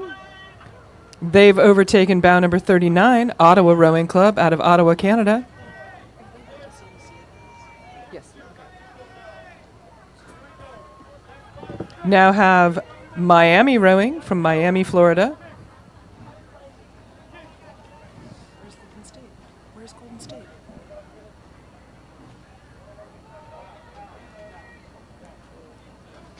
Coming through bow number 42, Golden State Rowing. So these boys went to Henley this summer and stormed qualifiers so much they got a bye through the first round. Holy cow. I So mean, that's they've got to have high expectations coming into here. Very new club, doing amazing things.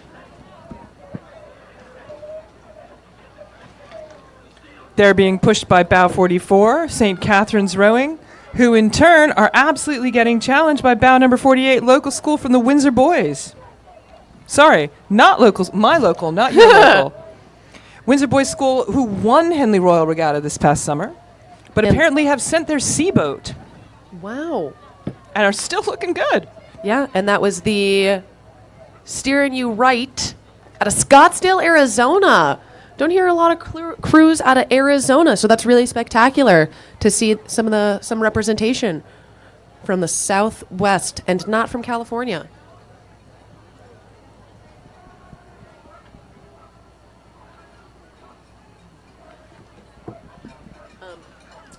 So bow number 45, ACRA out of Nyack, New York.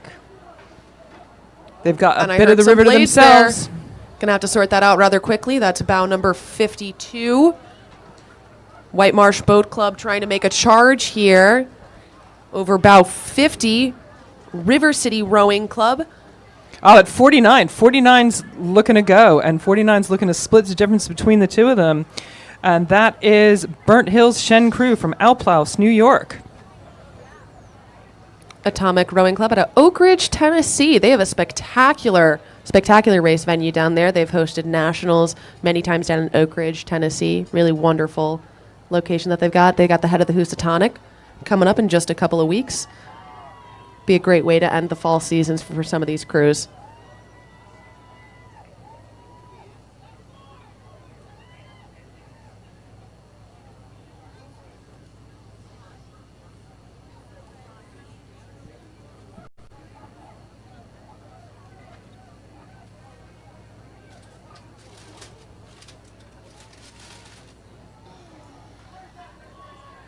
And 47, Medford High School. I went to Tufts University myself, so great to see some Medford folks out here, giving it a good push. Rode over on the Mystic Lakes. That is some dirty water. So glad that you guys made it here safely. Probably like a crystal clear spring compared to what's going on in the Mystic. What?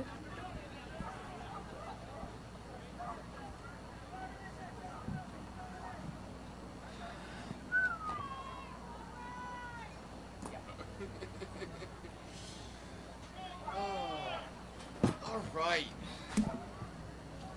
Mics are off. Well, put them back on if somebody else is coming in. Who brought these? I don't know. Some nice lady. Nice ladies just keep turning, or no, it was a nice man. But nice people just keep turning up and bringing me stuff. Oh, this is about to get crazy. Oh, by the way, this was handed to me for a men's youth 8 entry for you guys. Someone wrote like a little thing for them. It's about 47 for me. Well, good luck to them. So if you want to read it, go for it. If not, I'm going to not just because they put it on the piece of paper. No, and you can tell them that. Like, it's hanging on.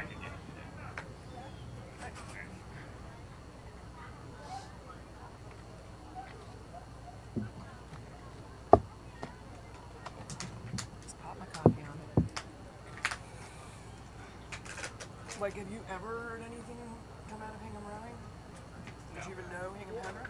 Yeah, we actually raced. When I was in high school, at least their girls team was quite good. I mean, they had like some on and off years. I think it's really tough because they row in a bay, and so like they just row on super shitty I used to water. race them in high school, and they were always like, okay. Where'd you row in high school? Hanover High. Oh, sick, cool. So we used to do NEI race, and so we would see them there, and they were always kind of, I mean, they were there, and they were okay. They were better than we were. But Yeah.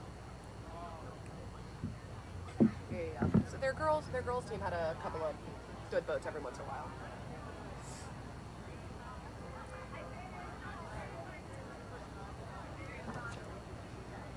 all right, time for some excitement.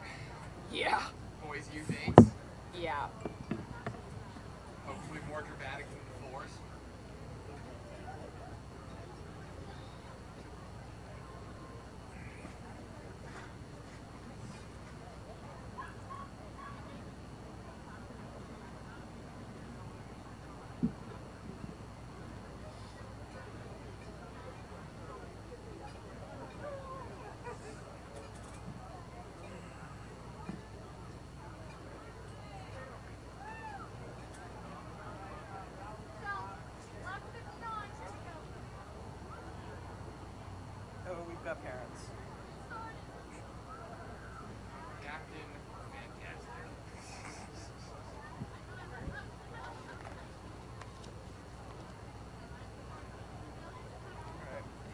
chin, and then the mic's going on. Come, Oh, we come. got. I mean, we've got time. They haven't even hit weeks yet. I know, but you want to have the little blurbs spliced out, so you don't just have like. Well, let's see if I can see where they. Just crossed the line. They're just starting to cross the start line.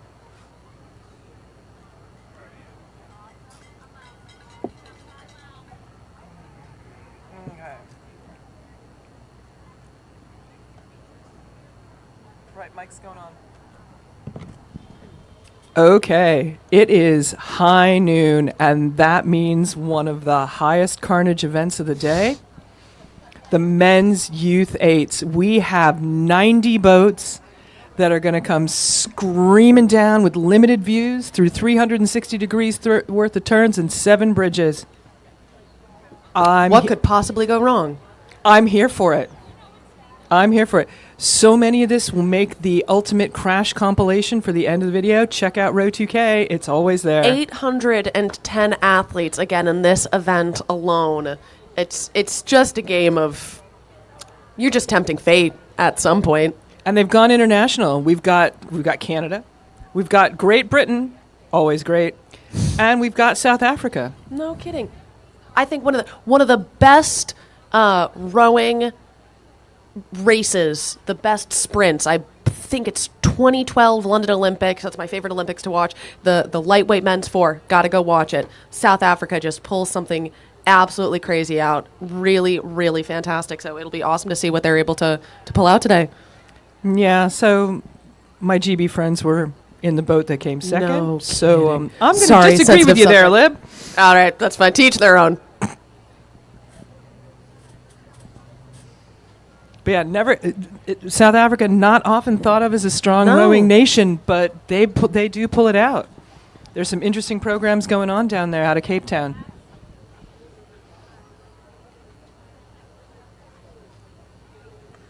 Big shout out to all the dogs that we got hanging out at the course today. Thanks for coming out. Thanks for being here. You Some cannot good go boys, pet some the good dogs, girls. Lib. Yeah, I know, but I'll think very fondly of them.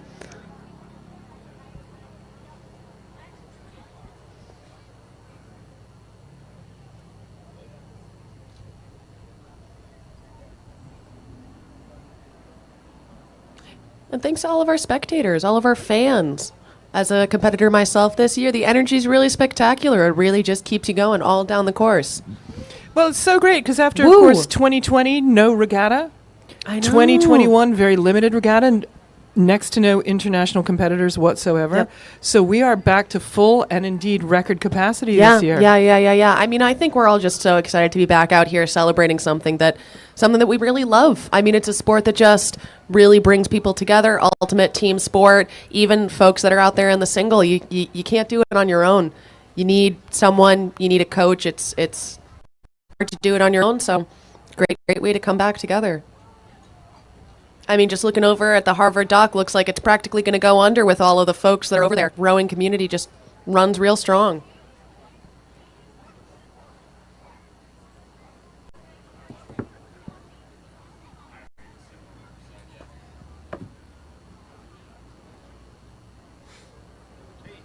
I was wondering if you guys would be able to do a shout out when my brother and his friend come by on their boat, number 26. So everybody gets announced. Okay. Every boat gets announced. Okay. Yeah. Don't worry. Okay. Sounds good. Thanks. Alright, first boats are. Well, they took my camera away, so I can't tell you where they are.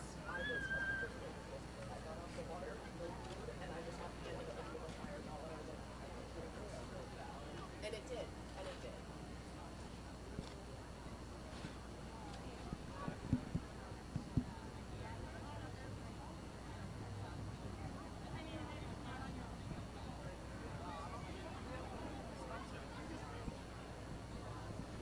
This is the calm before the storm.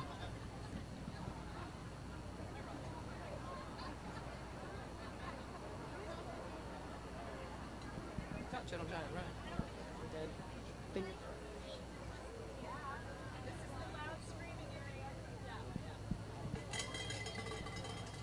Oh, the cowbells are getting warmed up.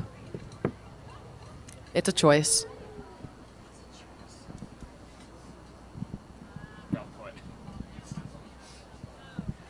Lib, were you here for the bagpipe years? No. No. Bring it back. Bring back the bagpipe. I'll take a bagpipe over a cowbell any day. It was something. It was something to behold, and you man. heard it a long way away. Yeah, I think unfortunately they were designed for that. Any good piper will tell you they were designed for everything.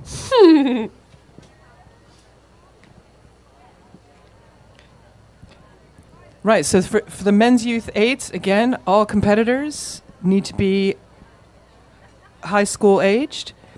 It used to be under 18, so we used to have college freshmen and things like that. Yeah, so they're just like, no, we're going to just limit it to the high school kiddos. Seems more kosher. Yeah. The course record is held by St. Paul's School in 2017 with an absolutely screaming 14 minutes, 12 seconds. I would love to get through this course and get that done in 14 minutes and 12 seconds. I had to race for a whole less than 17. I would like to point out it was less than 17 minutes yesterday, but. All right. And they should be coming pretty quick. So we've just been told that the first boats have just hit weeks, and I quote here, they are coming. You've been warned. Get ready to rumble. They're going to come under Anderson.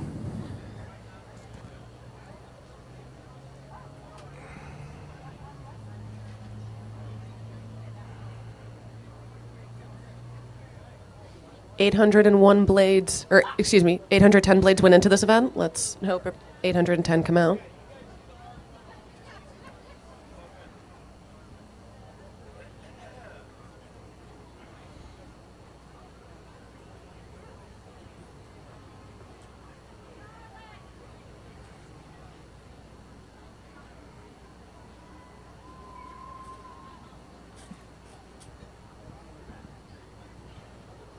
And here they are, coming through Anderson.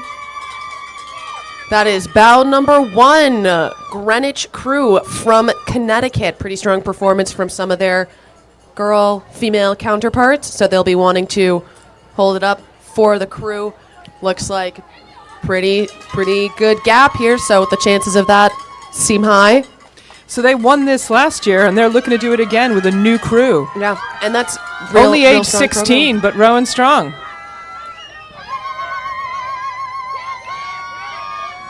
St. Joe's Prep coming through out of Philadelphia. That's bow number 2. Closely followed by Row America Rye, bow number 3. I mean, it really takes a lot of depth to put together these really strong 8s. You need 8 strong rowers, you need a strong coxswain, but you really need a whole team behind it to push these kids to an absolutely, what is a very high level of competition. Bow number 4, Saugatuck Rowing Club from Westport, Connecticut. Rocking the hot pink and the bucket hats. Considered the most manly color in Victorian times. Yeah, no, we could bring it back. It's really just a light red. That was why it was precursor to red. Boys were allowed to wear pink. Well, blue is for the Virgin Mary. Blue is purity for the Virgin Mary. Blue is the color for girls. NorCal Crew here at number 5. Lib's taking a minute here. Marin absolutely screaming, trying to close on NorCal. Local rivalry there. Pretty impressive. Most of these crews looking rather calm. I can say from personal experience, you are not feeling good at this point in the race. You were questioning every decision you've ever made, but pretty strong, pretty tall. 810 rowers here with poor life choices. Bows 7 and 8. 8's trying to make some good life choices here. 8 Princeton Mercer trying to move up on Sarasota Crew. Walking through them, and a local, Community Rowing Incorporated, bow number 9, walking up. Definitely going to want to stay in that top 10 spot here as a river crew. They are looking to defend themselves, defend their water. But Oakland Strokes, a very formidable program with a very strong history on both the boys and the girls' sides. So they came 10th last year at the head of the Charles and 14th at national championships. They are looking to improve. Absolutely, absolutely. I mean, you think that that's being competitive. They've done better in the past, and you can see that they would like to keep going for that. Gonzaga College High School, bow number 11, coming through. Love the purple hats, guys. All the fashion choices. All the fashion choices. I mean, these kids, I think we really just have to point out, are extremely, extremely fit. Some of the times that I would have been pulling in high school just absolutely can't even compare. The caliber of rowing has shot through the roof. So bow number 13, Montclair, average age 17. And we've got a bit of a tussle here. So bow number 12, Maritime Rowing Club, currently being challenged pretty hard by bow number 15, Nutrier High School Rowing out of Winnetka, Illinois, also being chased by bow number 14, Greenwich Crew. That's another Greenwich boat. Really, I mean, so impressive to have 2 8s have finished in the top 15. The level of athletes that you got to have that many good, strong athletes. I just want to say you guys are doing a great job. Milwaukee Rowing Club, bow number 16, rowing the Annie, looking rather sharp, keeping nice and strong, like in the all blue. It's some of these crews come down. I almost thought they were a USA crew for a moment in those unis, bearing a likeness to the national team uni. Slight gap in the field. That'll be good for the top crews. Oh, and some The reason action. there's a gap is because they're all tied up on the bridge. You can hear it. They're coming through. We've lost a bow number. Oh, my God. They're It's all not here. gonna stop. There are 40 athletes right here in this one strip. That is bow number 17, TBC rowing. An unmarked So the vagabond. Festa Chevy Chase crew is chasing, and they are being chased by number 20, Pelham Community Rowing Association. Everybody's trying to set up their line to get ready Yeah. for the turn. Everybody wants the same ones. There's some yielding. Not quite happening, but it's going to have to. Bow number 21 taking advantage of the gap in between both sides. St. Ignatius Wildcat Rowing setting themselves up really nicely I will to head point into out the in turn. a bucketed 8. Nobody spots a bucket faster than you, Lib. I like it. It's a trauma response. Bow number 23, Hawk Rowing Club, coming up. Looks like they may have made a move on bow number 22, Saugatuck Rowing Club. Speaking from the girls' side, at least the girls' program was very formidable. Graduated from high school myself in 2015, and they were. We always got nervous when they were in our event.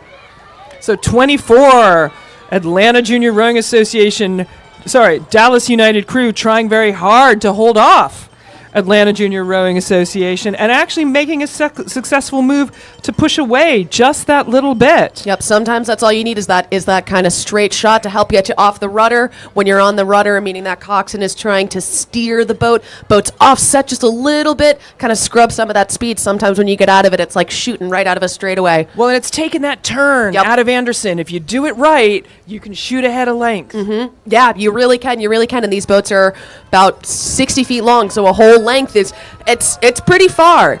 About 26, St. Joseph's Collegiate High School out of Buffalo, New York, coming. Texas Rowing Center, number 28. Yeehaw, boys. Yeehaw. Always loved that uni. Always loved those blades. I just think it's so fun. You can hear the echoes under the bridge from bow number 27, Jesuit College Prep, also out of Texas, Dallas, Texas. Oh, we've got 29, and 29 is being challenged by boat 30. So Port Rowing has overlap coming out of the bridge on Jackson Reed High School, but slightly closer to the Cambridge side here. Bow 29's managed to make a move to hold off slightly. Got some hotheads there in those fiery bucket hats. I do have to say, if you're going to make that fashion choice, you better be quick with it. You and James Cracknell, man, on the bucket hats. All right. We've got another. They are neck and neck coming out of the bridge. Right? Row, New Jersey, taking the surge to try and move ahead of Chaminade High School from Mineola, New York, and they are taking advantage of their line.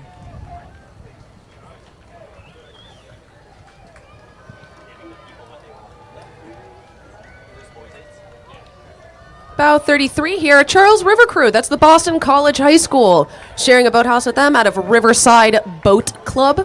Historically, a relatively very strong program. LaSalle College High School being and closing on LaSalle College High School is Pacific Rowing Club. They are coming thick and fast, and we are not even halfway through. Another crew borrowing some Harvard equipment here. Those identifiable Harvard blades is the Rose City Rowing Club. Bow number 36 out of Portland, Oregon. And they are being chased by number 38, CRI. Yeah, just in case anyone didn't hear, Harvard, you have identifiable blades. We know what your blades look like. Ooh, and it's tight coming out of the bridge. Who's got the better lines? Who's got the better angles? It is a tussle between Everett Rowing Association number 37 and Pittsford Crew in number 39. Good and they are just staying level. Yep. Again, looking really calm, looking pretty strong. But getting close. Are we going to trade some paint? You seeing some heads coming out of those boats. Are we going to trade some paint? Oh, nope, we're coming apart. We're coming apart. No kissing oars today. But we're here to make friends, Lib. We are here to make friends. But Brunswick School Boat Club, tearing along, making it their own way, doing their own thing. Yeah, yeah. The Brown Bottom Uni, it's a choice. It's a choice. As coming from Tufts, we had Brown Bottom. We don't have them anymore. So, again, it's a choice.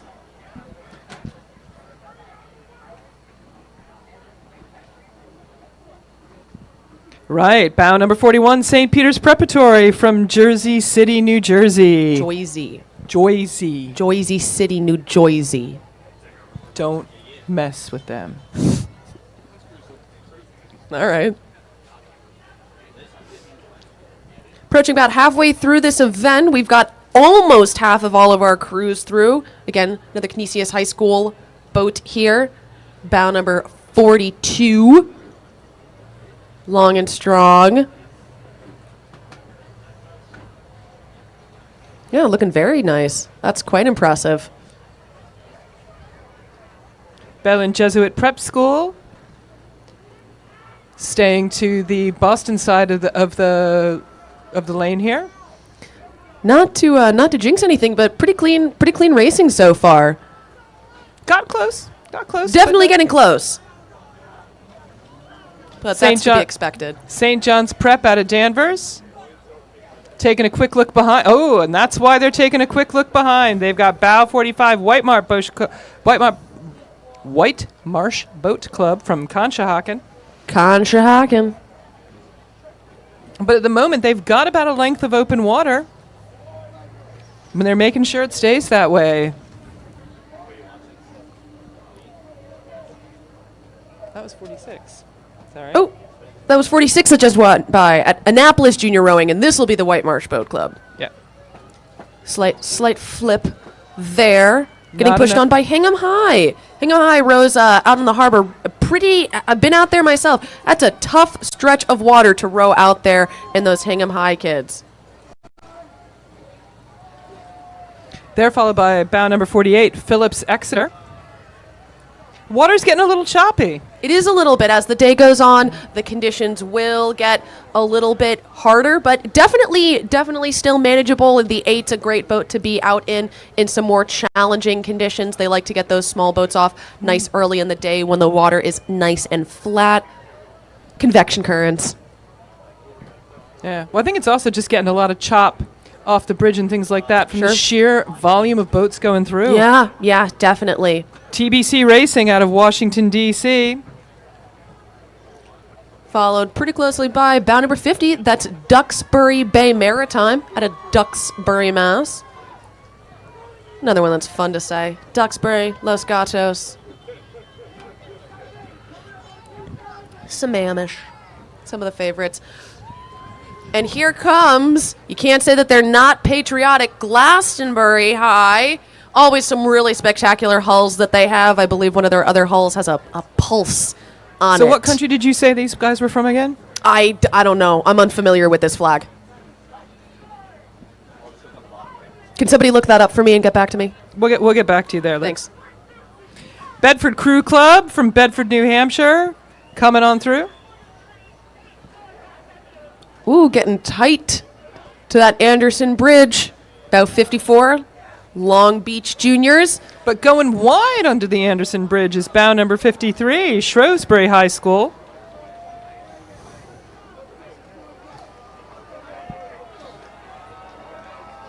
And that's another Boston College High School. Whoa! Bow getting pushed by bow 55. Getting edged on by bow 59. That's King's College out of Britain. Looks like they've walked through 58. King's College Wimbledon. They'll be used to the tideway, and they're rowing it like they know how to, like they know what's going on. They are pushing hard on 55 and followed by 58. Culver Academies. Culver Academies taking the Boston line, and the crews are separating out as they've got quite a stretch of water to play with here. Another local crew here, the Belmont Hill School, coming out in an 8. They row out of the Windsor Boathouse, Windsor Belmont Hill Boathouse. Saw the Windsor folks out earlier. Got some flashy arm sleeves going on in 2-seat. Look good, feel good, row good. That's it. Bow number 62, Saratoga Rowing Association out of Saratoga Springs. And the coxswains learned how to count. This is great. I love it when everybody learns a new skill. But can they read? They can read the water. That's all you need. East Lyme Rowing Association, bow number 57 out of East Lyme, Connecticut, coming on through here. Ooh, so Ottawa, Canada is rowing its way out of a tussle under the bridge. And then we've got 2 more coming out. Bow 63, Green Lake crew. I ran into their coach this morning. They're already planning their Henley trip for next year because they've been doing so well. Whoa, and you can see bow 61, that coxswain's got a hand in the water to try and help them make that turn. I wonder if we perhaps lost a skeg on our way up to the start. You may see he needed it coxswains- sharp. He needed it sharp to get out of trouble, and he's doing well. Now And you then we may got see bow number coxswains- 63, the King's School from Stamford, Connecticut. And more drastic measures were just taken. Bow number 60, that was Haddonfield Crew Club. We just saw, I think they had maybe their 6-seat or their 5-seat holding some water to help them make that turn. Better help than them hitting a pivot bridge. more tightly. Yes, certainly better. Oh, looks like we may have a 7-seat out. Tough to tell what's going on in that boat there. Got some technical difficulties. Charging through, though, that's New York Rowing Association, being followed very closely by... Whoa! Oh, cow! And here's what we were waiting for. Wow! Oh, The and King's we School, have... yep, it's happening. We'll have and to they're sort it dead out. in the water. So it's bow 68.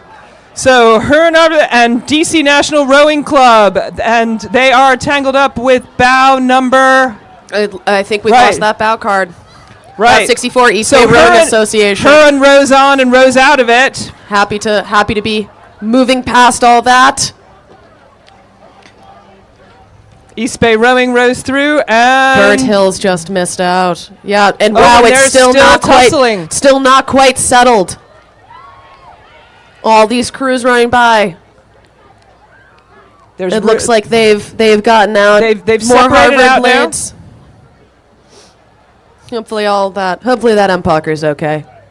Yep. So Upper Arlington crew taking it nicely there, managing to avoid all the carnage.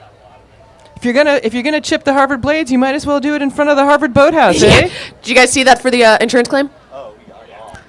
75 and 76 coming through nice and hot. That's Walt Whitman and Westminster School.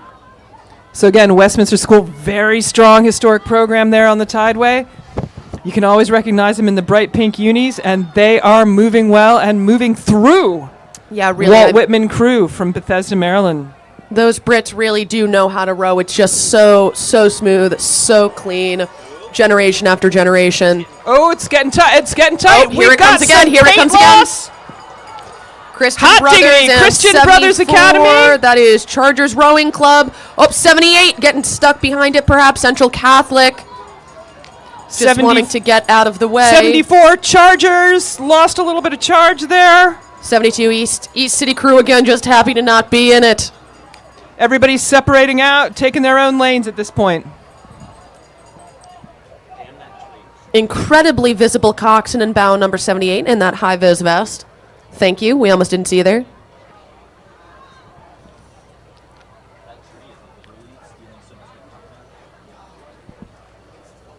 Bow number 79, Pinecrest School crew from Fort Lauderdale. They've got their own stretch of water, and they're just doing it right.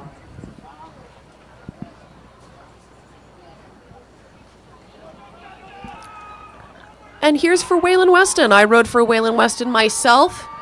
So pretty strong program. Very fortunate. Looks like they're rowing one of their Philippi boats. They've got the Philippi rep lives in Weston. Really nice guy. So super fortunate for that program to just, after I left, obviously, whole boathouse is filled up with Philippis. So that's really fantastic. Way to go, guys. Way to make use of that really spectacular boat.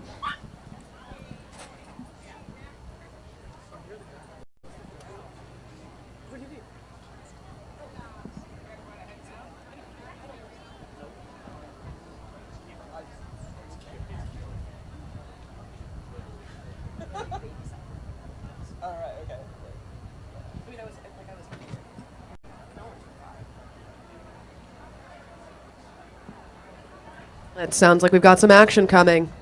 Yep, and that would be it. It looks like 82 and 83 coming on through Anderson Bridge here. 82, that's Oyster Bay rowing out of Oyster Bay, New York. 83. And they're still coming under the bridge. Fairfield Acton. Oh, let's keep it clean. Bow 84, BAB, Bromfield Acton Boxborough again, being charged up by, I love to say it, Los Gatos. And oh my God, is that 2 buckets, one after the other? It is. You never What a see that sight. these days. You don't.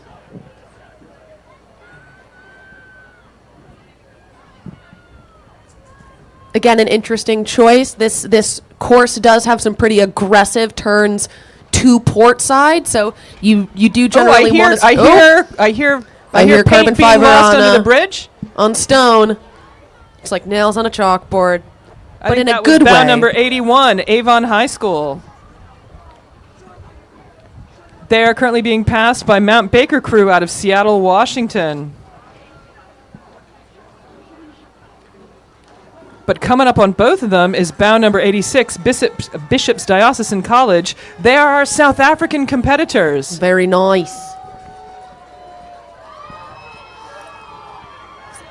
Sounds like either 88 or 89's gotten some love from fans on Anderson Bridge. 88, that's Miami Beach Rowing Club out of Miami, Florida. And 89, the Haverford School out of Haverford, out of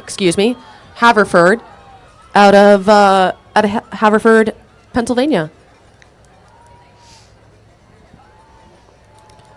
And that's almost it for the field. I think we've got a couple more crews coming down here. And again, maybe I'm jinxing it, but relatively tame rumpus there. Relatively tame rumpus. Definitely had its moments. Oh, sure. But an expectable amount, healthy amount. I would say it's about on par for the past ones. People don't appreciate what happens coming out of this bridge because they see they've got a vast line of water ahead of them, but it's the way they needed to take the turn under the bridge in the first place. Absolutely. And that's what sneaks up and bites you. Yep.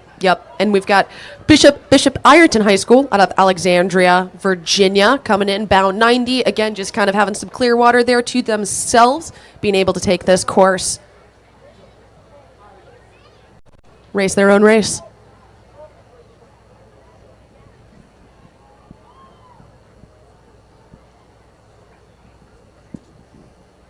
There's the possibility of 1 or 2 more crews coming through, but I think for now, we're going to wrap up just for a little bit and get ourselves ready and prepared for the hot time that is the men's youth doubles.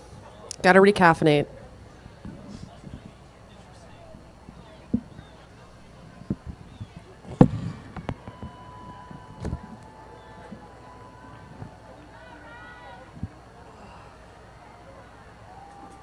sometimes they come through and all you can do is just be like, bow 32, bow 32, and then other times it's just like,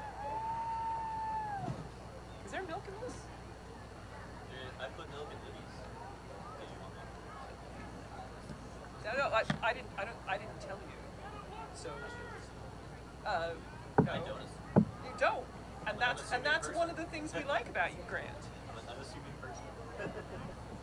You know what they say about assumptions. That's right. There was a head-on collision at CBC. We're trying to see if they got it on video. I think it was like a boat crossing or something. So, we'll see. Oh God.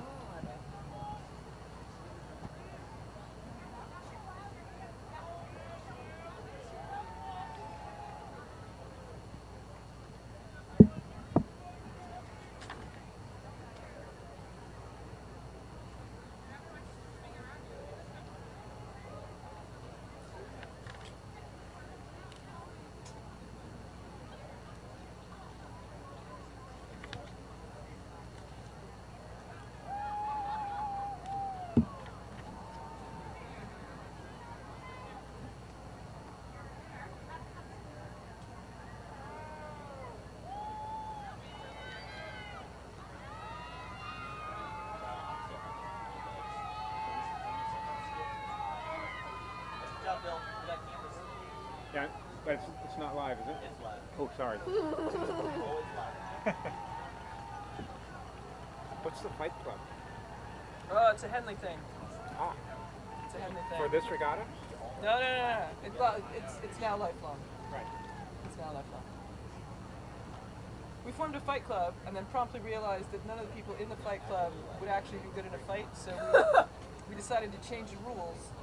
And so our fight club races snails. I saw that your lunch is there, right? Oh, perfect. So that was enough excitement. Yeah. I hope now the video may be of use to the umpire.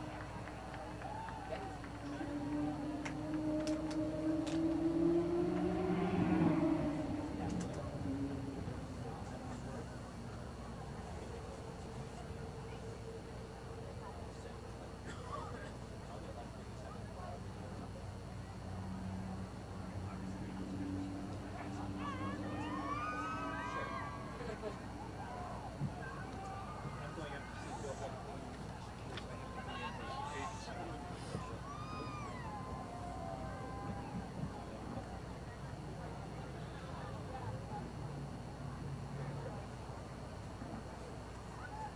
see you later. See you soon. Enjoyed your comments, always. I'm having a blast. I'm probably having too much fun to be allowed to do this again. That makes it good. You're having fun. Yeah, time flies. Can't believe it's already 12:30.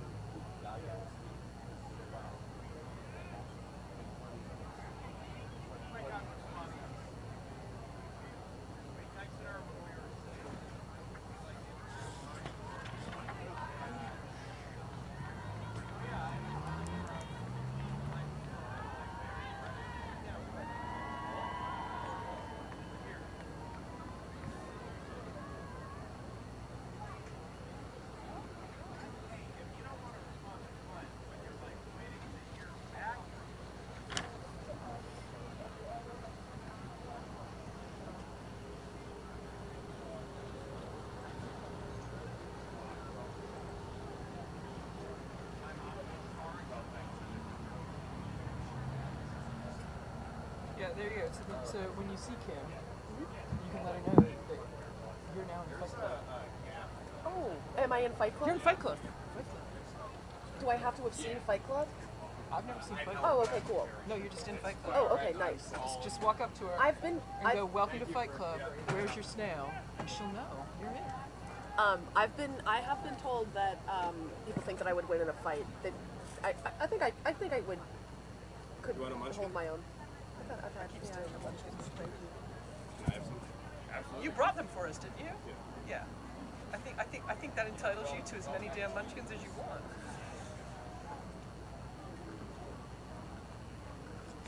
You guys are doing good. Hey. Yeah. I'm having way too much of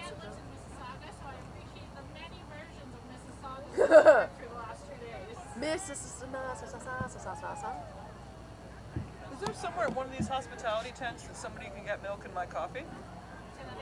Is there somewhere at one of these hospitality tents that there can get milk in my coffee? We were talking to one of the umps in 18 years there's never been a coffee cart. I don't need coffee. I have coffee. Oh, no, I understand. But I just need milk. Oh! Oh! Yeah, I was going to say, I had to run over to Harvard Square just to get done. Ugh.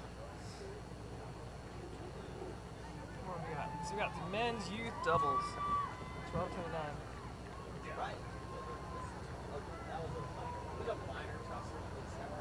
That big remote voice. I like that. That's what we've been waiting for. Just absolutely no hiding. We've all been sitting there.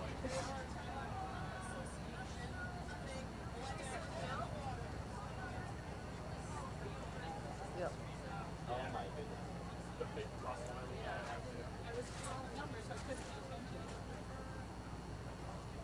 And they're still sewn together. It's like 30, 40 seconds Yeah. of all three sewn together. Of all three sewn together.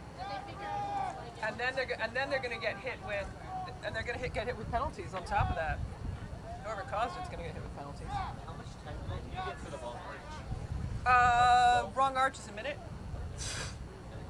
Wrong arch is a minute. I've seen a lot of folks with long arch here. Like a concerning amount. I've seen like five or six. Oh yeah, it's only 5 or 6. Which to me is a lot, considering some of them have been like Cambridge and Riverside boats. Yeah, a couple of them were RBC people. Yeah, Like, there was a Riverside. Hey, boat. I mean, RBC can't read, so They can just smash You want to boats. turn on the mic and say that? We lit- They're getting. RBC can't read. Well, you know, it's funny because yesterday in our boat, our coxswain has a PhD, our stroke seat has a PhD, 6 seats an engineer, or no, 7's an engineer, 6 seats getting her MBA, 5 seat has a master's in biological something, 4 seat has a master's in like biological statistics. I'm getting my master's in accounting. 2 seat majored in theater design, and bow seat as an engineer. And our captain on Instagram was like, how many PhDs does it take to screw in a light bulb? The answer is quite a lot. To take a straight course. Yeah, exactly. Oh, they're starting.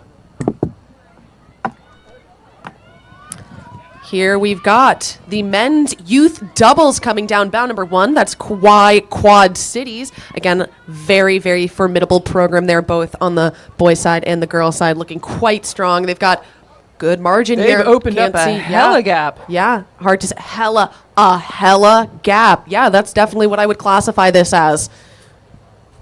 Yeah, I mean, we still are not able to see the other crews, and those officials down at the start line are really quite good at their job, really kind of keeping everyone going. So hard to imagine something would have happened there. Wow, why Quad Cities? That's going to be probably a very, very nice looking result for you. Looks like we've got our next boat coming through now, and that's, wow, bow number 5, Redwood Scullers, charging on through, looking rather sharp.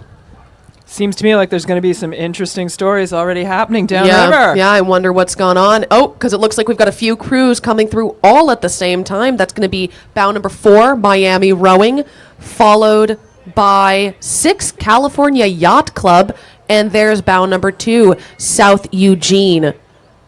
And bow number 3. So that we found everybody else. There's Burton Beach. Really, a big shout out just to the crews that are not native to the Charles River. This is not an easy course to steer. So I think, they're really lucky if they get a chance to look at the water before they get on it. They're coming through thick and fast now. So we've got bow number 7, Oak Neck Rowing Academy, being chased by number 11, Niagara Rowing School, who's overtaken bow number 8, Newport Aquatic Center out of California. Everybody nicely spaced, but Niagara continuing to press. Niagara is absolutely chowed down on number 7. Somebody's going to need to yield here. Yeah, it's go time. That little kick of wind's probably going to be pretty nice there to help pick up some boats. Bow number 9 coming through. That's another Atomic Rowing Center club, again out of Oak Ridge, Tennessee, coming up. Wondering, sometimes they have fun blades there with little bombs on them, so that's nice and fun. Atomic, pretty cool little spot. Beaver Creek Rowing coming through now. Go Beavers. Go Beavers. Going damn fast. Out of Charlottesville, Virginia. So they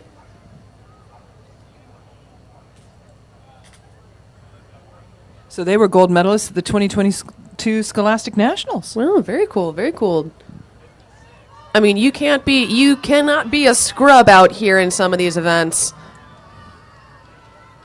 Bow number 12, Haverford School from Haverford, Pennsylvania. Average age 16. So Wow. Young crews here. Yeah, way to go, boys. Way to go, lads.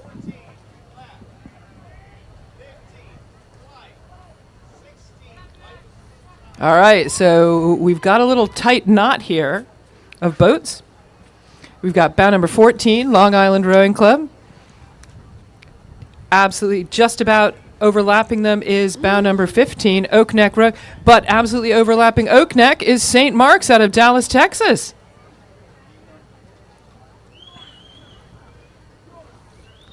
Bow number 13 and bow number 19, that's Row Boston with bow number 19. Really fantastic program that they've got rowing out of CRI Boathouse, Boston Public High School folks.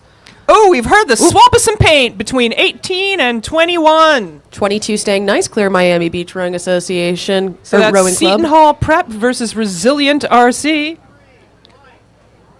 And currently leading of those two is Resilient. But yeah, absolutely heard the smack of the blades. Yeah. It sounded like a light clip. Oak Neck Rowing Academy coming by right now, followed by 23 Ridgewood Crew out of Ridgewood, New Jersey. And they're just kind of nice, tapping it along. Wow. Keeping these boats pretty tight together. Bow 20, Springside Chestnut Hill out of Philadelphia, Pennsylvania. Another big rowing city down there in Philly. So they're a lightweight crew. Oh, they are. Wow, competing up against some bigger folks here. Shout out to you guys. Bow number 26, Ravana Rowing Club. Ravana. Thank you. Yeah. Being pushed on by Port Jefferson Rowing Club. Feels like that wind continuing to pick up a little bit, but fortunately for some of these crews, feels like right now it might be a bit of a tailwind, though we are so lucky that on the Charles River you get wind in every direction. Bow number 27, Benny's Bedford Crew Gauteng, also from South Africa. They've got 28 consecutive national championship titles. No way. Jordan Ford and Nicholas DeKeyser. And that's the Hill School from Pottstown, Pennsylvania. Bow number 25 walking up. Small gap here again on the rest of the field. Still got a handful of boats coming by. But the boats just keep on coming in this event. We've got an excellent fight being put out by bow number 28. That's Niagara Falls Rowing. Ooh, and we've got them all coming out now. So bow number 30, Niagara Falls. Sorry, bow number 30 is St. Catharines. They are just ahead of number 29 Philadelphia City Rowing, who have overlap with them from Niagara Falls Rowing. Sorry, from Malvern Preparatory Academy. Average age 16. But they've moved up quite some way. Now we've got ACRA out of Nyack, New York. And making having a quick look there. Yep, making a charge on the field. Local crew, Cambridge Boat Club, is going to be wanting to take advantage of their water. Bow number 36. So looks like they've done a good job walking through some crews, and they're looking very calm, very composed. Probably carry some of that time through for the rest of the remainder of the course. Bow number 33, Maine Coast Rowing from Brunswick, Maine. And they're being chased by Bow 35 Lake Phelan Rowing from St. Paul, Minnesota. And Argonaut Rowing Club out of Toronto, Canada. And Artemis from Oakland, California. This is top caliber athletes in their senior year. Very nice. Great way to wrap up a high school rowing career. More crews out of Argonaut. They're in bow number 34. And here comes Potomac Boat Club, another DC crew coming up here at bow 40. Followed by Ridley College out of Ontario. Definitely think I'd want to be putting my longs on now if I were racing out there. Some of our folks down in just the unis. Yeah, they're working hard. They are working hard. I'm barely working. Peachtree City Rowing Club. That's very nice. From Peachtree City, Georgia. Ain't that nice? This is the program's second time ever appearing ahead of the Charles. Wow, well, thanks for coming up. We're so happy to have you. Come back next year. Germantown Friends Academy.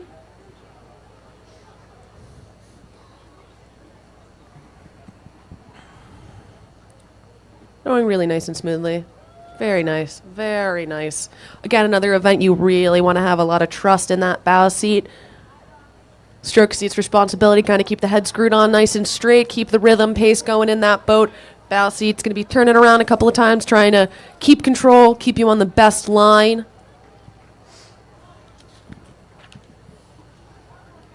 So we've got bow 44, Waterford from Sandy, Utah. Utah, wow. You guys got water out there? Well, apparently so. They got second last year in the Youth Double at Nationals, No but these are kidding. new rowers. No, wow. Big shoes to fill. They got a Salt Lake, right? Oh, I guess they do have a Salt Lake. Yeah, that would make sense. You have a lot of buoyancy, free speed. Oh, true. True.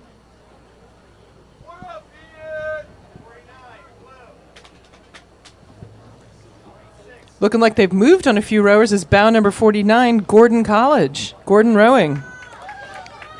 Very young boat, age just 16. They seem to have overtaken South Jersey Rowing Wow. Club. Lots of experiences to be had. South Jersey wants to know, why is there not an under-17 designation for this event? Well, I believe there is. There is a special medal. I mean, perhaps it's not listed on theirs, but No, it looks it's special medal under 17 for Yeah. rowers average age under 17 years old. Yep. So there you go, South Jersey. Question asked, question answered. Moving on. Oh, got a small flotilla coming through here. Brooks School Crew out of North Andover, bow number 41 just passed by. Wow, here they come. Let's make sure we don't miss anyone. That's bow 45, Lake Las Vegas. Being walked through, looks like bow 51, the Windsor Boys School, bow 55, Friends Bow of Concord 55's Crew. walking through everybody. And bow 53, Star Rowing Center. That's quite exciting. Way to keep your head straight. Bow 43. St. John's Prep out of Danvers, Massachusetts. They're leading Hingham High School. And Brosbury Prep. Again, another team out of Arizona. Yeah. We then have Phillips Exeter Academy, bow number 49, leading Wow. bow number 56. The Episcopal School out of Dallas, Texas. Looks like they've charged through some folks.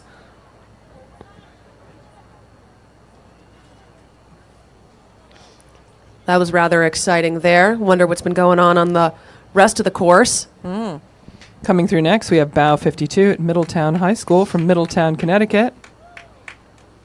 Taking a little look there, making sure they're on the line they want. Oh! We've got a little... Okay, we have a boat stopped under We're having Anderson a nice Bridge. intimate moment with Anderson Bridge. They're giving a little pat. It's very friendly. Just making sure it's structurally sound. It's not. They rebuilt it a couple years ago, didn't they? Yeah, it took them long enough. It sure enough did. All That would be right. Boston. 2 seasons, winter and construction. So that's Windsor High School from Nassau in the Bahamas. Oh, wow. I was wondering what that was. Hoping you would know, because I did not. Spectacular to see you folks coming on up here. They are all kitted up. This is not the Bahamas, that is for sure. So their training course doesn't have any bridges on it. So this is new. Ah, yes. 6 bridges is quite a lot. And it's strange if you're not used to it. No. And it's certainly very nerve-wracking, I will say. I mean, even going out during practice, you just don't feel calm until you've gotten through the bridge or you know that you're there. Oh boy. Oh, they're taking. They've missed buoys and it's a travel lane violation to boot. And they do not want to be that wide. They're missed the second. Oh. Sucks for them. We put a panel on that side if the wind is blowing this way. I will certainly see what I can do. That's not good.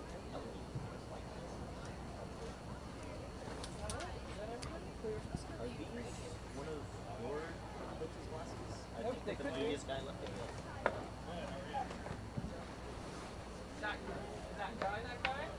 There's a lot of extra fabric out there. Doesn't worry about it. I don't think Lincoln was wrong.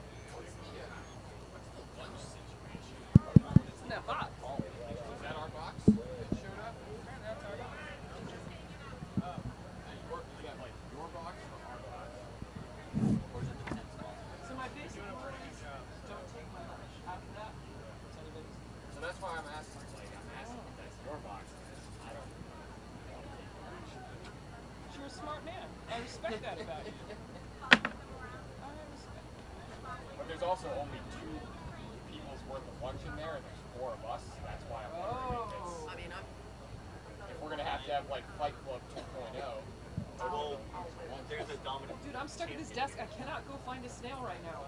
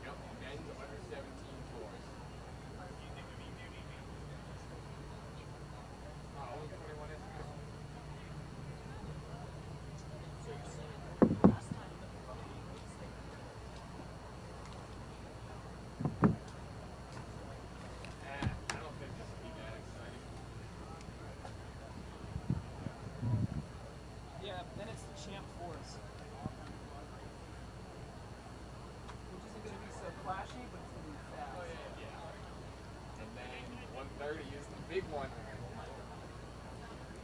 You guys live? Yes, we are. Please do not watch. That's my question.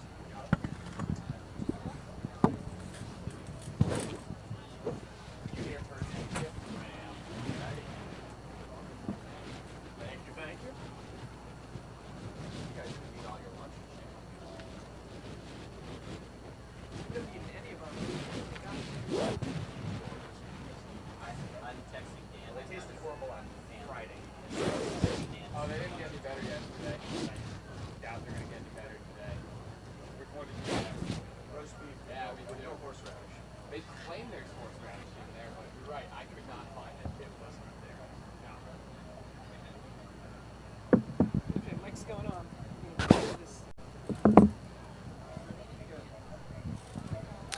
Alrighty, another exciting event coming up next, the men's under 17 fours. We've got a course record from Sacramento State Aquatic Center of 16:07. Pretty darn quick for some young lads in a four that was set in 2019. Again, another event for high school rowers, specifically, though, those under 17. So kind of young for the sport, but still really managing to pull out some crankin' times. We've got 21 entries in this event. Got representation from, looks like, all over the states, as well as Great Britain, Canada, and I think that's it for our foreign competitors. A couple of Massachusetts crews represented well here. Well, it's a small event. It's a small event. There's only 21 boats, which when you've got the age restriction that they obviously all need to be under 17, it's hard to get the talent that you can confidently set them out in a $50,000 boat. Yeah. I mean, you definitely want to be sure that those kids are gonna know what they're doing out there. Got some local Charles River schools that we should be seeing. So that includes BB&N, Buckingham, Brown and Nichols. Looks like we've also got Belmont Hill. Again, rows out of the Windsor Boathouse. And I think that is it for. Oh no, I apologize. Also Brookline, gonna be out here today. So again, always interesting to see kind of how those coxswains are able to manage the course here. Seems like the conditions have calmed down just a bit. Not quite as windy as it was a couple minutes ago, but the water is really quite gorgeous. So pretty prime conditions, I would say. Feels like we've really shifted over into fall over this last week, though. This last week of morning practices was not super pleasurable.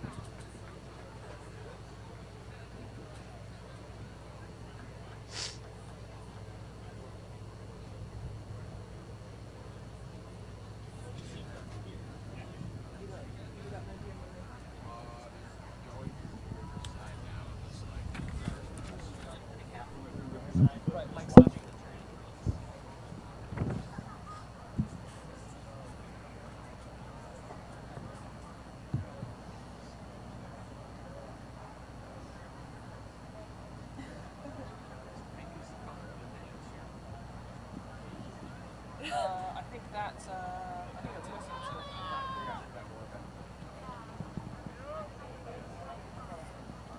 it's a bit, yeah, I know it's early, but it could be the end of.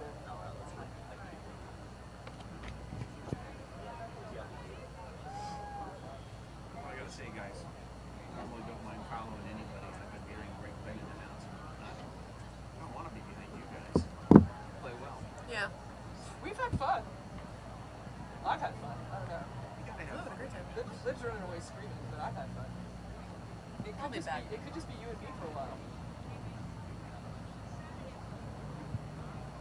The downside is you get replaced by one test person. So. Go Jumbos. And one whale and western person. Yeah, I saw Sydney down. Yeah, just here down She to work. looks like all grown up. It's like crazy. Like it looks like an adult. It's bonkers. That's what it does for me. You look great. Just old. There's nothing wrong with being old. Almost old as the head of the Charles. Damn. The head of the Charles is a few years on me, but not many. 1865, over 60. You guys are young. My father is 72. Actually, you know,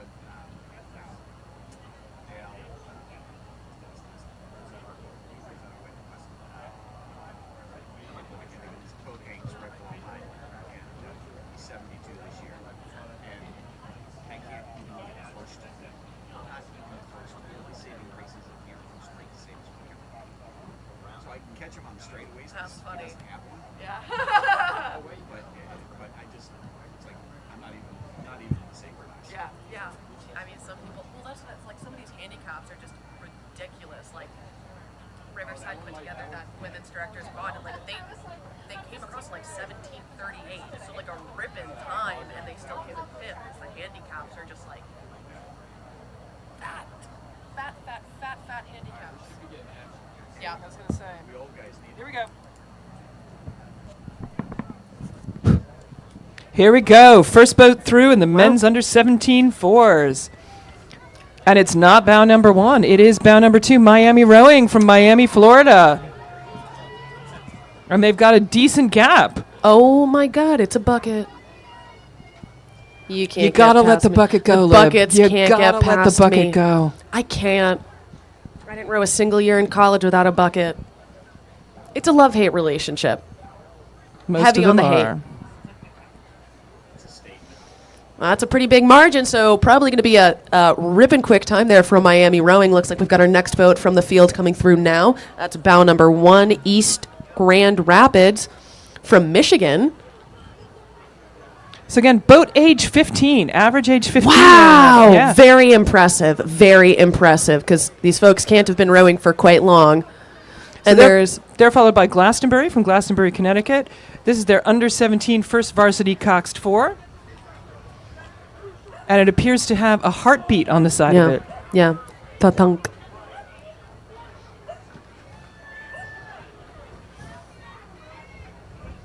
Triangle Rowing Club out of Raleigh, North Carolina, coming up to visit us and grace us with their presence. Bow number 4 coming through. Ooh, bow number 8. Oh. 8's made some moves. Row America Rye, average age 15 in this crew. Yeah, Row America Rye, I feel like I've seen does quite well in these younger events. So something must be in the water down there, or they must have it sort of figured out that they're really able to just get these kids moving from a young age. Local crew Buckingham, Brown, and Nichols.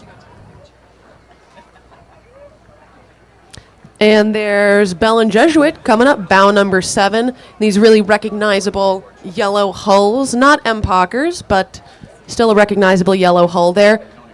Another choice to put the longs on underneath the uni. A choice. All right, coming through next is King's College School from Chester. Now, they're not going to be used to these bends and turns. That straightaway up there in Chester is long and beautiful. So this is going to be a bit of a challenge for them. It's interesting because then this stretch might be easy on the mind for them if they're used to rowing kind of without much going on. I think that's something that us Charles River crews aren't very good at, not having distractions. The attention deficit there. Coming up next, Ridley College from St. Catharines, Canada. So far, everybody's staying nicely spaced out. Yeah, pretty good. Wonder if those officials gave them a bit more room just to keep them extra safe. And White Rock Boathouse, number 13, looks like has made some moves on the field, coming ahead of Northfield Mount Herman, MMH, bow number 14. And we have got some collisions going on. Bow number 16, that is Brookline and AB, 2 local crews there. We've lost a bow card. Trying to keep things moving. Right, bow number 17, wisely steering around it. That's Radnor High School from Wayne, Pennsylvania. Yep. And bow number 12, that is Belmont Hill, another local river school on the course, trying to keep on moving through. Bow 15, First Coast Rowing Club, also avoiding that ruckus. Bow number 19, TriStar Rowing, heading over here to the Cambridge side. Getting out of the way of bow number 17, Radnor High School. And bow number 18, staying on the Boston side, St. John's High School from Shrewsbury, Massachusetts.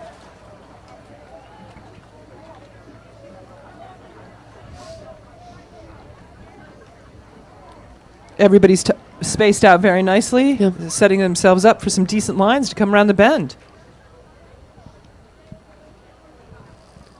Another gap on the field here. And our next boat coming through, that is bow number 20, the Morristown High School out of Morristown, New Jersey.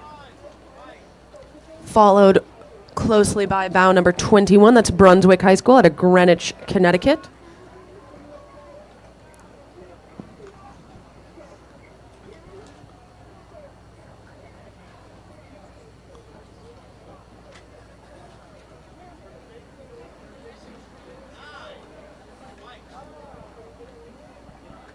Bow number 9, Long Beach Junior crew emerges from the bridge.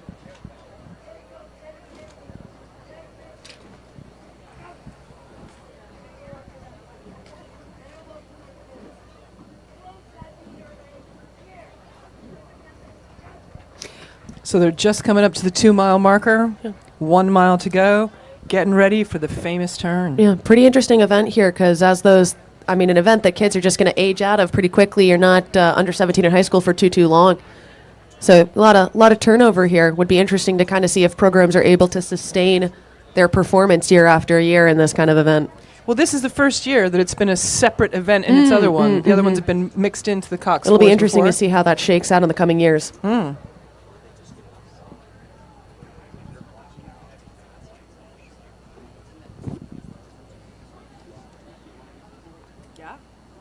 Yeah, it was.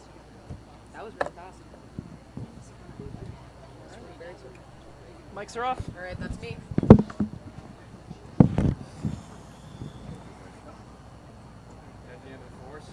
That's the end of the. Well, now it's champ force. Oh, yeah. I'm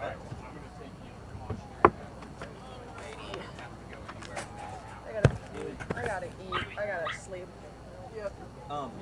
Those are your guys. Yes! They're bringing more for us. Okay. That's why. Yes. You haven't eaten them yet. Don't get too excited. I'm staying up a minute. You can have everything.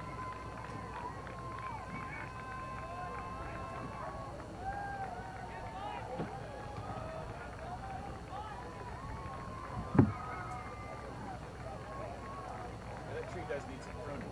That tree needs some serious pruning. It's so bad because any collisions that occur, they crash and then They drift happen behind there. the tree from our camera. So we get rarely any of it on camera. You gotta know somebody with a saw. Sorry? You have to know somebody with a Well, saw. I think we've started something. I said if next year it's there, I'm gonna come back with an axe on Friday night and get rid of it. There's boats coming by on Friday, so you gotta cut it down earlier. It's true, it's Thursday. A couple notes about mics and everything. So they're not hot right now. I turn them on. I'm Grant, by the way. I'm Flo. Flo? I'm Nick. Nick. All right. So Nick, this one is Nick's mic. Turned on. It's hot. This one is Flo's. Right now they're off, but when you're on out here and on the live stream online. FYI. Okay. And because of that, I'm gonna ask that you guys talk about boats when they're kind of in this range because I hit from here to here. Understood. so When they're under the bridge, you can like start to prep it up. But when they're on my camera, we're gonna put the team's name on screen as well, so the viewers know it. Yeah. And if you guys are saying who it is when they're right here, then it's matching up for the viewers. Okay, got it. If that makes sense. Yeah, absolutely. You want logic? Okay, so I have a special favor to ask. Sure. I have a special favor to Who's coming through that you want to announce? ask. So in the collegiate eights, Clark University, Oh yeah. bow number 6. I'm just gonna. Williams College? No. Clark College, 6th seat in the boat. Okay. Clark College. What's their bow? If you can say Uh-huh. that she's a professional snail racer, I'll be eternally grateful. So men's, no, so not women's, sorry. Women's collegiate, Clark College, Clark College. Right. 6th seat is a professional snail racer. Got it. Yep. She's an air fight kid. So it's not the championship aids. It's No, it's collegiate. women's collegiate. Collegiate. Must be So the they're next bow one. number 9. Yeah. Clark. Yep, there we go. Yeah, there you go. Yep. Event 68. I know it's goofy. I know let's it's go. stupid. Give us something to say. Fun. Awesome. I wonder if she'll hear us, but it's okay. No, they It'll won't. be on the live stream. It'll be on There the you live go. stream, but she She'll won't. hear it later. won't. She'll watch that live stream. I said it. It needs to happen. All right. ER. Is there a little break here? So, That's what's happening? yeah, so we are, women's under 17, that's 1250, that's already occurred. Men's championship 107. Yes. So we're out of the men's. Right. If anybody's looking for me, I'm welcome to see you. I'm okay. What's the question? All right. No, thank you. Yeah. It's been plenty of eating and all of that. Thank you. Choking you down because I just I'm going to see you up at CBC I'm good. later. Thank you. So we're doing the men's championship Fours, which is this one, yeah. Yep. So it's Cornell, 59. Princeton. Bring the snails, baby. Okay, Brown. Bring the snails. I'm stealing my Got it. lunch. 17 crews. Okay. Oh, 2 Cornells, huh? First record. Oh, they're When do you guys get to see them? When you can give us a heads up when you see the first boats coming down? yeah. And we're watching upstream on the live stream, so we see Riverside. We see before they get to Weeks. So Okay. we'll give you guys plenty of. Got a camera on All top right, of so the that's building we over can there. start chatting before you get there. Like over there. As soon as they get into this little zone, I'll let you guys know. We got about a minute and a half. Okay, great. What would be helpful for me to tell you? So really, what we'll do is just call the bow number when it comes through, Okay. and for the main part, they'll be pretty close. And then what we'll do is before the race, we'll read this information, so to Excellent. speak, give Yeah. them some background on it, tell them Yeah. what race it is. The second, we'll go live and tell them thank you for Libby and Ann for the great job they did.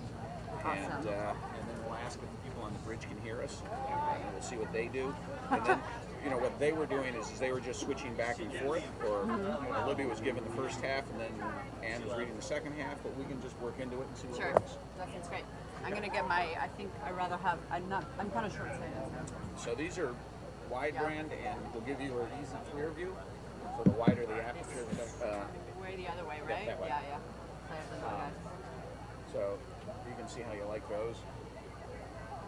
Weird Because question. the smaller ones, It's this guy over here, right? yeah, and you can bend them together, right? You can fold them down some too. Do either of you guys have hand sanitizer by any chance? I do. Yeah. Porta potties are fresh out, and I'm feeling a little green. Hold on. Excellent.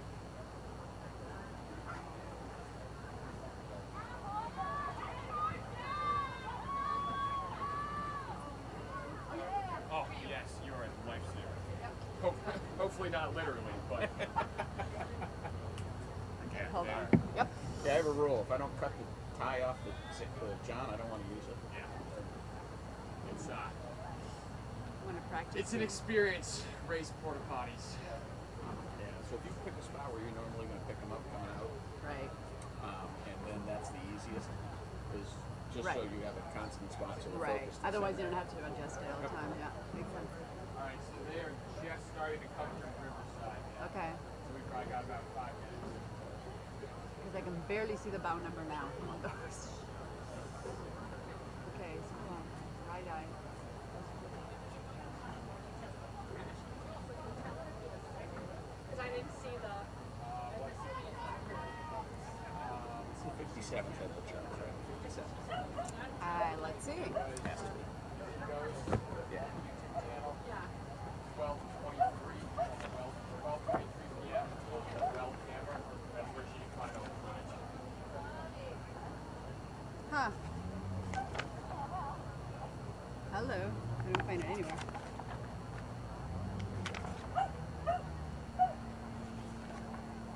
'57th. So do you- Colonel Charles. Yeah. So your last name?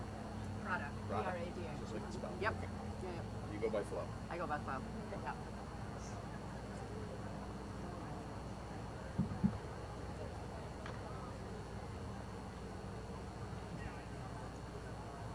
Yeah, and also need to make sure your Yeah. mic is hot. Yeah. Yeah, so when there's a break in the races, usually you'd flip back to the beginning here and read the sponsors. But, Oh, good so idea. these guys really weren't reading any of them. They didn't really ask you to, but they play by such a race with different people. So.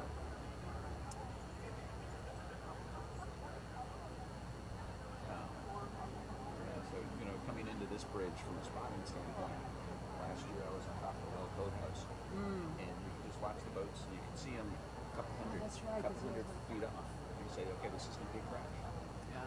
Now, you couldn't say anything, but Like, you yeah, like, just you're know like, it. It's yeah. like, okay, they're going. gonna be tight. Alrighty, if you want to start doing your preview now, Thank you. You're gonna need both channels. So your buttons are this one, Right, on and off, this guy. and then that guy over there. Yep. I'm gonna leave mine off. Right. You're on. Good afternoon, ladies and gentlemen, and welcome to the 57th running of the Head of the Charles. Ladies and gentlemen on the bridge, can you hear us? Maybe not. So we're just broadcasting to Reunion Village. Okay, we'll take it. Ladies and gentlemen, my name is Nick Orlov, and I'm here with Flo Prada, and we want to say thank you to Libby Lichtner and Ann Buckingham for doing such a wonderful job. As a matter of fact, we really don't want to announce after them. We are looking at the men's championship fours. The course record on this is from the U.S. Training Center is 15 minutes and 7 seconds, which was set in 2017. The men's champions fours should prove to be an exciting race. 2021 fourth place finisher Cornell is in bow 1. They will be chased by Princeton, Florida Institute of Technology, Syracuse, and Brown at bows 2, 3, 4, and 5. The first boat is through the lip, and we are looking at bow number 1 from Cornell University. Cornell University was founded in 1865 with a mission of any person, any study, and obviously rowing qualifies. Now chasing out of the bridge, we have bow number 2. Bow number 2 is from Princeton University. This is with William Hirschman, Marcus Shute, Robert Powell, Jelmer Benjamin, and Floyd Benedictor.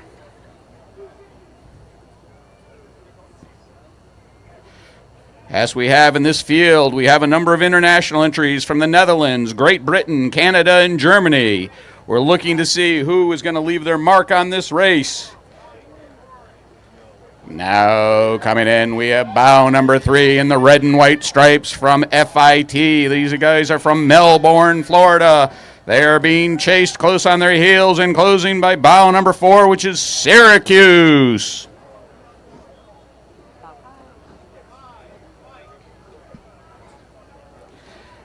Now, coming up on the bow of the other sterns of the other boats, we have bow number 5. This is Brown University from Providence, Rhode Island. Brown finished 4th in the Team Points Trophy at the IRAs in 2022.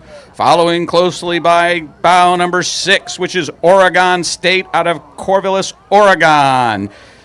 Oregon State returns for their 6th straight year in the Champion 4+ event. They finished 18th in the 2022 IRAs. And now entering our field of view is bow number 7. This is University of Wisconsin out of Madison, Wisconsin. Followed closely by bow number 8, which is Boston University. I think we know where they come from.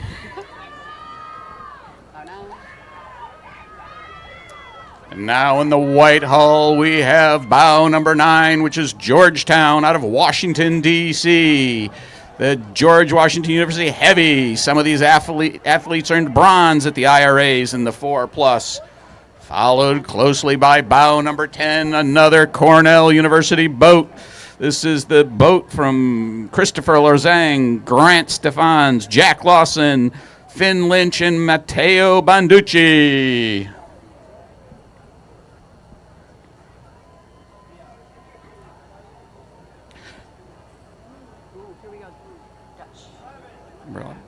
The next boat that will be entering into our field of view is bow number 11. This is Saros out of Maastricht, Limburg, the Netherlands. They list as the heavyweight crew from the Netherlands in the middle of a very successful season. Now coming down in a tight cluster, we have 3 boats. We've got bow number 15 from Peloton, followed by bow number 12, which is from Western Ontario, and bow number 14, which is from friggin' Germania, which is Frankfurt Hesse.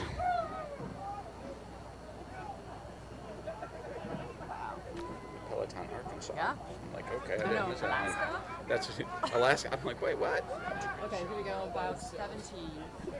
Now coming into the field of view, we have bow number 17, which is from Princeton University out of Princeton, New Jersey. This is their heavyweight men's.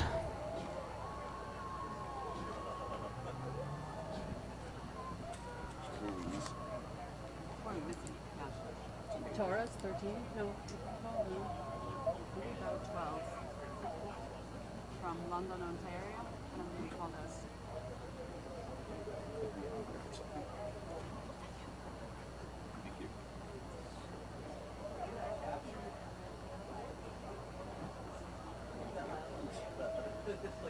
Somebody didn't come through. I'm sure it's about 12. Yeah.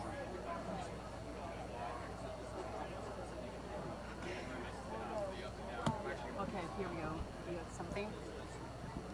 Mike is Well, the other thing too, though. Oh, Click what? me. Next race. Ladies and gentlemen, we've just entered the men's lightweight 4, and we have bow number 1 entering our field of view. Bow number 1 is from Penn State, Philadelphia, Pennsylvania. Coming right on their heels, we have bow number 2. As they enter our field of view, bow 2 is Harvard University. This event is another rematch of the 2021 race. 2021 first place winner was the University of Pennsylvania and is returning as bow 1. 2021 second place winner was Harvard University, returning in bow 2. They finished just 1 second apart, and they look to be trying to do it again this year. These two teams also started in the same order last year. Crews from Colgate, Cornell, Yale, Dartmouth, MIT, USC, Gordon College, the University of British Columbia, and Temple are also competing in this event. Now coming into our field of view, we have two boats head-to-head. We've got number 4 leading from Penn State and number 3 from Colgate, both in white hulls. It's actually University of Pennsylvania. Thank you. Five. Now entering our field of view, we have bow number 5 rowing for Harvard University. This is their lightweight 4B boat, and they're on their way.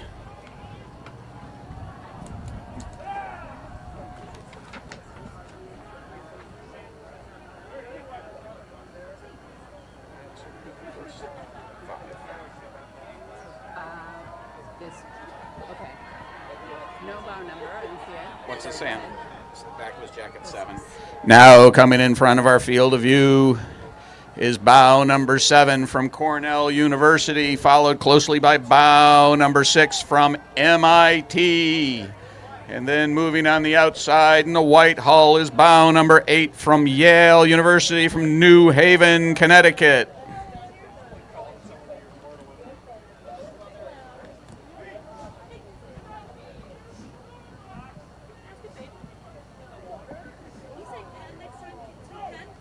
Yes, you can. Yeah, University of Pennsylvania. Sorry. blowing up over here. We got it.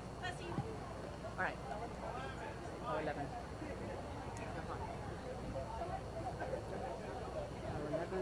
Now coming into our field of view is bow number 11 from Brock University in St. Catharines, Ontario. Followed closely by bow number 9, which is Dartmouth from Hanover, New Hampshire. Followed directly by bow number 12 from the University of Victoria, British Columbia.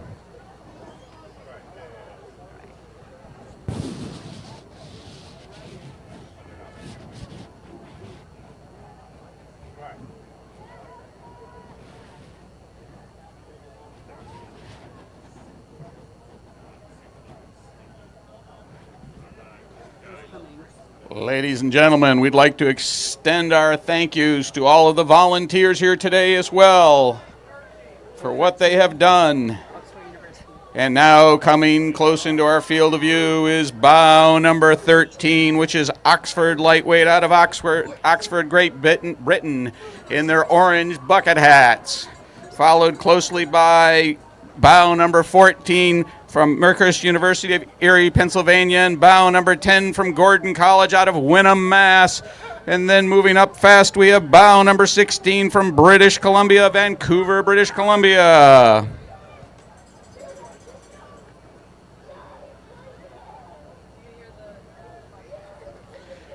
And again, the thank you out to all of the volunteers today. Almost 2,000 volunteers to make the Head of the Charles run as smoothly as it does. And now running into our field of view, we have bow number 15 from Western Ontario, out of London, Ontario, Canada. Western University won the lightweight men's 8+ in 2016.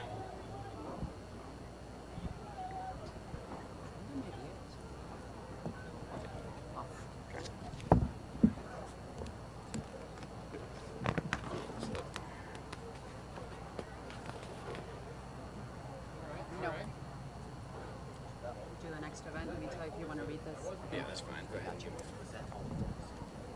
Yes.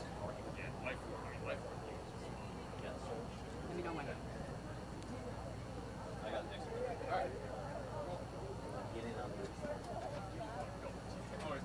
So, question, guys. Yes. Is that too? Am I too early? No, or too you are. Is that okay? You've been dead on. Okay. Yeah. Awesome. Anything I can give you differently? No. Okay. That works. Okay. Just remind me on UPenn, right? Yes. This is UPenn. Yeah. Because other will say Pittsburgh. Okay. But if you can actually read that. I tend to just skip through. All right, go ahead and give me a hot. Ladies and gentlemen, the next event will be the Women's Championship 4s, which is the Hopes Barnes Trophy. The course record is held by Brown University at 17 minutes and 8 seconds. We have boats rowing the national team, which are defending their top spot and starting at bow number 1. The women in this crew were all in the US 8 at this year's World Championships. Bow number 2 is Brown University, who were second in the 2022 Ivy Championships. Then we have 3 home course teams with crews from Boston University, Radcliffe, and Boston College. Thank you. Yep. Question is where are sponsors?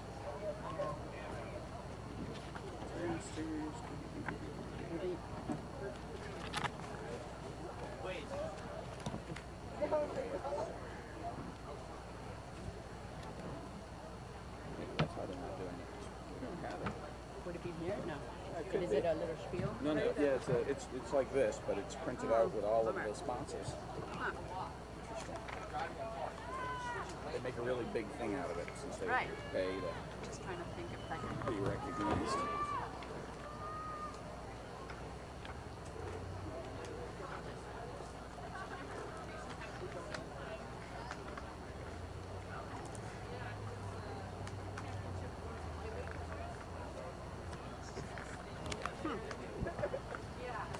Trying to see if I can find it anywhere else.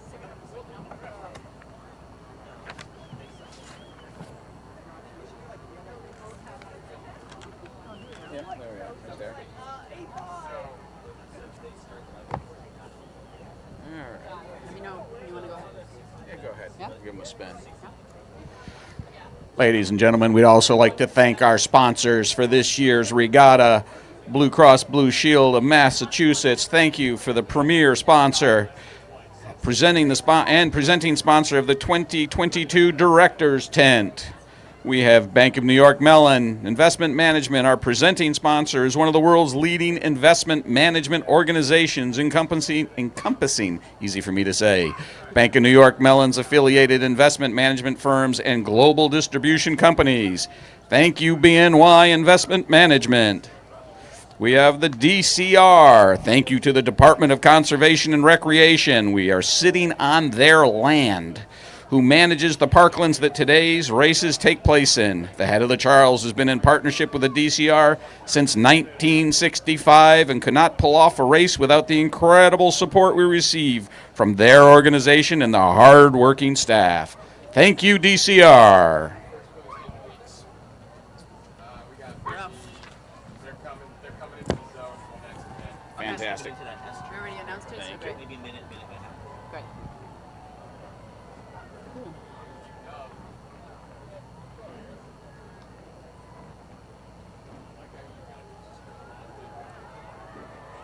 I'm gonna try to tick them off so that, you know. Okay. Whatever.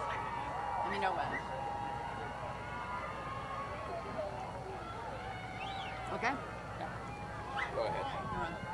You're on. One. Just coming under the bow and shortly into our view in the white hull is bow number 1, which is U.S. Rowing from Philadelphia, Pennsylvania. These 5 women all raced as part of the US W8 Plus at the 2022 World Rowing Championships. Madeline Wanamaker also competed in the W2, winning bronze at the World Rowing Championship. We seem to have a gap. Oh, the gap is filled, and we have a boat coming through with a great paint job. This is bow number 2 in the black hull, and that is Brown University. They were 2nd in the 2022 Ivy Championship and 6th at the NCAA Championships. And they've got their boat moving. Coming in straight order and through the bridge and shortly into our view in the white hull is bow number 3, which is BU Women's out of Boston, Massachusetts. They were the champs from BU Women's Rowing.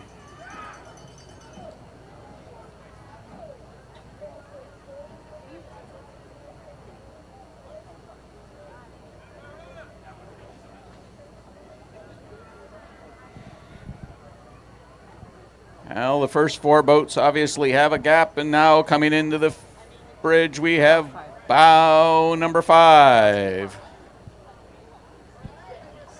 Bow number 5 as they come into view in the white hull is from Boston College out of right here, Chestnut Hill, Massachusetts.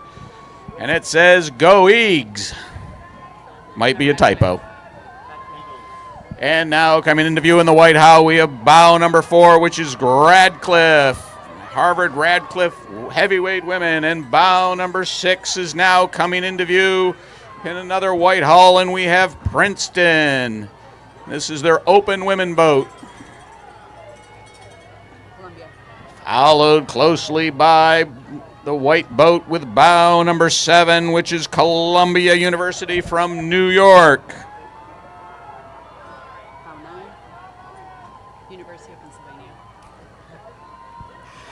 Now coming into view in the white hull in bow number 9, we have the University of Pennsylvania. Penn's first team trip to the NCAAs last season led to an 11th place finish in the nation. The Fours group will play an important role in continuing to build their program. We now have bow number 8 from Temple, and followed closely by bow number 11, which is Calgary Royal Canadian. I'm guessing for the Canadians, this is very warm weather. Now coming out of the bridge and following up into our view in the white hull in green colors is bow number 10, which is Dartmouth University.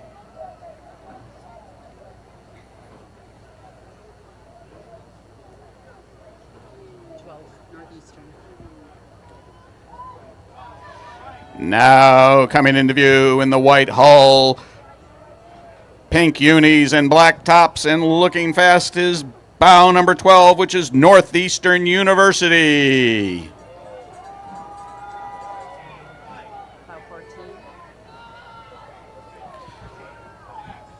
Following close on their heels, we have bow number 14, which is Rhode Island out of Kingston, Rhode Island. It's the URI Women's Rowing.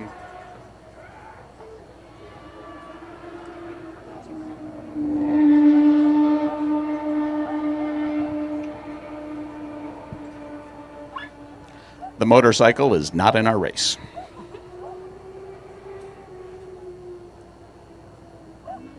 Is that all? Is that everybody? Now following through the bridge in the red hull and red unis, we have bow number 13 from Calgary. And this is Deanna, Carly, Hannah, and Natalie finished second at the 2022 Canadian Henley. Natalie and Deanna are racing at the Charles for their first time. Welcome.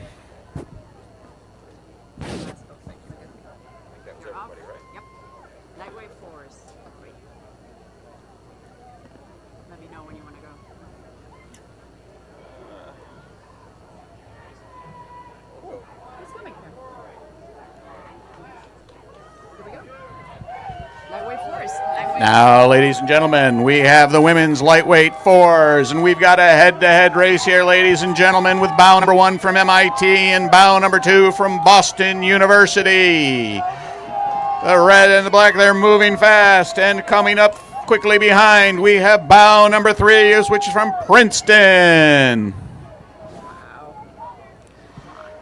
These ladies are moving. They caught the previous race. Power in 4.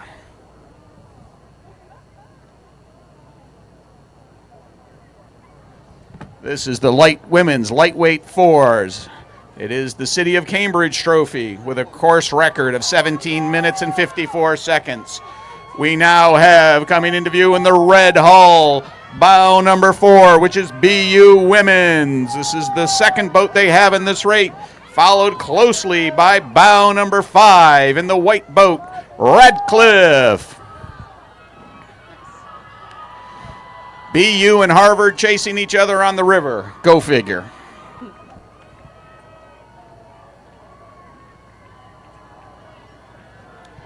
Last year's winner of this race was MIT, and as you saw, they were back with the number 1 bow to defend their title, and we will find out soon how that ends. We now have coming into view in the white hull and red unis, bow number 7, which is the University of Wisconsin from Madison.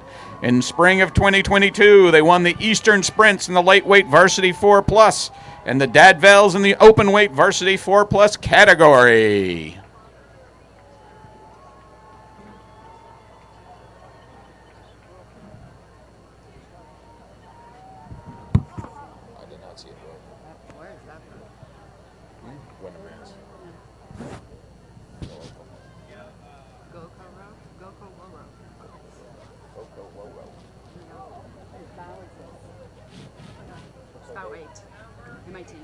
Now coming into view in the dark boat in the upper white unis, we have bow number 8, which is MIT. They were the 2022 IRA champs in the lightweight fours, followed closely by bow number 10, which is Kolner out of Germany. And bow number 11, which is British Columbia out of Vancouver. The international field has arrived, ladies and gentlemen. Following closely behind and coming into view in the white unis and dark boat, we have bow number 9, which is Radcliffe. Right here, a hometown team from Boston.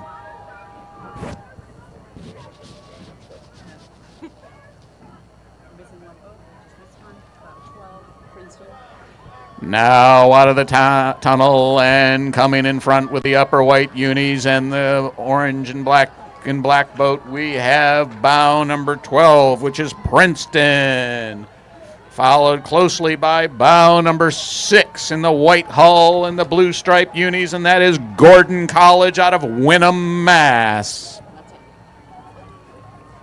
When we have men's championship 8, it's exciting. Yeah.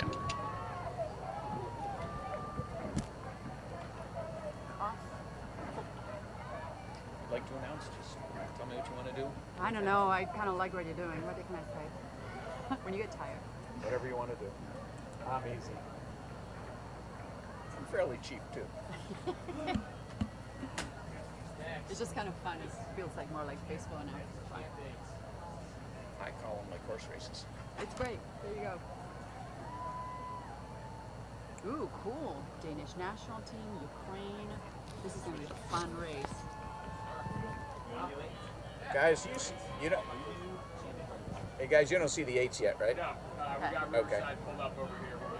Okay. All right, fantastic. Just so that he can. Want me to go? Yeah, I want more lead time because this has got some great Yeah, teams. so Riverside these will probably be 5 minutes out for the 8s, so Okay. we'll give you that mark. Oh, okay, Fantastic, great. thank you. Awesome. Yeah. Ladies and gentlemen, to continue thanking our sponsors, we have Italy. Italy, Boston is proud volunteer lunch sponsor of the Head of the Charles Regatta. We cook and we sell in what we cook. We're bustling 45,000 square foot Italian marketplace, overflowing with restaurants, takeaway counters, a full grocery market, and a cooking school. We invite you to eat, shop, and learn with us all season long. Visit our kiosk at the Weld exhibition this weekend for specialty Italian snacks and retail favorites.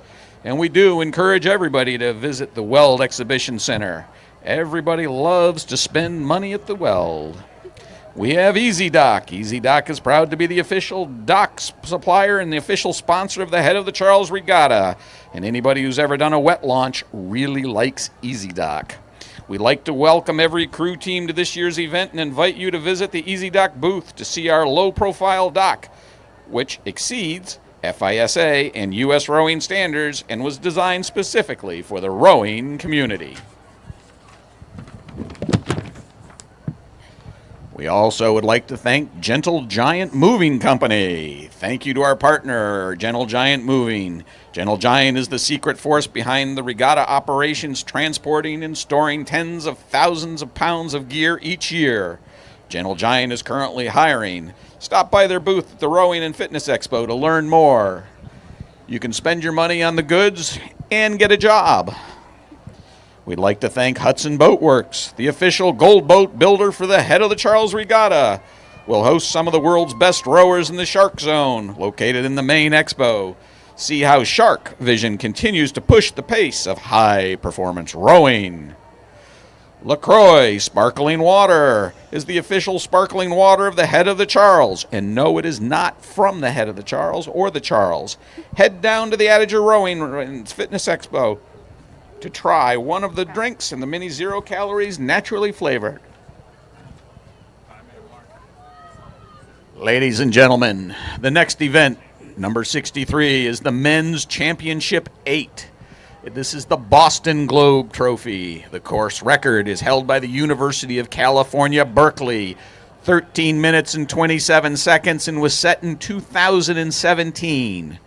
Washington, which is bow number 1, is back to defend the title they won last year when they had just 2 seconds over the second place Dartmouth, who are starting bow number 2 and bow number 3. Yale were only 1 second further behind last year. Coming in at bow number 4 is the U.S. national team crew, including athletes from this year's World Championship 8. Harvard rounds out the top 5, so we can expect some sharp racing amongst all these crews. Then, the international entries come further down the roster with the Ukrainian national team at bow number 8. God bless them for being here. The Danish national team at bow number 19. A crew from the Leander Club in the UK at bow 20. Minerva Club of the Netherlands at number 21. And the Canadian University Championship British Columbia, say that twice easy, at bow number 22. So it's Leander? Leander. And, yeah, you got it. Leander. They killed Just- Leander. yeah, here. Yep. Okay. Just do what you call them. I'll kill Okay. them. I don't think there'll be any alumni here, like I said. Say there's no University of Pennsylvania. There Because we I'm go. going to make fun of. Yes, there is. Nope, there isn't. Because I will It's not continue. Penn State. I will It is continue. Penn. I'll continue to make fun of that. We have Penn from Philadelphia, right? So that's Yeah. University of Yeah. Penn. They're getting it. We'll just keep emphasizing it.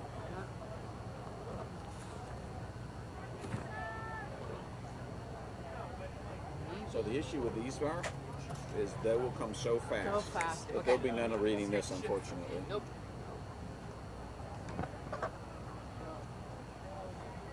So is it helpful for me to point or to tell you the bow? You can tell me the bow. Okay, okay. That's fine. Yes.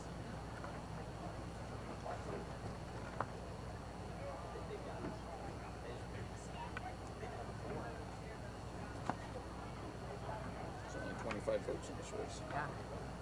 Right? Yeah. Man, this is gonna be awesome. All right, so let's see.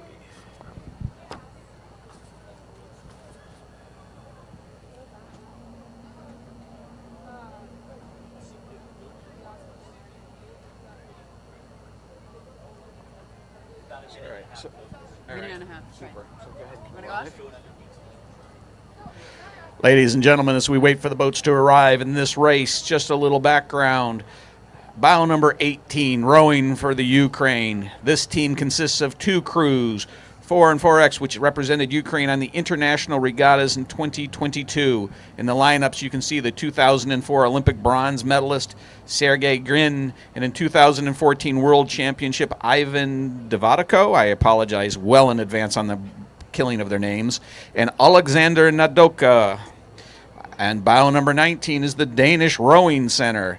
This crew is a mix of Danish national team athletes. We have Sverre Nielsen, WC Silver, World Class Silver 2019 in the M1X, Frederick Vistavel and Joachim Sutton, Olympic bronze medal in Tokyo. We have decided to use this brilliant regatta as a team-building event and a way for newcomers and teams to get racing experience with the top athletes.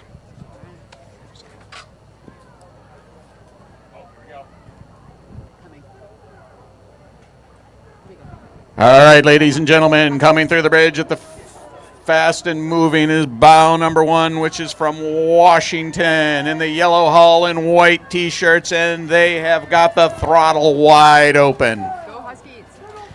This boat made it to the semifinals at the Henley Royal Regatta and placed 4th at the IRA Championships. And now coming through in a bow number 2 in the green unis is Dartmouth University. They were the 2021 Champ 8 Plus in 2nd place. Halfway through the race almost, and these boys aren't keeping anything behind. Coming in order, we now have bow number 3 in the yellow hull and dark unis, and that is Yale University. Followed closely by bow number 4 in the white hull and blue and white unis, and that is U.S. Rowing from Philadelphia, Pennsylvania.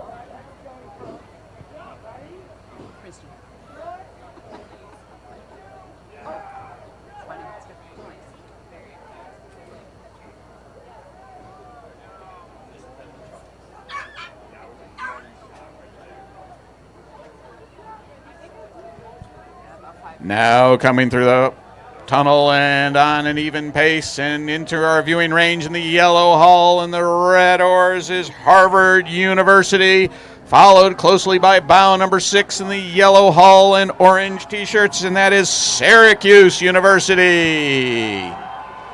You can hear the Harvard crowd cheering for Syracuse. Great sportsmanship, great sportsmanship. We love it.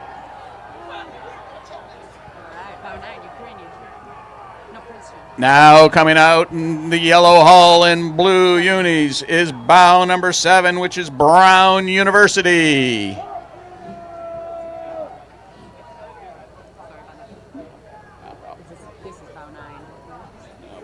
Right.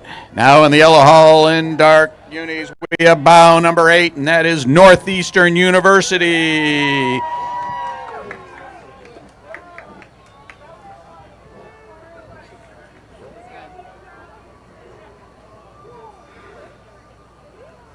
Just out of the tunnel, we have bow number 9, which is Princeton.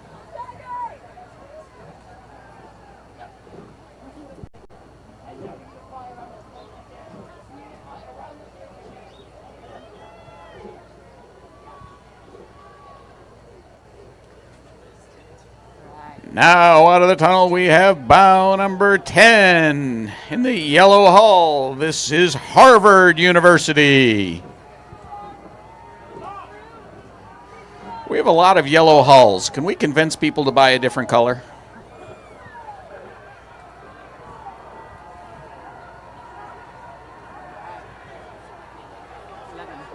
Now out of the bridge, we have another yellow hull. Bow number 11, which is the U.S. Naval Academy. Followed closely by bow number 12, which is Yale University.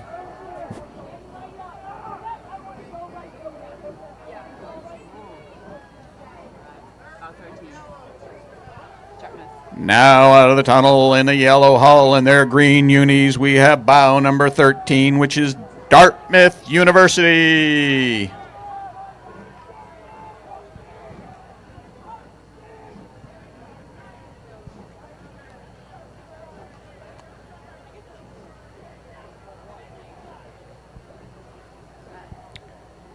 Now out of the tunnel we have bow number 14, which is the BU men's. Boston University, hometown boys. Top entry in the regatta for BU.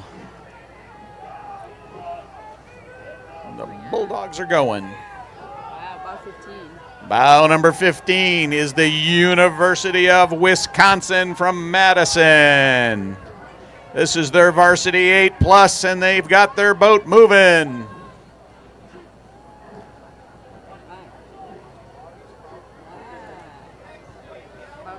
Staying in order. Yellow boat and the blue unis. We have bow number 16, Brown University out of Providence, Rhode Island.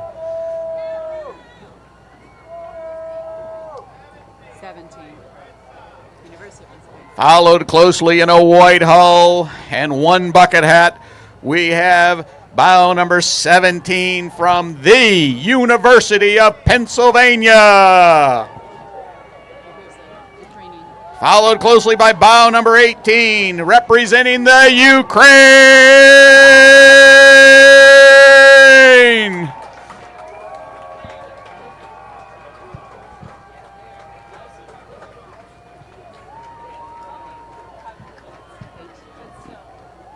Now coming into view, we have two boats in the lead. We have bow number 19, which is the Danish Rowing Center, followed closely by bow number 10, which is from Leander out of Oxon, Great Britain. These gentlemen are in a race as they open it up into the halfway mark.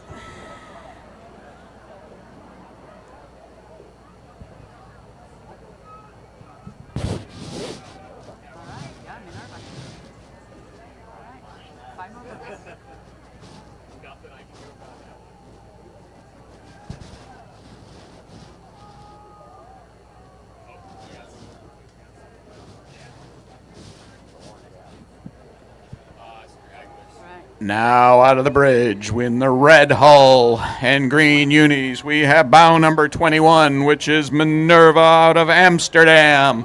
Followed closely in the white hull and blue unis in bow number 22, which is British Columbia from Vancouver. The international boats are setting it up to go head-to-head, and it's a race, ladies and gentlemen.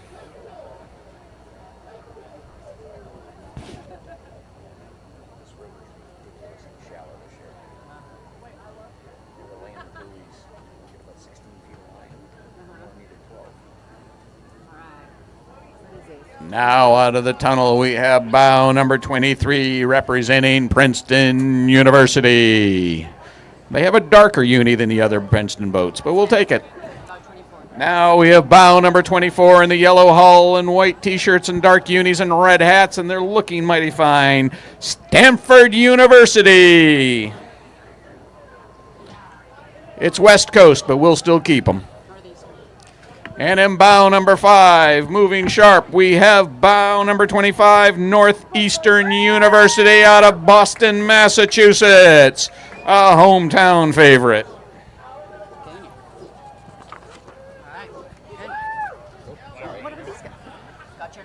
Ladies and gentlemen, we've got the number 1 boat for the following rate. This is the men's lightweight 8, and that is Yale University, bow number 1. This course record was set by Princeton University in 13 minutes and 49 seconds in 2017. Ladies and gentlemen, you may be beginning to see a pattern that in 2017 there was a tailwind.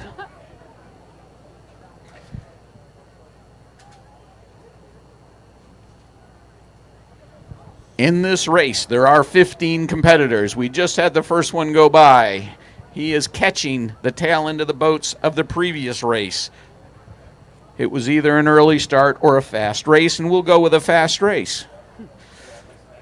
Now coming out of the tunnel in a white hull and their white unis and a red stripe, we have bow number 2, and they are rowing for Cornell University out of Ithaca, New York.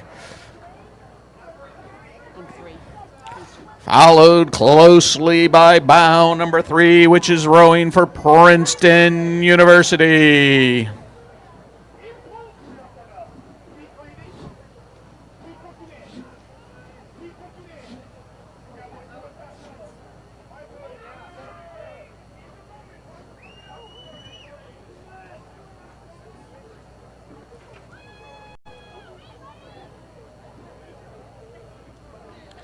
Now, coming out of the bridge in a white hull and their green caps, we have bow number 4 rowing for none other than Dartmouth University. Now we have an overlap of bow number 6 in the yellow hull, which is rowing for the U.S. Naval Academy, followed closely by bow number 5 rowing for Princeton.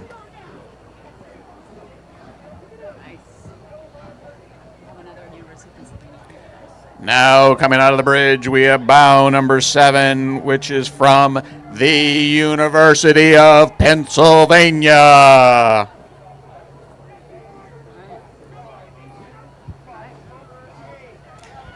Now coming into view in the yellow hull and white T-shirts, we have bow number 8, which is rowing for Harvard University. And again, you can hear the Harvard crowd cheering for all of the boats here.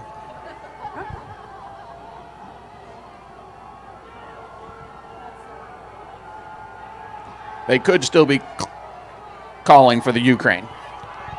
Now out of the tunnel in a blue boat and bow number 9, we have Georgetown.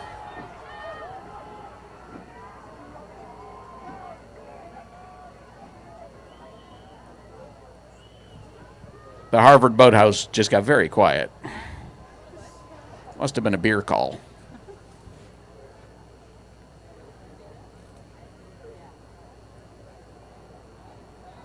Have another Ukraine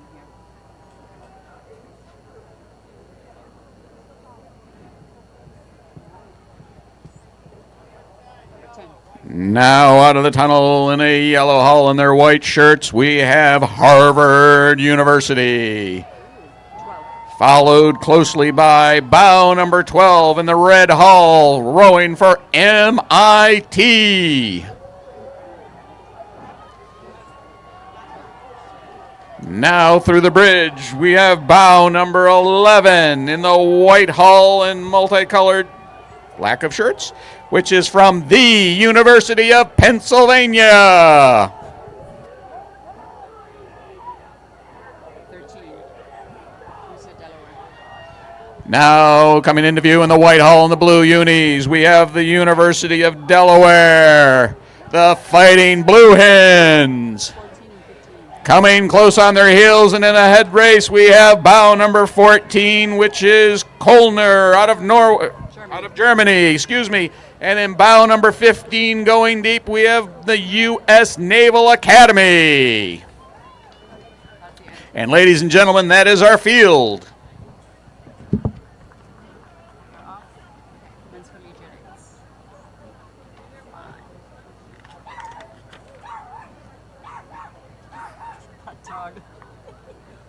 It's more like a cat. I know, right?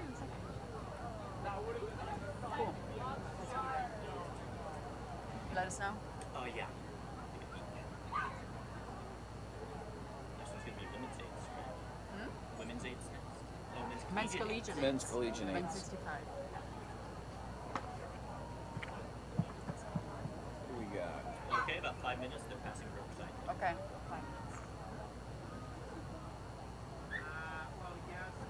Oh my God, 41 votes in this next one. Hamilton, Boston, Bowdoin, U.S. Santa Barbara, Connecticut, George, LaSalle, Mass Maritime, Penn State, not the University of Pennsylvania, Penn State, so we'll do a double on that one. Vassar College, Skidmore, Connecticut. Tufts has got 2 boats in the race. Bowdoin, Colgate, Georgia Tech, Colby College, Delaware, Coast Guard, Adrian College, Hamilton, Boston College, Wesleyan, Bucknell, Ithaca, WPI. Yes, yep.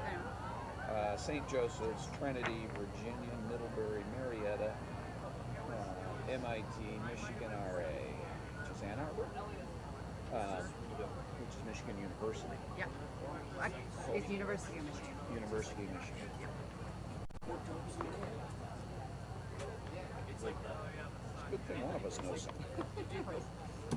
Hobart College, Tufts University, Holy Cross, Williams College, Bates, Temple University, Marist out of Poughkeepsie, Drexel out of Philadelphia, and MIT. All right. I'll only misspeak 4 or 5 times. They come tell you they're listening. It's impressive. Oh, Larry Gluckman. Oh my God, this is a big deal. Larry Gluckman, this is the Men's Collegiate AIDS, is a Larry Gluckman Memorial Trophy. It's a big deal. It's nowhere here. That's too bad. Yeah, that's okay. We'll add it. Yeah. This is a Larry Gluckman Memorial Trophy. He was a beloved coach. Yeah. Did he coach what? He coached Trinity College. And there are workouts named after him. Larry Gluckman. GLU, like it's in luck, but with a G in front. Yeah. All right. Larry Gluckman Trophy. Right? Yeah. Memorial Trophy? Memorial Trophy, yeah. That's correct. Former coach of Trinity College. Yeah, let's go down. Or say Trinity. Just say Trinity. Just in case it's university. Sure.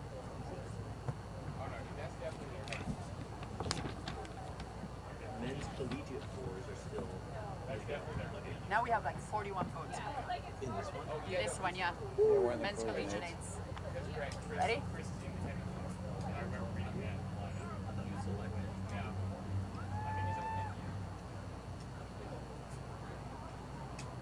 I was a late weight once. Awesome. Yeah, me too. Mini burritos ago? I had chocolate, but one too many scotches. I'm lucky to make 170 on a light day. Yeah, but how tall are you? So I'm 5'6", I'm 175. You're not going to make it in a vote. That's why I row single. There you go. I count myself as good ballast. All right, they're just going under week's race. Okay, minute. Yep, we'll go. Or a minute. Go ahead. Ladies and gentlemen, we're now getting ready for event number 65, which is the Men's Collegiate 8. This is a course record set by the University of Virginia, 14 minutes and 24 seconds in 2017.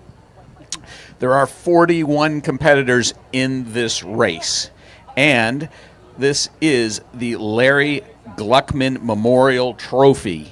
And that, too, many of you will know, as a great and former coach of Trinity, he was a great man and will be missed by all. The MIT heavyweight men will lead the charge from bow number 1, looking to defend their home turf. But we'll have strong crews from Drexel and Marist looking to reel them in. Just a few seconds separate these top 3 crews last year. We'll see what they do this year. The rest of the field features strong crews from Division III and HOCR ranks as they jockey for bragging rights here in the early racing. First under the bridge and into the view is bow number 1 in the yellow hull. This is MIT. Followed quickly by bow number 2 and again a yellow boat moving up fast, which is Drexel.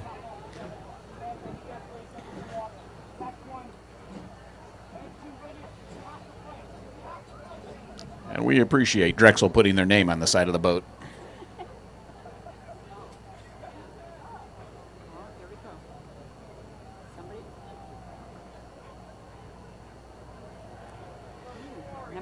Now through the tunnel and coming into our view in a yellow boat with their white shirts is bow number 4, which is Temple University.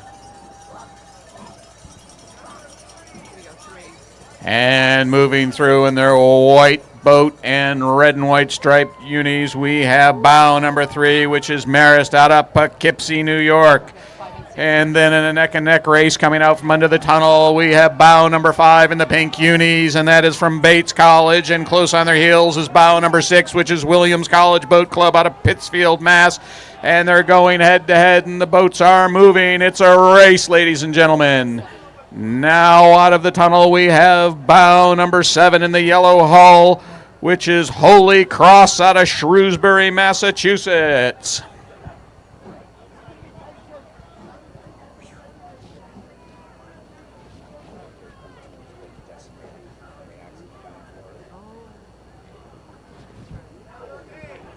Now out of the tunnel, we have bow number 8, which is Tufts University. Go Jumbos!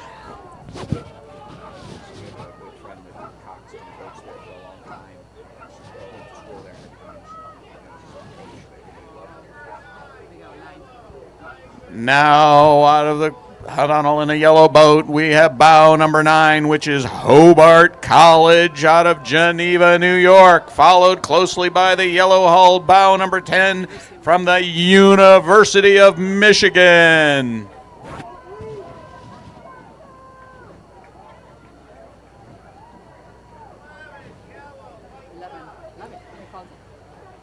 Now out of the hull and into the view, we have bow number 11 in the yellow boat, and this is MIT.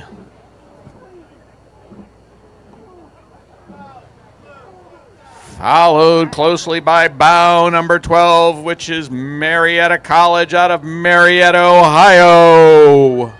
Welcome, Buckeyes.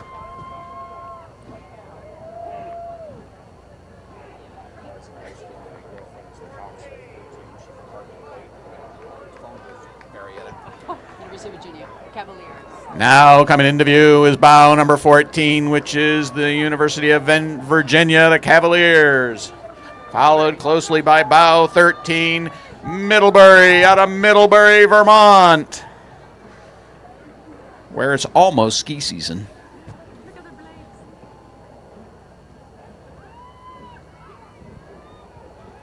I hope everybody noticed on the Middlebury boat, they're cow blades. Coming through the bridge, we've got a neck and neck between bow number 15 in the white hull and bow number 16 in the yellow. Bow number 15 is UCLA and bow number 16 is Trinity. Trinity is on the shore side, followed closely by bow number 17, which is St. Joseph's out of Philadelphia, Pennsylvania.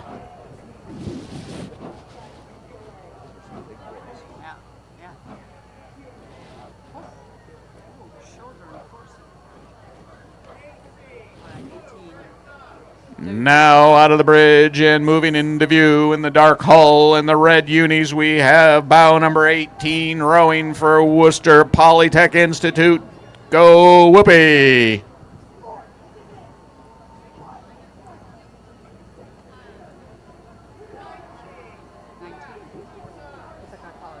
Now coming into view in the dark boat and the blue unis, we have bow number 19 rowing for Ithaca, followed closely by bow number 20 from Bucknell out of Lewisburg, Pennsylvania. Now coming into view, we have the yellow boat with the black unis, and that's bow number 21, which is Wesleyan out of Middletown, Connecticut.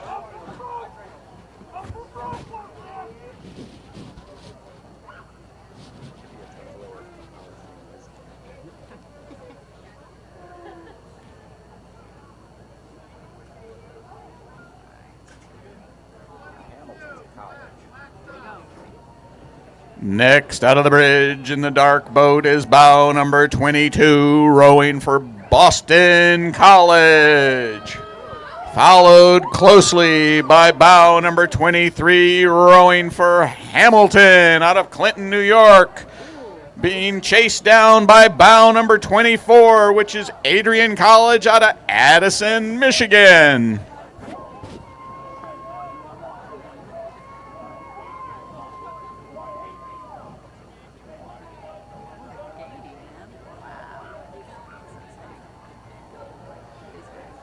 Now out of the bridge, we have bow number 25 in the white boat and the orange-topped unis rowing for the United States Coast Guard Academy.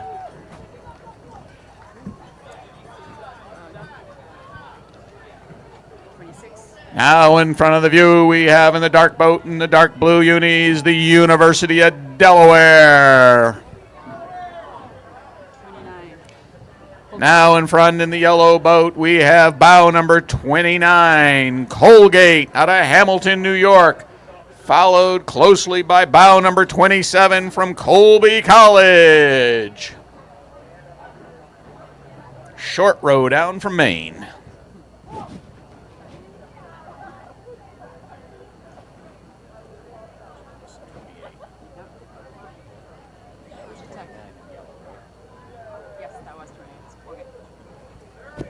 Now out of the tunnel in the white boat and the blue unis, we have bow number 30, which is Bowdoin out of Brunswick, Maine, followed closely by bow number 28, which is Georgia Tech out of Atlanta.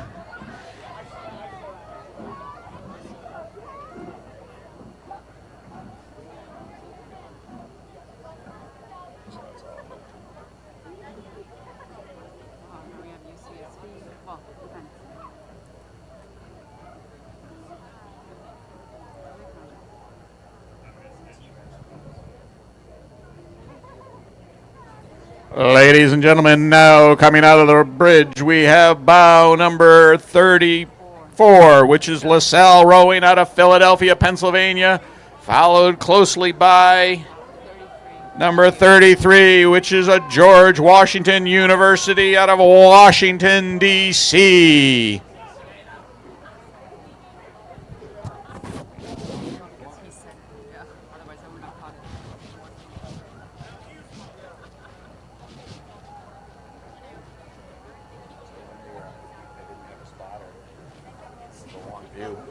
Now out of the tunnel, we have bow number 31. This is the University of California, Santa Barbara. From West Coast to East Coast.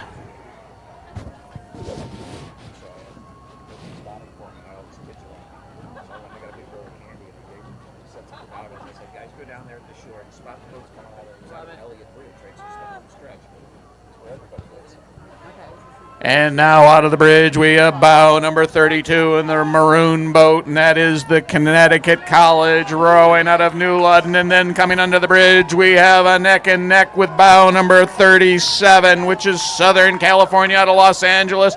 And on the outside, we have bow number 36, which is Penn State. Not the, but the Penn State.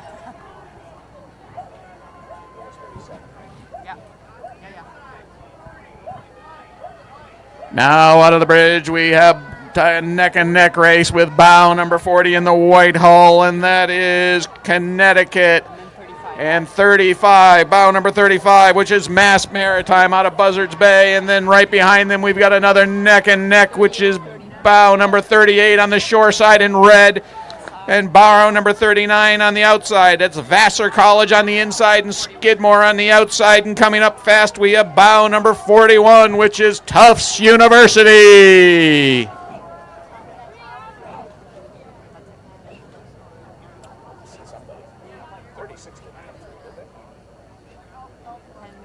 Yeah, Penn State. Penn State did, okay. I'm gonna. You're off. Okay. Is that good? Yeah. Yeah, so anyways, I was just bribing these kids and we're all standing around on the water. Their parents were getting back to getting hammered. And finally they looked around like, where are you kids? We're so sorry. I said, are you kidding me? Is this the only thing? This is so useful. And the kids were down there and they would huddle up and they'd shout the number back. Oh, I love it. That's great. And so, you know, I'm here and the boat's coming out of the tunnel like right over there where that four is. And so I couldn't see it. There was no big bow numbers for me. Right. Okay, Women's Championship 8s. Awesome.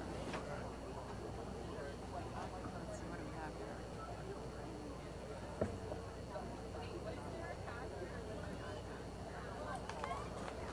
So this is Championship 8s. 29 boats this race. Rapid, pretty normal. Ukraine, we have the Ukraine team and Leander. We have a couple of international teams in Danish. Leander out of Great Britain, Ukraine. You said the Danish. Minerva, 18. And then 16 is Danish national team. Alright, out of Amsterdam. Netherlands. We got Danish rowing out of. Assuming they don't mean Denver. Right. Cool. 29 girls.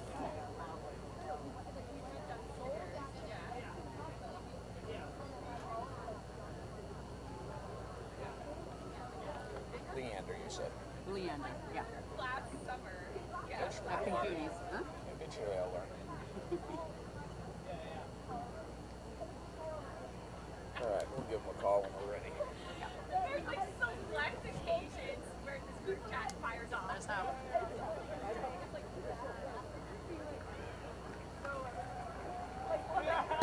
Let's make your day go by fast. I know, it's great. Love it. When do you head home? Tomorrow, but I go to Philly and I'll do the header school. Oh, really? Back, yeah. Nice. Yeah. Fitting everything in. Yeah, since I'm out here, that's why. I had a friend do that with a marathon. I was just looking at him and I'm like, huh? It's pretty much the same thing. You can row this race that hard. You know, 2 days later, go row another one just as hard.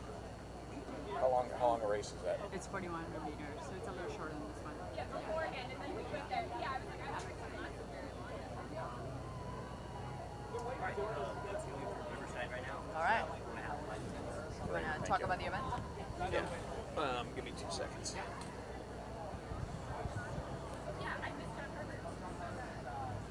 Go ahead. And now in our viewing, we have safety boat. Is that number 8? We have safety launch number 8. I feel better already. These boys and girls and men and women are sitting on those boats for approximately 12 hours today. It really pays to bring a padded cushion. Our next event, ladies and gentlemen, is event number 66. This is the Women's Championship 8, and it is the Governor's Trophy. The course record was set by Sudbury in 14 minutes and 48 seconds. There are 29 boats in this race. Princeton led the field at bow number 1 and will be chased hard by the leading women's teams from Yale, Brown, Penn, Syracuse, USC, and BU, with both Yale and Princeton having 2 crews in the top 10. But watch out for the international entries starting later down the field with the Danish Rowing Center at bow 16, Canadian University champions British Columbia at bow 17, Minerva from Amsterdam at bow 18, a crew from Leander Club in the UK at 19, and the Ukrainian team at bow 20, including a couple of Olympic champions on board. Ladies and gentlemen, we are going to have a race.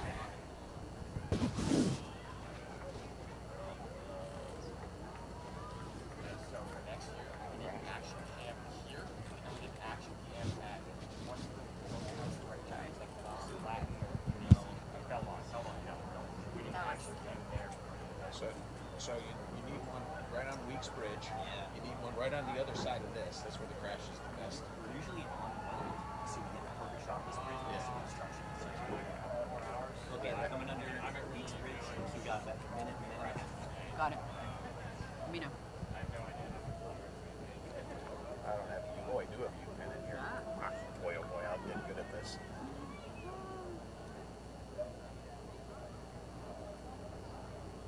Okay. Yeah, we just got done with women's campaigns events. So how do you pronounce that? HOCR? Yeah, I wouldn't even say it. I was just for the UK, out of the UK, because nobody knows. But so if you wanna come in now. They have this cool, it's like they have little piggy, like pink, it's pink. The color is pink and white and a little bit of black. And, yeah. Funny. They're good. Really good. Cool. Ooh, big international team.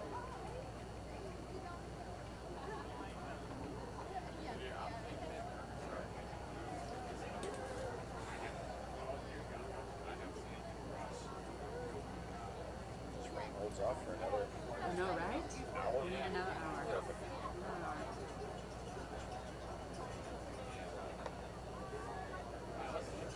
There's only so much gear I can carry, but the positive side about announcing is they don't want their equipment to get wet. So you know you're under a tent. Right. Oh, here we go. Now through the bridge, we have bow number 1, which is Princeton University out of Princeton, New Jersey, pulling hard. Hear the crowd on the bridge roaring for them, followed closely by bow number 2, which is Yale University out of New Haven, Connecticut.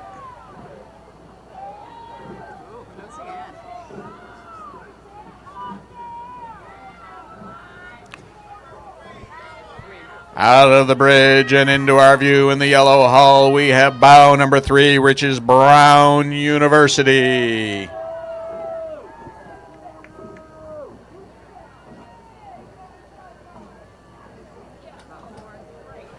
Now out of the bridge, we have bow number 4 being chased by bow number 5. Bow number 4 is Yale, and bow number 5 is the University of Pennsylvania. Bow number 4, Yale in yellow hull, and bow number 5, University of Pennsylvania in the white hull, and the race is being made as they open it up in the straights.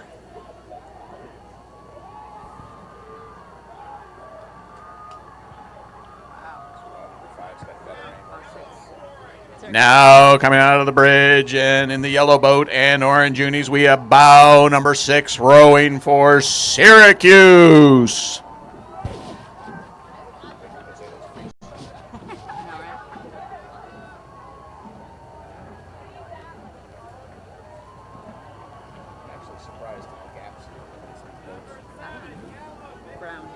Now out of the tunnel and into our view in the yellow boat, we have bow number 7 rowing for Brown University. They were second at the 2022 Ivy Championship and 6th at the NCAAs. Now in the white hull and the white top blue unis, we have bow number 8, which is USC Women's. A little trip from Los Angeles, and they're on the move. Followed out of the bridge in the white hull and the red unis, we have bow number 9, which is Boston University.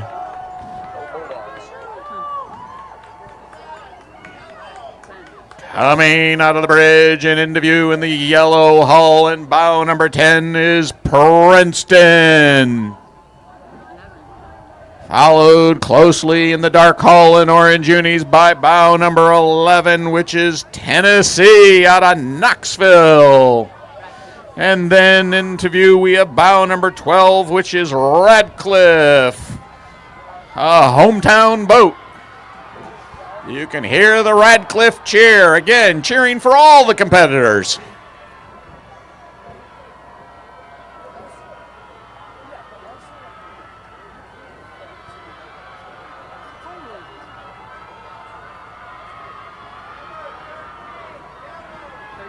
Now out of the bridge in the yellow hull and green unis, we have bow number 13, and that is Dartmouth University out of Hanover, New Hampshire, followed closely by bow number 14 in the yellow boat and the pink unis, and that is Northeastern University.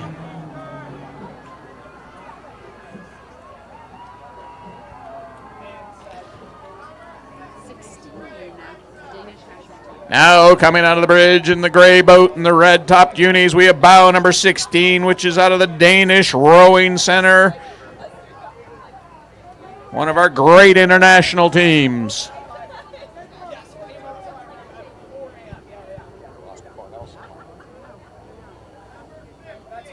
Now out of the bridge in the white boat, and I actually can't tell you the color of the unis. That's bow number 15, Cornell University. Now out of the tunnel, we have a race coming with bow number 17 in the white boat and bow number 19 in the black boat. Bow number 17 is British Columbia, and bow number 19 is from Leander from Great Britain. Again, our international crews going head to head. Now out of the tunnel in the red boat and green unis, we have bow number 18, which is Minerva out of Amsterdam.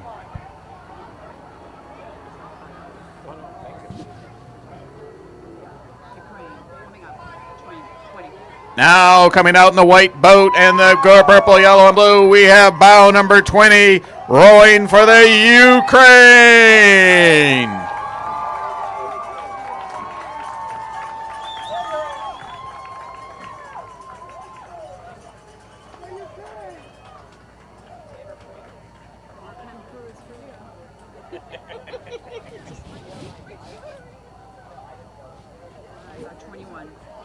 Now coming under the bridge in the white hull and the black and red striped tops, we have bow number 21, which is the University of Pennsylvania.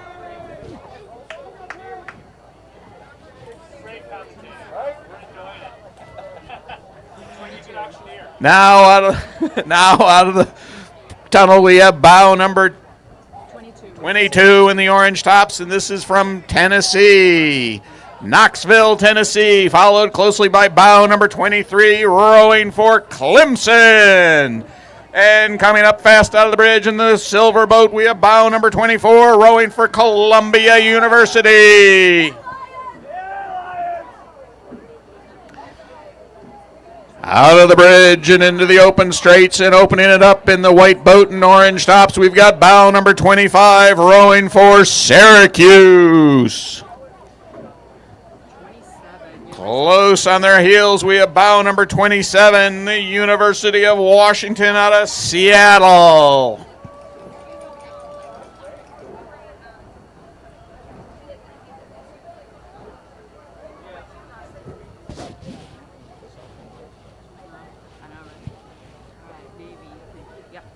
Now in the yellow boat and the blue tops, we've got bow number 26, which is the United States Naval Academy. Go Navy! Now out of the bridge in the white hull and blue unis and white tops, we have bow number 28, which is, easy for me to say, University of Southern California out of Los Angeles. Now out of the tunnel in the silver boat, we have bow number 29, Temple. That is our field, ladies and gentlemen.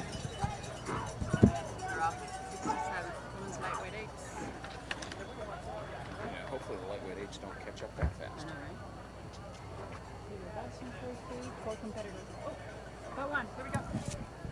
Ladies and gentlemen, just out of the tunnel for the women's lightweight 8, we have bow number 1 rowing for Princeton.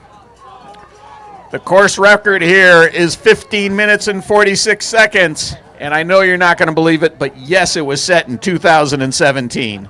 There are 4 competitors in this race, and this is the City of Boston Trophy. Now coming through in the blue hull and the blue unis, we've got bow number 2, which is Georgetown, followed close on the heels by bow number 3, rowing for Redcliffe.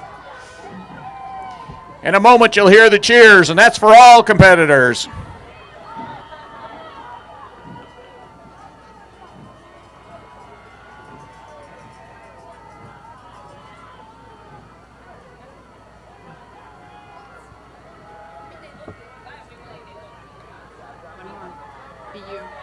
Now for the bridge, we have bow number 4, which is Boston University.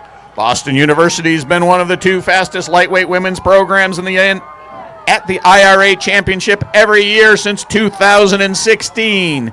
Established September of 2012, the BU lightweight rowing program just celebrated its 10th anniversary. So now we have the collegiate aids and we have that Clark University snail, professional snail racer. Which one's that? That's me. That is 768, bow 9. There you go. Alright, so I'm saying Professional snail succeed. professional. Snail racer. Yeah, I guess it looks like. Yeah, that's. I also have to realize I'm saying like my shit. We can do that. guys, are they anywhere near us? Oh, that's a good question. I don't see them. Okay. These lightweights just come on us. No, Nobody's even gone by Riverside yet. Mercyhurst, Erie, Pennsylvania. Right, Our yeah. alma mater. Really? Yeah. Oh, cool. Say it again? That's our alma mater. Mercyhurst? Mercyhurst, right? So I'm saying it right? Yeah, Mercyhurst. Hey, guys. Yeah. You got to clatter when it goes by. We're not allowed. We're not allowed to. Yeah. Yeah. We can't cheer. Well, I can acknowledge you. Okay. If I step over the caution tape, I can cheer. Creighton, is that how you say? Creighton? Creighton. Out of Florida? Where are they at? Omaha. Omaha, Nebraska. Oh, Creighton, yeah. Catholic school. Oh. A neighbor with them. They have reciprocity with. So, her dad worked for Boston College for 40 years. And so she could have gone to Boston College tuition free and chose not to and went to Creighton tuition free. Wow. I was like, okay.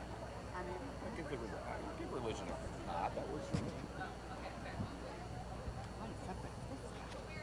what is up with this guy? Angry Riddle. I wonder how she, well, we'll figure it out later. Interesting. That's later. Leisure dates. So 36 competitors. So the high school teams, right? I love 84 boats. Insane. That's gonna be nuts. Yeah. It's a hoot. And I have to admit, so the college, the high schools, I know because we row against them. Ah, okay, yeah. Did you get a culvert, by the way? I did. Oh, fun. I spent a summer there. I mean, anyway. Yeah. Camp I went- or So what happened working? is There's no other reason. well, I know, right? No. I had a lot of friends who were being camp counselors at Culver, and my friend, who I just graduated from college close by, it's called DePaul University of Minnesota. Yep. She had a condo right on the lake, and I was like, All right, we have boats. let's go with her. It's fun. All right. We have boats going past Riverside. So she was down at Culver Cove. Yeah. Yeah, those are the Yep. only condos. Yep. I spend a lot of time there. Not at the Cove, but at Oh, Culver. yeah. Ladies and gentlemen, welcome to event number 68. This is the Women's Collegiate 8. The course record is held by Bates College in 16 minutes and 1 second. One guess for the year that that record was set. If anybody says 2017, they are right. There are 36 competitors in this race. Mercyhurst of Erie, Pennsylvania leads off this event at bow number 1. I happen to be sitting next to two of them that are silently cheering for them. Last year, they had a very successful season winning here at Dadvale and NCAA's Division II, but this is a new crew for this year, so they're looking to continue this competitive standard. Chasing them at bow number 2 are Wellesley College's Varsity 8, who placed second at the NCAA's last year. Bow number 3 is Bates College, down from Maine. And at bow number 4 is WPI, who are the Division III NCAA champions.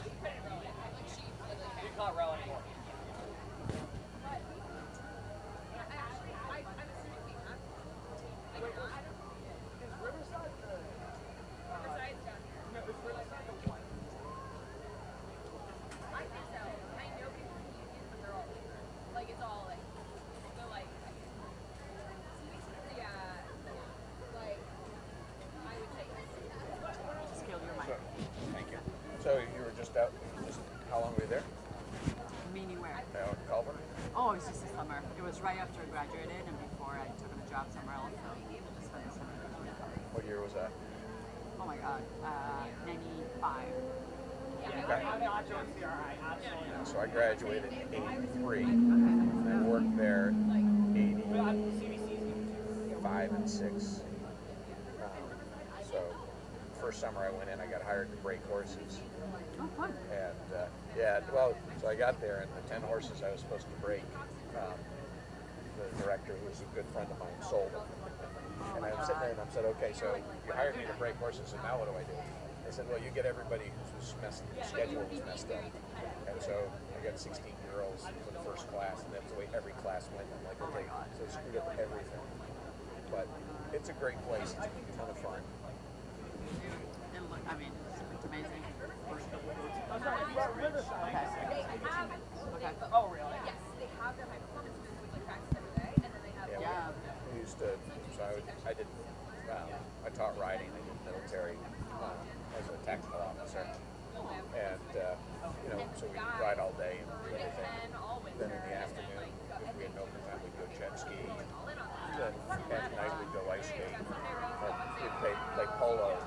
late, so it was cool. And then you go over to the ice rink. And Right.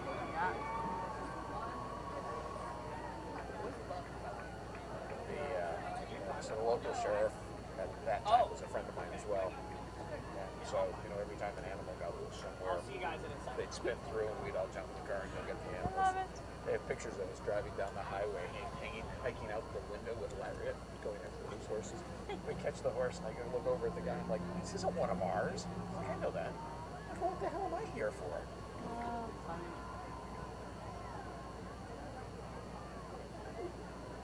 Have you seen so go online sometime and look at their boathouse. Oh, I bet it's amazing. I was not rowing at the time. I wish I did. Coming. Go on.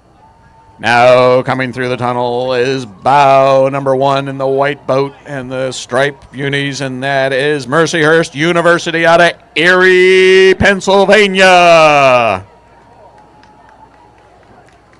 Coming through closely in the gray boat and bow number 2 is Wellesley College.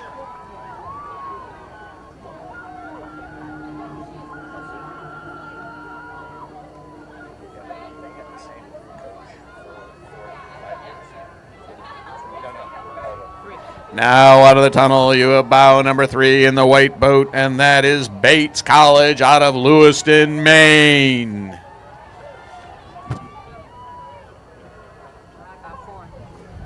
Following in order and moving along, coming out of the good clip, we have bow number 4 in the dark boat in the red unis, and that is WPI out of Worcester. Go Whoopee.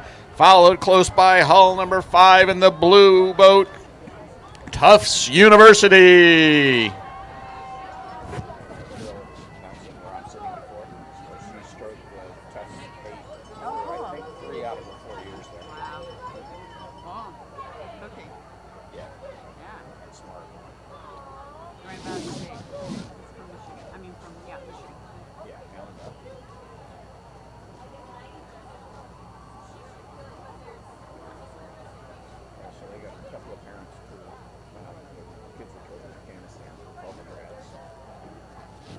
Now out of the bridge in the white hull and the yellow caps, and we like the yellow caps, we have Ithaca, followed closely by bow number 6 in the blue hull. That's Grand Valley out of Allendale, Michigan. And on the outside, we have bow number 8 in the white hull, and that is Williams College Boat Club out of Pittsfield, Mass.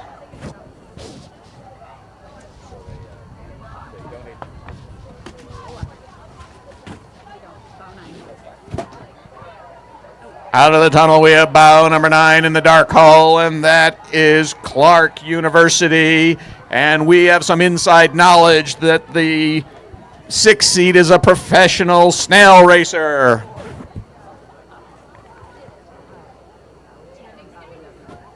Now coming out of the bridge in a neck-to-neck race, we have bow 10 leading bow 11 in the blue boats, and bow 10 is Smith College, followed closely by Wellesley College.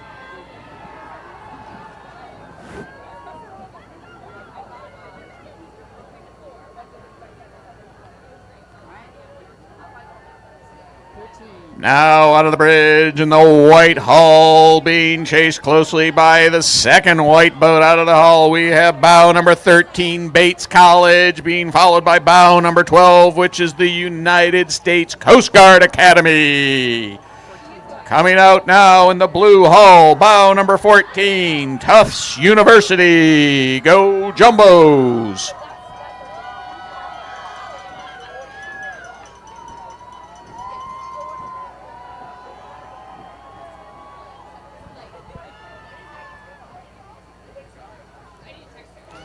Now out of the bridge, we have bow number 15, which is Williams College Boat Club out of Pittsfield, Mass., followed closely by bow number 16, which is Trinity out of Hartford.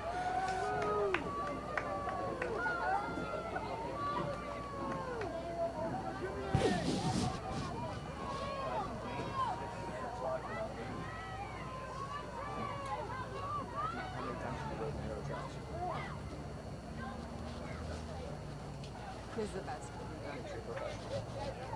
About 17. Now out of the bridge, rowing in the dark hull is bow number 17 from Middlebury in Middlebury, Vermont. Again, we love those oars.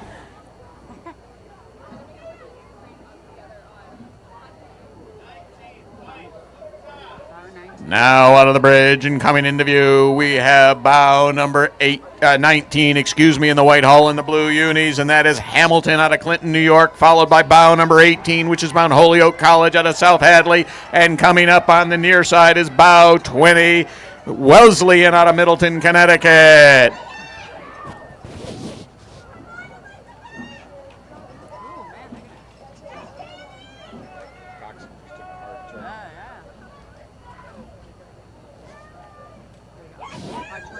Now out of the bridge in the white hull, we have bow number 21, which is Bowden out of Brunswick, Maine, followed closely by bow number 22, Colby College out of Sydney, Maine.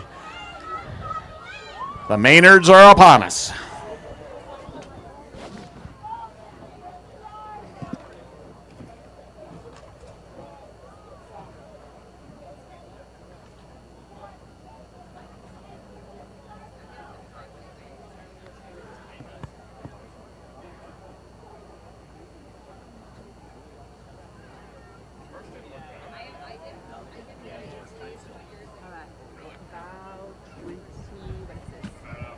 Now out of the bridge, we have bow number 23, rowing for WPI, Worcester Polytechnic Institute out of Worcester, Massachusetts.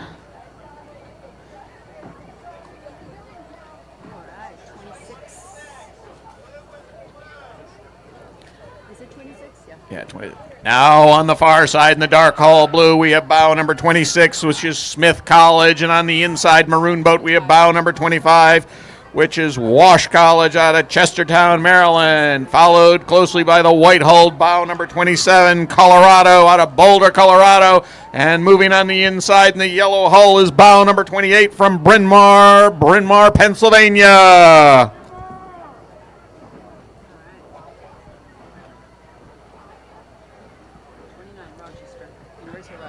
Now coming into view in the blue hull, we have bow number 29, University of Rochester, women's rowing, followed by bow 24, which is the University of California, Santa Barbara. Now through the bridge and coming into view in the white hull and blue tops, we have bow number 31, which is Creighton out of Omaha, Nebraska.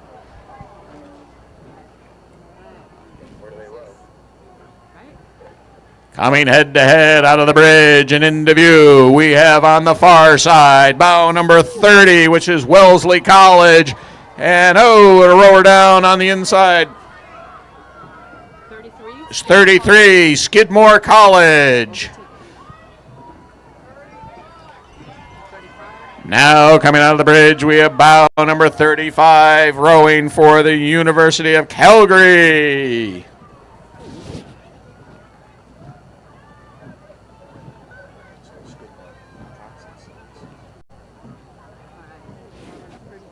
Now out of the bridge, we have bow number 32, Clark University.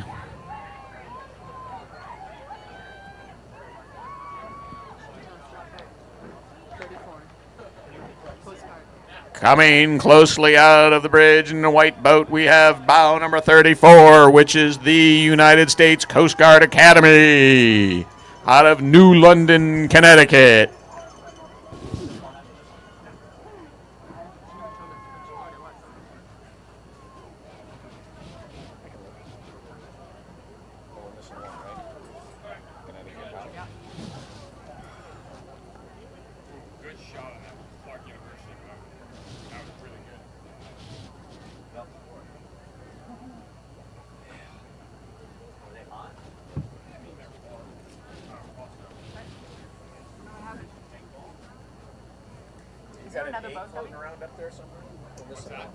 We're missing one boat. Connecticut College. Either they're really slow, they might have scratched. They might have scratched, yeah. Or they are coming through right now, and they're just. There's men's collegiate 4. Could be coming. Just No, let you this know. is 8. Okay. So lightweight. Go ahead. Now through the bridge, we have the white hulled bow number 36 rowing for Connecticut College, rowing out of New London, Connecticut. Ladies and gentlemen, that is our field.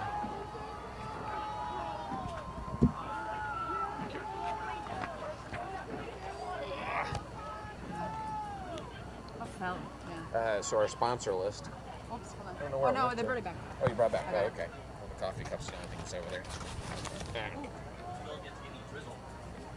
Oh yeah? Oh yeah.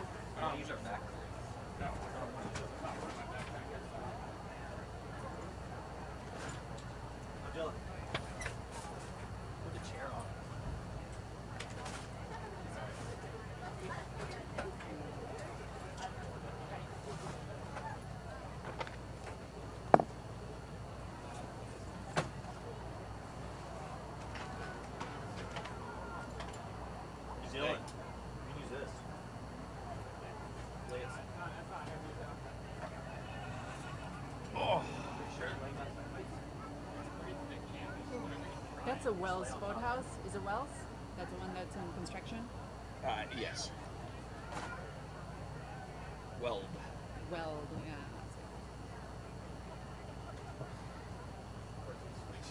Not that our governor came from money or anything.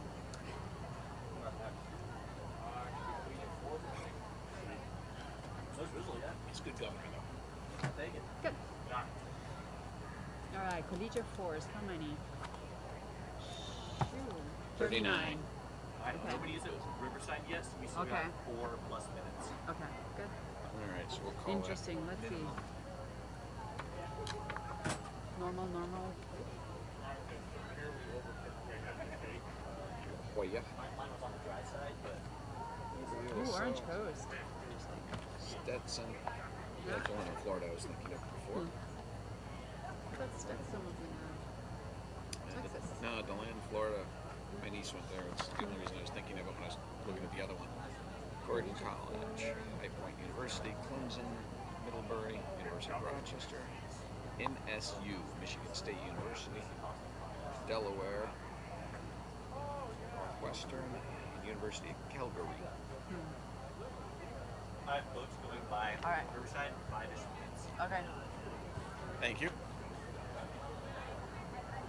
Oh, Northwestern. Use your goggles first. As you've noticed, my hands aren't real steady. Doing great. Oh, so when you're holding the thing. Yeah. Yeah. That's hard. All the familial trauma.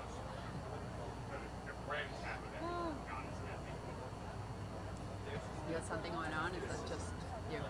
So it's hereditary. My father had it. I have it. Luckily, none of my kids have it.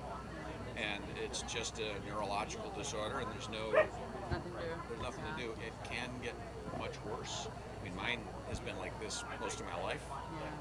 I have some friends that I went to college with where it's moved up into her head, and so it can be. But as a general rule, it's. I'm not a surgeon. My father had it. He was a surgeon. They used to say when he put a scalpel in his hand, so it was just a function of concentration, right? Everything. So I rode a lot. I'm from Argentina, so I rode a lot there. Show jumper for a while. Then I came here and never did it again. What did you compete? What did you do? So when I was at Culver, I did. So first it's a cavalry unit, so we do a lot of military. We did an enormous amount of eventing. We had a huge hippodrome, a couple hundred acres, 400, 500 acres. I've done Grand Slam, I've done puissance, eventing, straight up dressage. I started fox hunting when I was 8. So I hold the record at Culver at 5'6". Awesome. Wow. And I've thrown in a couple pickup pickup trucks that don't quite look the same, but we used to jump. My first time when I was first there, we had a command sergeant major who was in the last cavalry unit, United States Army. This guy was an amazing horseman, just an amazing human being. And we were out, we were going down a slide, and I had a mare that was new to the program, and she wasn't going down it. So he would sit there and he used to say, "Southern Belle, are you riding the horse? Is the horse riding the horse?" Sarge, she did not want to go down. Well, make her go down. So she spun, wearing backwards. And we just did a straight launch slide all the way to the bottom. We looked over at me. "Damn, Orloff. I'll know not to do that again." I said, "You told me, sir." "Sarge, you said." Wow. But we had a great time there. For my father was distraught because I rode 3 to 6 hours a day. A lot. 3 hours during the week, usually 6 hours on weekends. Yeah. I mean, yeah, that's what you do. Try to ride as much as you can. Right? I had a couple of horses that, at the time I was there, we had 153 horses. And I had a couple that I was the only one that rode. And when I came back during the summer programs, I got the horses back. And again, I was the only people. And when I left, I can't say that I chose the people that rode my horses, but only those people were going to ride my horses. Sure. And the director of horsemanship was I was a friend of his when I was there, but we've become family friends since I graduated. He's in his 70s now. Okay, first couple votes are under Leeds. Minute and a half. Minute and a half, okay. All right, men's collegiate 4. Yep. Ladies and gentlemen, we are entering event number 69, Men's Collegiate Fours. The course record here is held by the University of North Carolina in 16 minutes and 4 seconds. We're not even going to discuss the year. The top 6 crews are all returning from last year, with Vanderbilt leading off at bow number 1. Collegiate Fours can always produce dramatic changes because crews change from year to year as athletes start to finish their academic studies. There are 39 competitors in this race, and as the wind picks up, and as you know, these boats are slightly lighter than our 8s, so this will be an interesting race and a fun one to watch.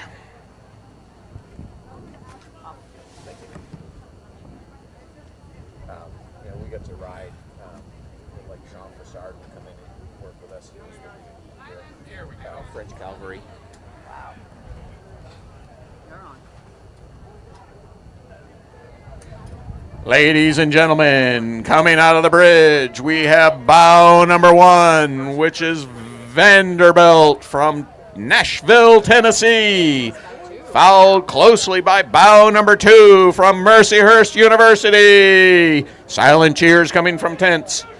Bow number 3 is out in the white hull and the white bucket caps, and that is Bowdoin out of Brunswick, Maine, making their move.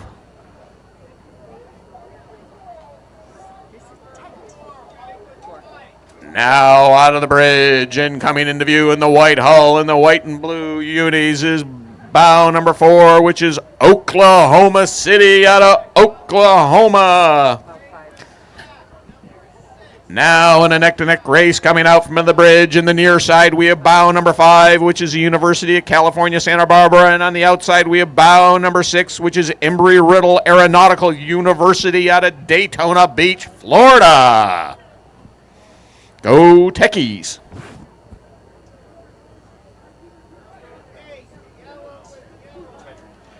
Now coming into view in the yellow boat and bow number 8 and the white caps is bow number 7, which is, bow number 8, which is Drexel.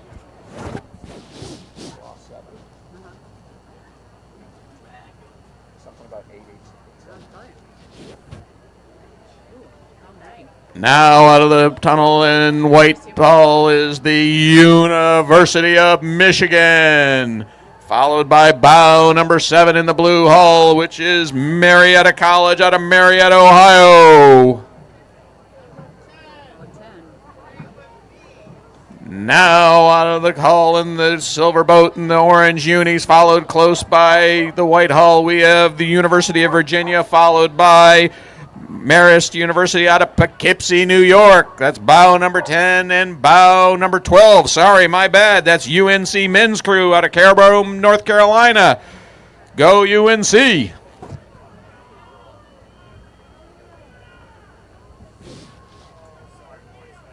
Just like to say Poughkeepsie.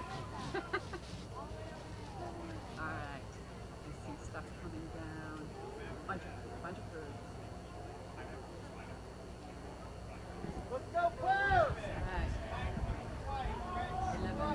Now out of the tunnel, we have two white boats, and the white boat in the front is bow number 11, which is Marist, and moving on the outside is bow number 14, which is Lafayette, and coming on the inside, we have the white hull, pink unis, bow number 15, which is Bates College, and moving on the outside, bow number 13, which is Vermont University out of Burlington, Vermont. Coming through in the solid green boat, we have bow number 17, which is Notre Dame out of South Bend, Indiana.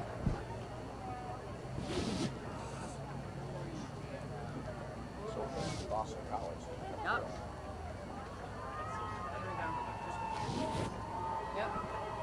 Now out of the bridge and coming into view, we have bow number 16, which is Boston College. Moving fast on the inside in the white hull and the white unis with an orange stripe, we have bow number 18, which is Orange Coast out of Costa Mesa, California. Now moving into view, we have bow number 19, which is Grand Valley out of Allendale, Michigan.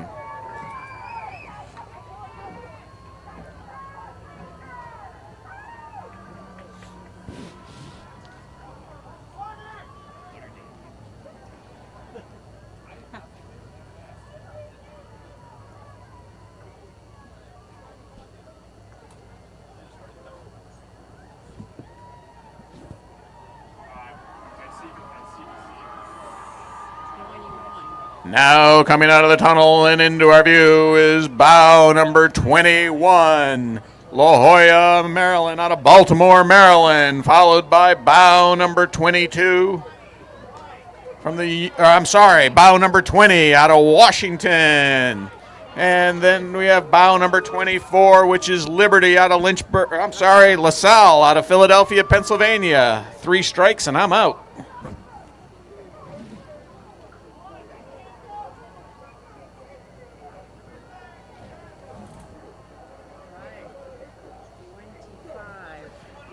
Now out of the tunnel in the white hull and the blue unis, we have San Diego.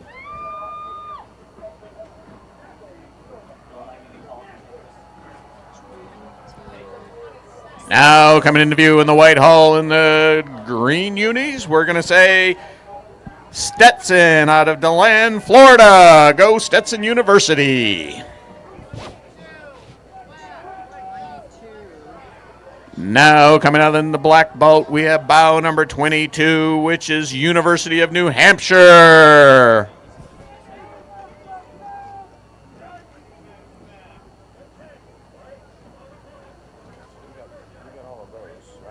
Yeah, we're missing 23. No, we did not get Liberty. Now coming in view in the white hull, we have bow number 27, which is Carleton out of Ottawa, Ontario, followed by bow number 23, which is Liberty out of Lynchburg, Virginia.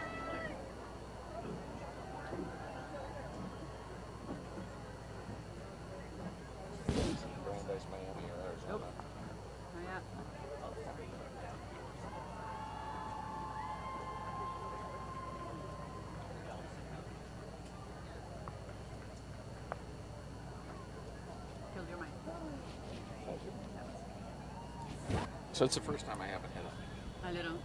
button. Have you volunteered for any years to coach? Yeah, last year I drove Rex around.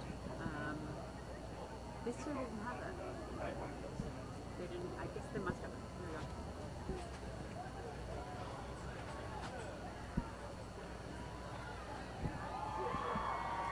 we go. Now coming through the tunnel in the red boat, we have bow number 29, which is Miami University out of Oxford, Ohio, followed closely by the green boat coming out of the bridge and into our view, which is bow number 30, which is Arizona State.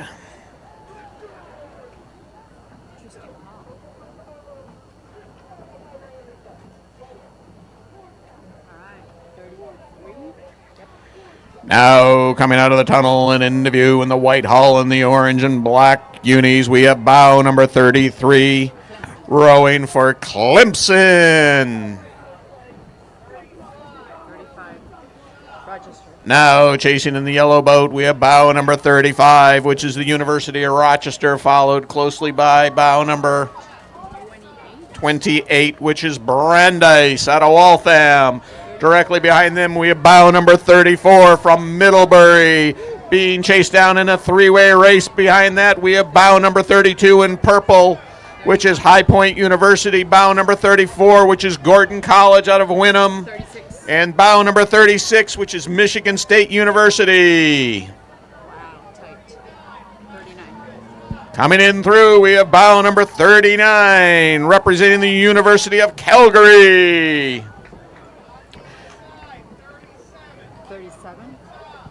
Now coming tight and tight out of the bridge, we have on the inside bow number 37, representing Delaware. 38. And bow number 38 on the outside, representing Northwestern. I didn't get to collect them. There were so bunch of. I think that's up. Killed it. Whew. We're actually just looking at getting back to the horses.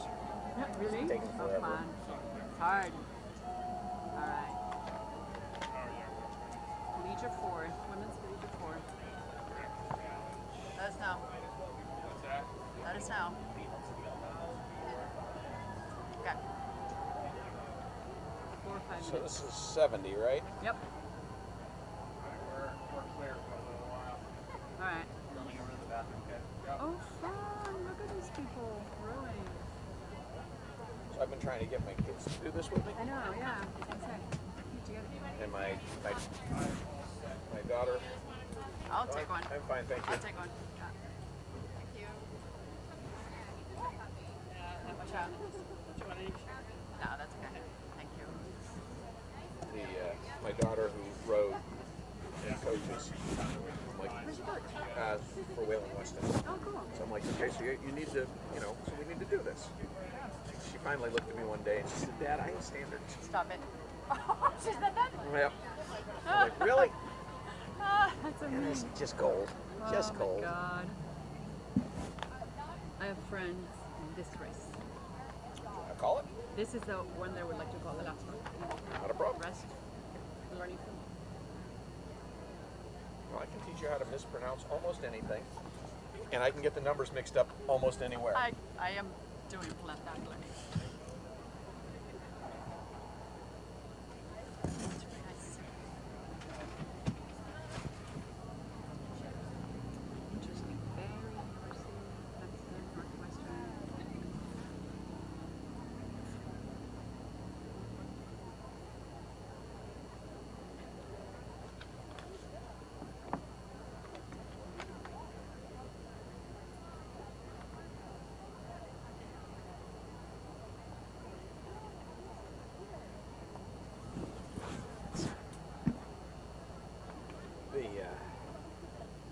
How long have you been in California?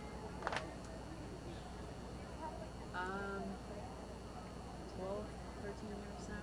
Okay. Before that, I lived in DC for a long time with a 2-year stint in Switzerland before that. And before that, Midwest. I'm just going to India. Where'd you go? DePaul with a W. Oh, yes, sorry. A lot of Colorado kids and stuff.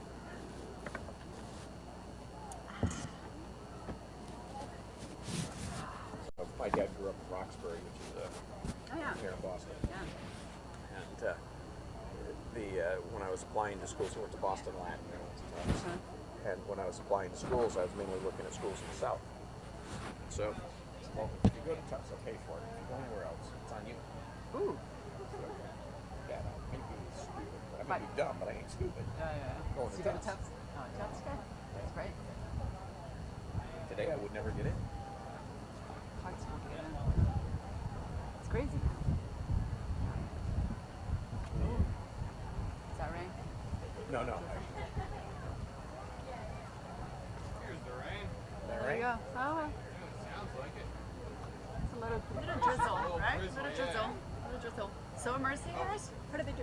We got a couple books. Sorry, I wasn't watching. A couple All right. books coming You wanna from call this Riverside. race? Let's see how far out they are.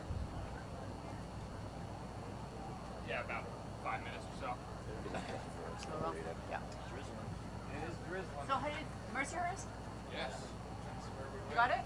I think so, yeah. Okay. I think the heavyweight floor and the women's. They were like barreling down. They were. Yeah. The last checkpoint for CBC, they were still in the lead last time I checked. You might want to check the results. So what brought you from Argentina to the States? College and trying to get out of my house. I just lobbied the heck out of my parents. And yeah. Just want to do something different. That's great. Yeah. So Culver, they have a huge International crowd, yeah, and from Latin America and South America, the troop is 30-40%. I'm not surprised. Yeah.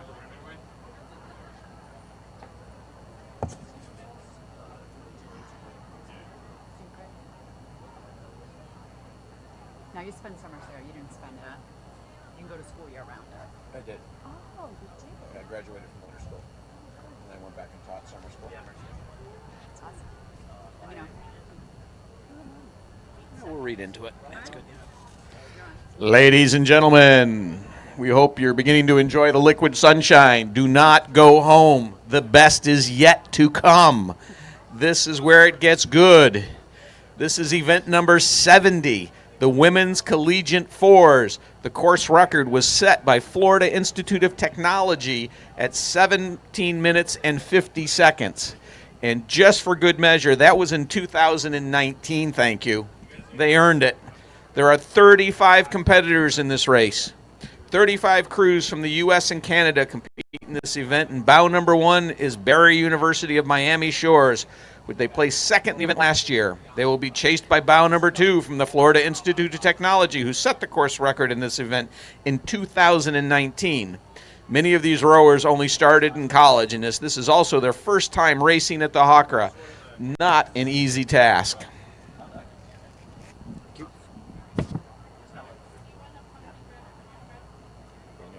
grew up in a community in upstate New York where our vocational school was phenomenal.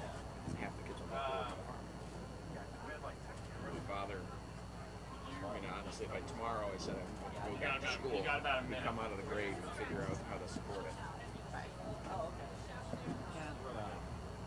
Yeah, vocational schools are so big in other countries. Switzerland's huge. Not that many kids go to university.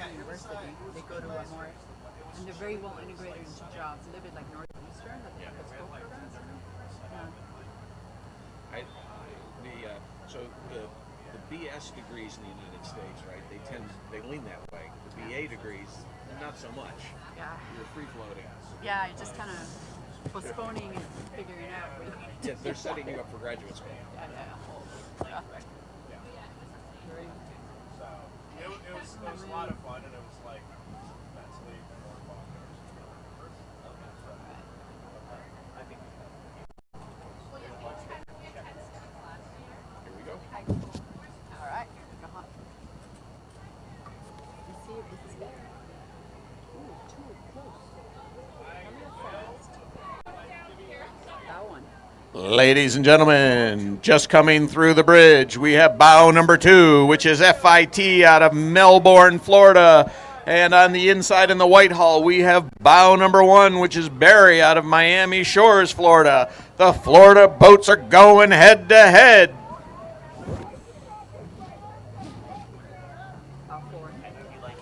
Now through the tunnel, we have bow number 4, which is from Lafayette and Easton, Pennsylvania.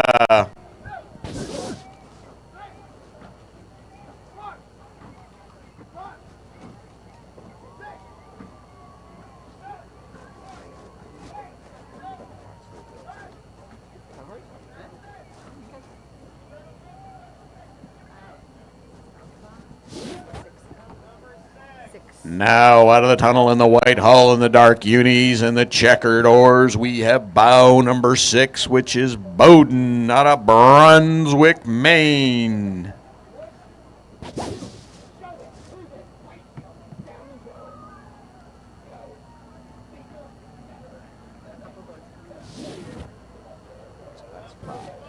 Five. Thomas Jefferson. Now coming into view, we have bow number 5, which is Jefferson University out of Philadelphia, Pennsylvania, followed closely by bow number 8, which is Embry-Riddle out of Aeronautical University out of Daytona, followed by bow number 3, which is Colorado out of Boulder, and bow number 9, which is out of William Smith in Geneva, New York. And then in the white hull, we have bow number 10, rowing for Clemson. And then bringing in the side and the rear, we have bow number 7, which is Bates College out of Lewiston, Maine. These boats are going. They're opening it up as they've hit the straits, ladies and gentlemen.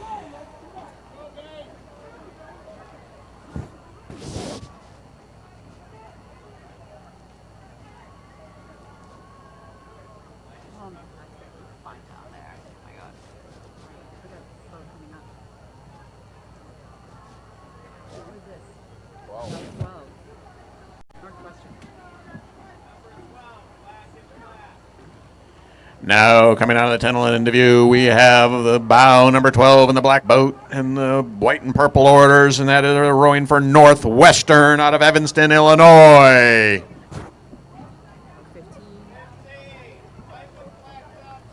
Now coming into view, and we have the white hull bow number 15 rowing for Vanderbilt. Now out of the bridge in the black hull, bow number 13, rowing for Colby College. And on the inside in the white hull in green, we have Manhattan out of Riverdale, New York.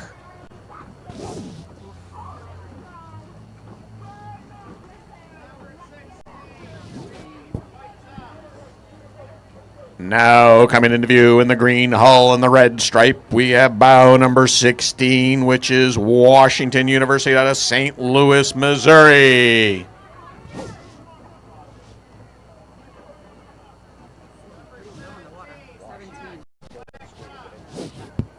Now coming into view in the black hull, we have bow number 17, which is Middlebury out of Middlebury, Vermont.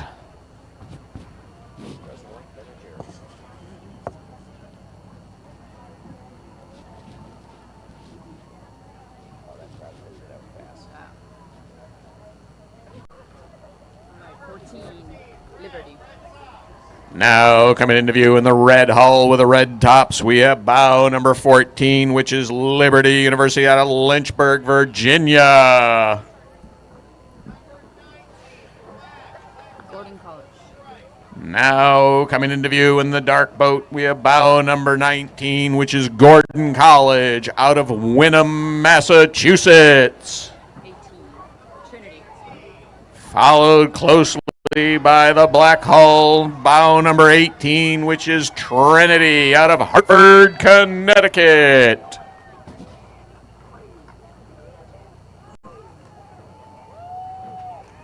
Ooh, comp blades. Huh. So, there were a bunch of people that rode with the comps in 11. I just bought, used blades, but 21. Now coming out of the bridge in the dark hull, we have bow number 21 rowing for Penn State.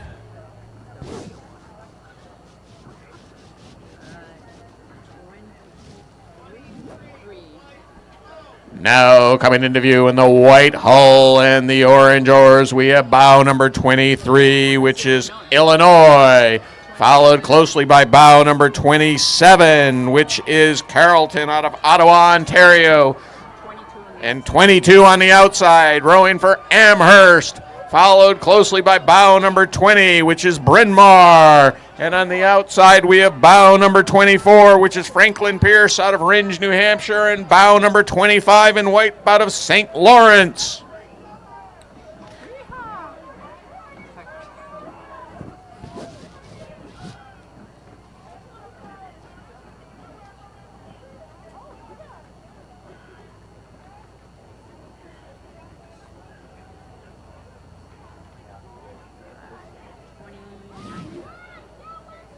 Now coming into view in the white hull is bow number 29, which is Wesleyan out of Middleton, Connecticut, followed closely by bow number 28, which is University of New Hampshire.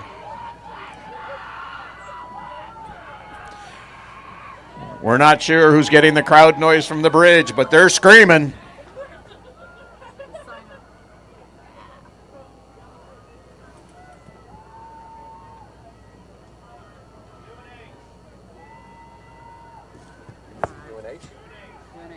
The noise on the bridge is coming from UNH. Give them a hand.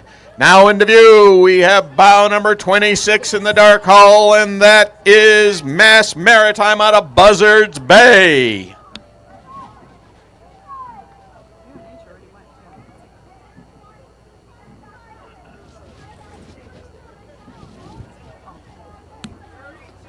Now coming into view with the silver boat and the yellow oars, we have bow number 32, which is Georgia Tech.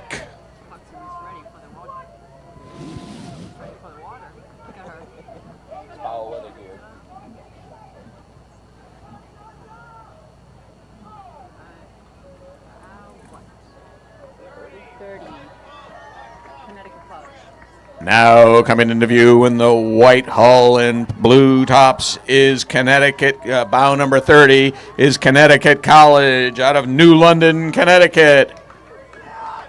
31. Miami. Followed closely by bow number 31 in the white boat, which is Miami University out of Oxford, Ohio, followed by the yellow boat, which is bow number 34.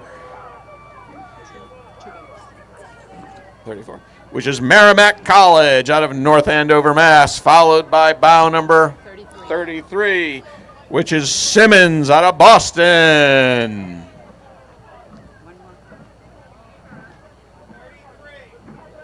Got it.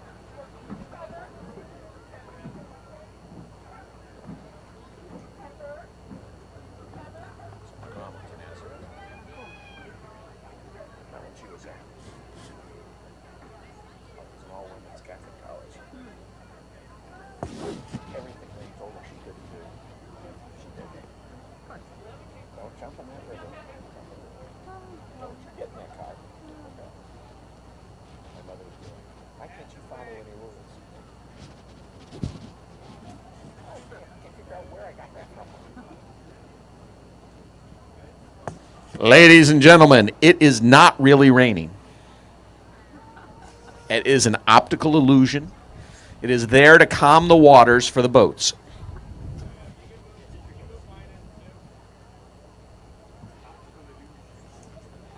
Okay, mic is off. Just because I don't know what this other school is. Is there another 8 or 4 coming? It looks like nobody's passed Riverside for the next event yet. So Okay. Okay, now the next one is the Director's Cup. The doubles. Parent-child. And then you want to announce the last one, right? Yeah, that's right. Just the last one. Yeah, You want next to do this day. one too? I mean, Whatever you want to do. sure. I got warm for that one. It's on. Oh, there's some. Here's your Natharis. You're on. Here, this one. Number 35. Oh, here's a boat. Ladies and gentlemen, coming out of the bridge, we have bow number 35 for Nazareth crew from Nazareth College in Rochester, New York. Give them a hand. This is their first time competing at the head of the Charles. Recently moved to the D3 status in the fall of 2019, and they've been slowly building their program. Let it run.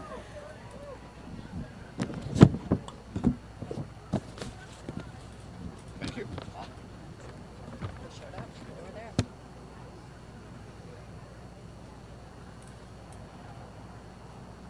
Well, that would be my approach.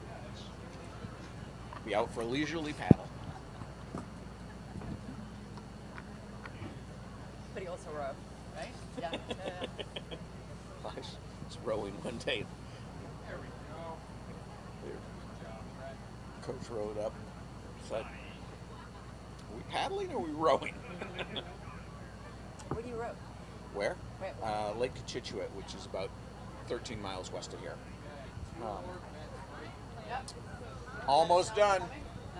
No, nobody at Riverside yet. Oh, The, sorry. One person just went through Riverside. All right. Should I just announce this event? 5.5 minutes. I think you should actively mention that your co-host can't get his children to row with him. My youngest daughter, who would not row in high school, she loves rowing, but she said, I'm not making that physical commitment. And then her senior year in high school, she blew her knee out ski racing. And so it's been about a year and a half in now. She rowed all summer. She's like, I actually enjoy this. So I asked her the other day, I was talking to her, it must have been yesterday actually. I said, so she says, I want to come to the Head of the Charles. Her hint, Dad, I don't have a car at school. It's like, well, next year we can get you here. I said, all you have to do is row with me. She said, I don't know if I'm quite ready to row in the Head of the Charles. I said, well, I'm not, so it's a win-win situation. Wow. But I suspect that if my youngest tells me she'll row with me, my middle daughter will be like, wait a minute, no, that's supposed to be my gig. Hey, you have a couple chances. We got trash right here. Well, they rowed with each. So my middle daughter coached my youngest daughter this summer with the master's program, and I didn't know how that was going to go, and it actually went very well. So I was like, wow, they actually acted like they like each other. It was a whole new chapter. Love it. Do you have siblings? I have 3 brothers and 1 sister. Yeah. All right, big family. Oh yeah. Yeah. Are they any here in the States or? My sister lives in Crane Cayman. Nice. She's in the hospitality industry, and my 3 brothers all live in Argentina. Yeah. My roommate from high school actually moved. Thinking about it, moved to Argentina. Oh wow. So he lived in Guatemala. He was from Guatemala. Okay. Yeah. Okay. Yeah. But and so first weekend of September, I was with my niece's wedding. One of their friends was her parents' friends were from the Grand Caymans. He's a banker. Of course. It's a huge financial center. Yeah. I remember just flying to see my sister and being in the plane with Matt Whitman, who at the time was running for governor of California. Coming to the Cayman Islands. Just moving some things around. I know, right? Yeah. You can think.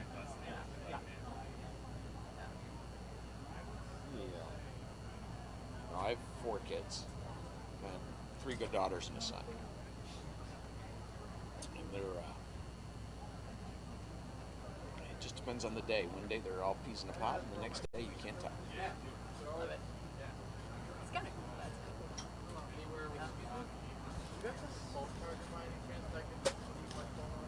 No.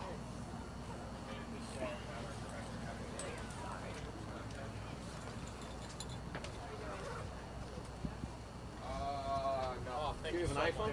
Yeah, iPhone. And I can just leave my phone here 5 minutes at least. Oh, okay. These are doubles coming down. So Right. lots Lots Thank you so much. No problem.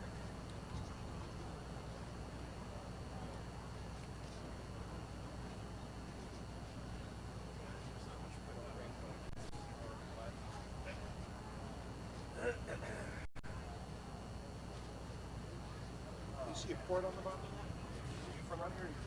Oh. No, I'm from around here. I grew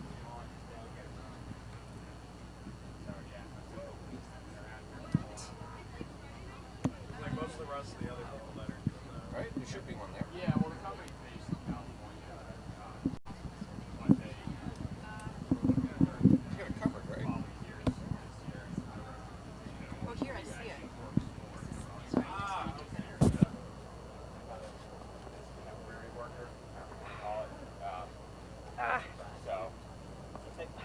Alex, she's on our team.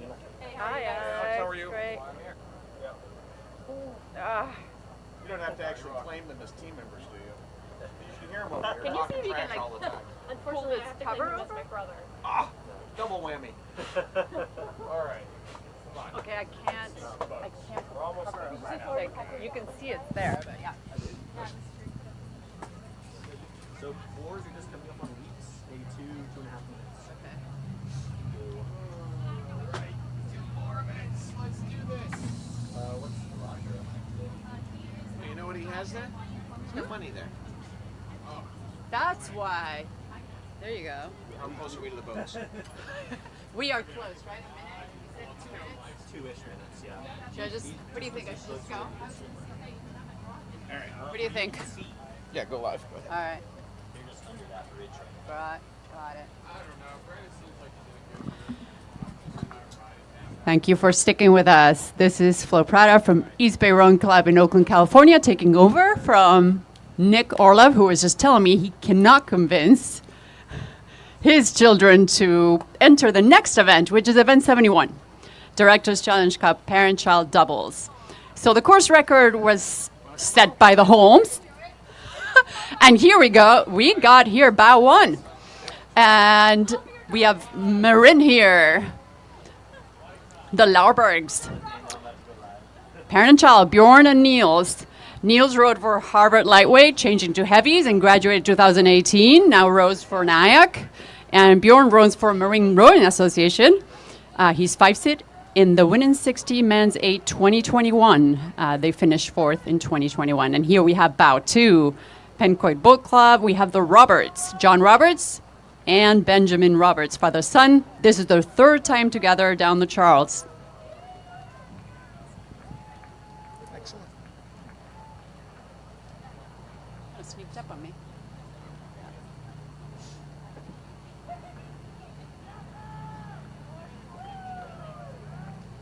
Coming in now.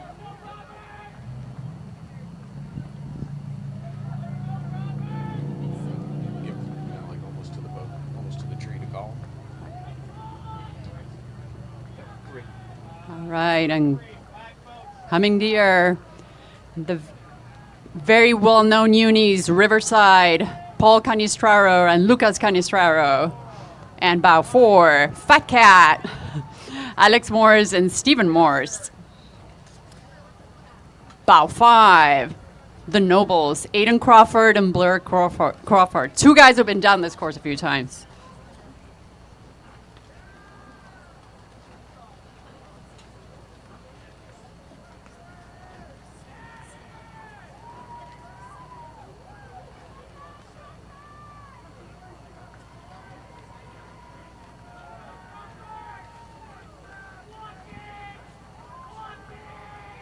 We have a gap.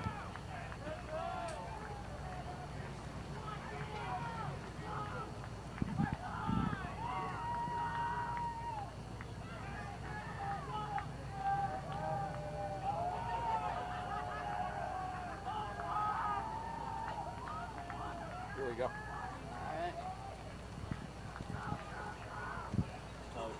And here we have 2 boats coming down. We have bow 6 unaffiliated, Patricia Smith and Elizabeth Pratt. And we have bow 12 barreling down Riverside.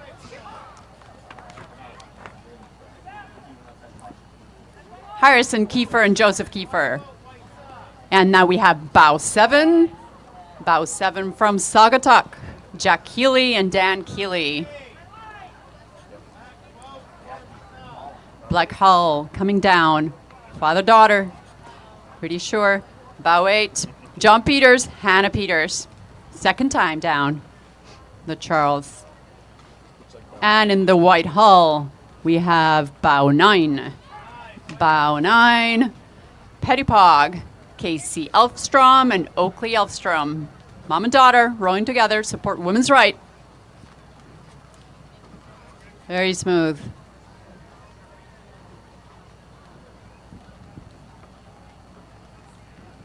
I tell my daughter, I say you row with me and you can look great. I look horrible.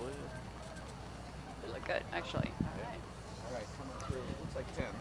Coming down, we have bow 10, Joe Flynn and Bill Flynn. Rowing things since 2001.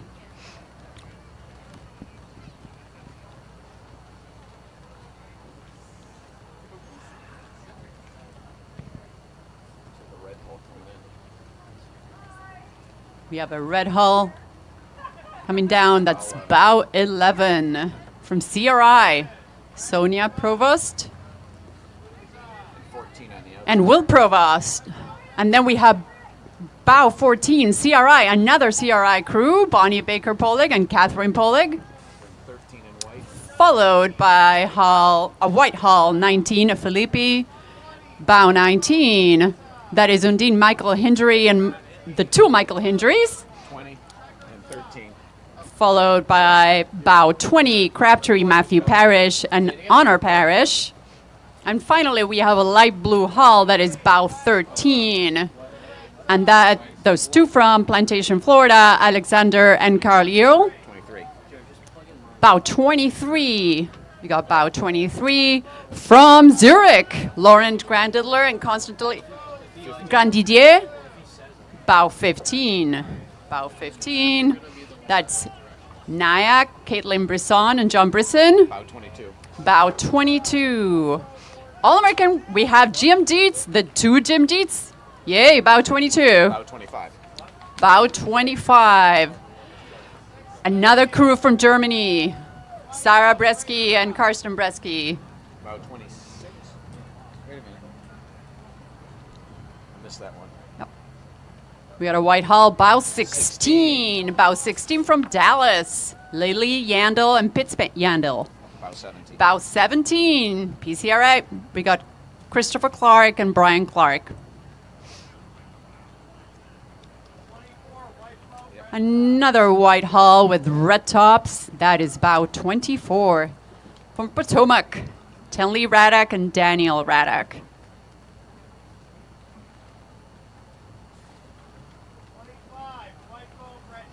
Another white hull coming down. That's bow 29. And that is from Virginia, Chuck Alexander and Brooke Alexander. 27. More. My white hull is coming down. That is bow 27 from Cambridge, Patrice Roux and Alexandra Colias. Bow 18. And bow 18, Craig Wolf and Chad Wolf. Chad rowed for Harvard class of 1999. And Craig is an ocean rower.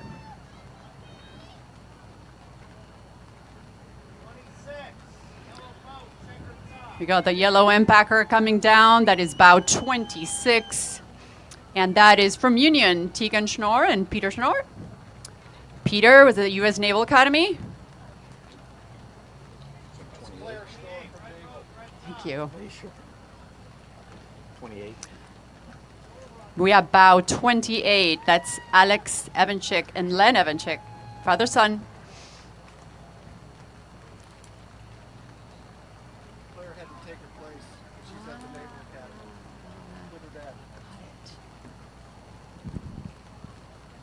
I'm sure my O's are coming through the mic. Oh no, they had a swap. So the Oh, person yeah, in that was here like- was not the person in the boat. Here we go. All right, we got a dark hull coming down. 30. What a great combo. This is bow 30. Callum Palmer, 11, and Henry Palmer. Give them a hand. They're from Newton, Massachusetts.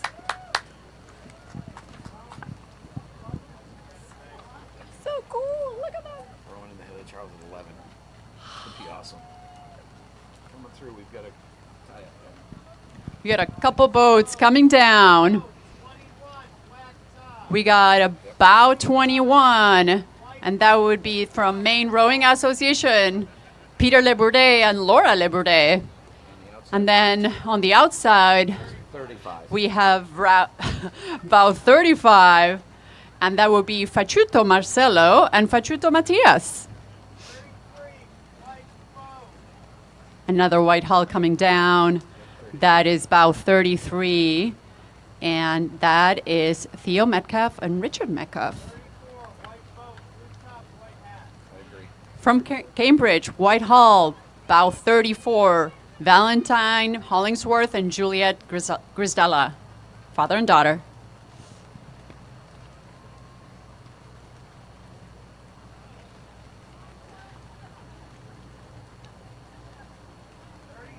More boats coming down. That is bow 36. Bow 36, Sammamish Rowing Association, Kenzie Walter and Stephen Walter. And then we have bow 37 in the red hall. That also another crew from CRI, Annie Phillips and Thomas Phillips. This is the first time racing with their new titles, Granddad and Mama. Congratulations. All right. Boat through. 2 boats through. Inside. Couple boats coming down. On the inside, well, leading, we have bow 43. That is Rush Fisher and Buzz Fisher. And on the inside is bow 40. From BCRA, Nicolas Ippolito and Charles Ippolito. More boats coming down. We got on the white hull, that's bow 32. 39. Bow 32, Caden Grassi and Nick Grassi. And on the yellow Empacker, we have bow 39. And that is from Union, Bob Menino and Henry Menino. 42. White hull, bow 42, John Cox and Emma Cox. In the dark hull, we have bow 31. Bow 31 from Marin, California. Robert Gellardin and Eli Gellardin. Eli was a world record holder in 2020 and 2021 Crash B sprints.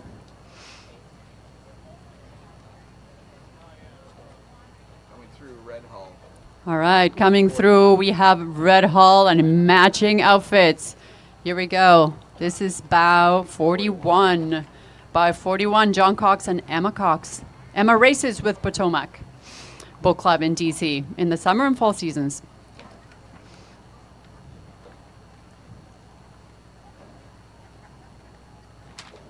We're missing 1 boat, I think. 38. So we're missing. Right? I don't think 38's come through.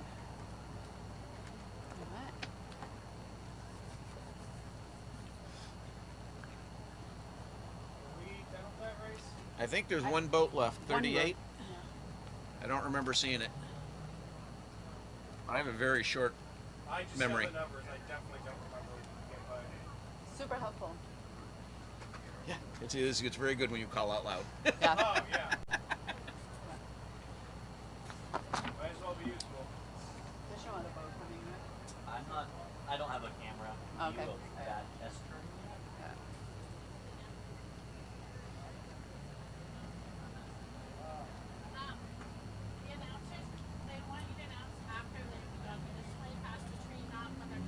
I just did it.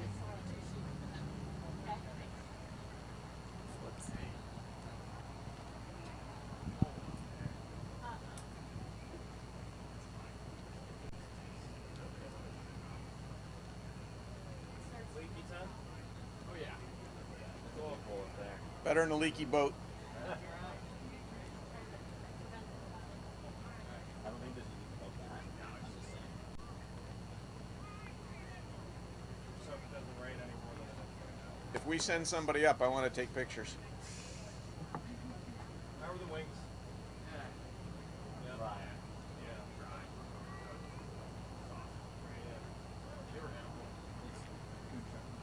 Now, are you able to row year round? Those guys have like locations. That's nice. We got the locations. That's nice. We're fighting the end of the season. I know, for you guys it's almost, I think November is already getting a little sketchy for you guys right now. Yeah. Last year we didn't even row into November. Okay, I don't see any other double on the course in here anywhere. Yeah, I think that was. Alright. Should have less events already. Yeah. Cool. Must have some states. Yeah. All right, everybody say cheers. Thank you. I think I took a picture. Oh, wait. Sorry, we need another one. Another one? Yeah, my daughter just asked her, are we staying dry? 1, 2, 3. Where's that get Dylan in? There we go. Awesome. Okay. Love it. I'm pretty It's gonna say airdrop. Ryan. Got everyone. Did you get that? Oh. No, yet. So you go and select the photo like that, and then say share. There you go. Airdrop. You see Florence's iPhone. In front of cameras? Accept. You got it? Yep, I think it is. I think it is. Did I accept it? Yeah, sent. Yep, awesome. Thank you. You saw it.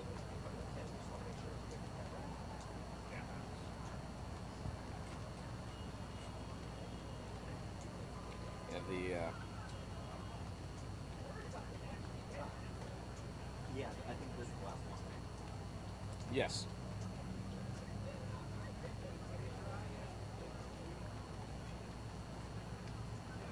I don't know if I can blow that up. So that's my two youngest daughters. It's like, okay, if you'd ever told me they'd be in a boat together, I'd tell you not in a million years. Hey, never know.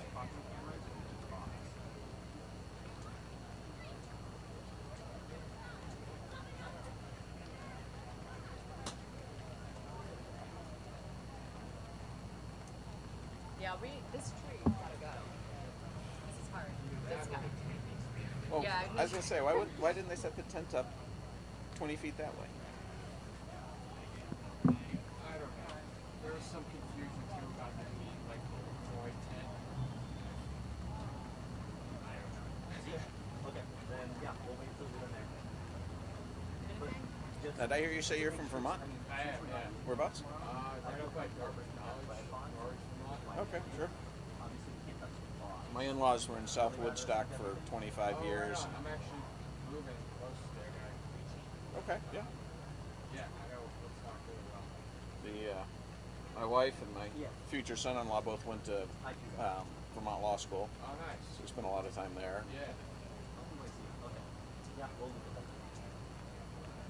It's a nice area. It's a great area. Yeah, I love it. I moved away for a little bit. Now I'm back. I love it. Well, we're looking for a place up in Vermont, but I think we're another year away to see what happens with the market. It needs to soften up. I can open the box. Yeah, prices went nuts. I mean, more so than down here. COVID hit and everybody decided they wanted to live in the country. They had the same problem with the school systems. All of a sudden, the people who would come in for the summers didn't go home. Brian, no, we are about to slide back. All right. Got it, Brian. Heads up. Now, who do you know on this one? I know about 20, where is this bag? 29, I think it is. Velez? Yeah, Pauline Velez. She rode a Cal. He is a national team rower in 6 seat. Yeah, it should be fun. And the Cox was yesterday, and she went to Radcliffe, so she knows this. Okay. They rowing in costume? They are not. I think they barely got the boat. Riverside, so we got about 5 minutes.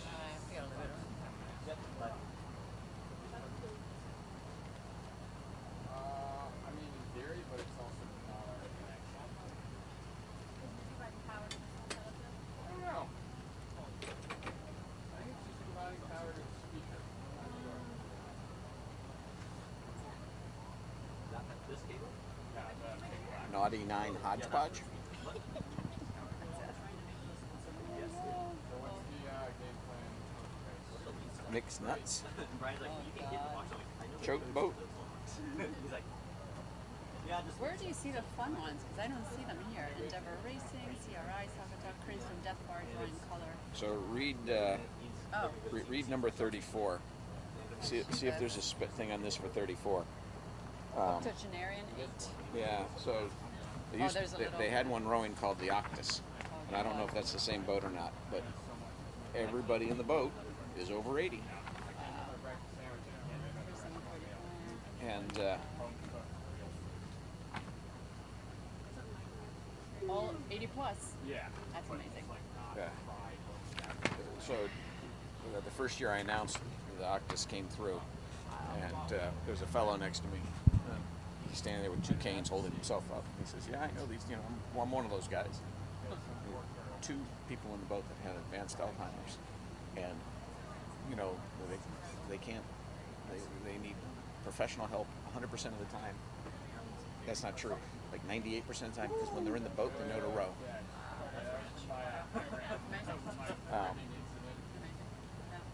This guy's like, okay, well, I like this sport. T-minus, like, I would still say 3 minutes. Are they at least moving quickly? Yeah. Good. Some of them are good, some of them. Yeah, you're gonna see some. Oh, no, it's okay. Should I just announce the After event? the first 5. Yeah, you can start in. We can count the rest. And the event you've been waiting for. This is event 72, Directors Challenge Mixed 8. This final event of the 2022 Head of the Charles is always a fun event, and often one that brings out some fancy dress. Last year, the crew rowing as Club Náutico de San Juan dressed as the Hogwarts Express. They are back this year, starting at bow number 1 to defend their title. So let's see if they bring their wardrobe or their wizardry or something else in store.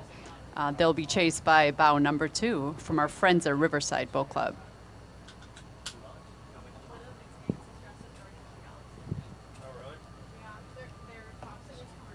My daughter responded to the text, making friends. Always. And people in the crowd.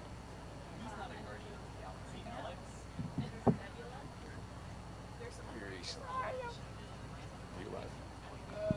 don't know. I turn off. Yeah. Recently, we were down in Puerto Rico, and we're flying back, and I'm sitting next to a young kid who mixes music. Uh-huh. And he moved from East Boston to Puerto Rico to do it. It's awesome. So, okay, he's playing music. My wife's looking at me. She goes, "What do you do, work?" Love it. So next time we're going back. When we go back to Puerto Rico, he wants us to come, you know, see his studio. Love it. Fun. Here we go. Oh, yes, here we go. And here we go. I've been waiting all day to say this. Look at bow number 1, Club Náutico de San Juan. Give it up for them.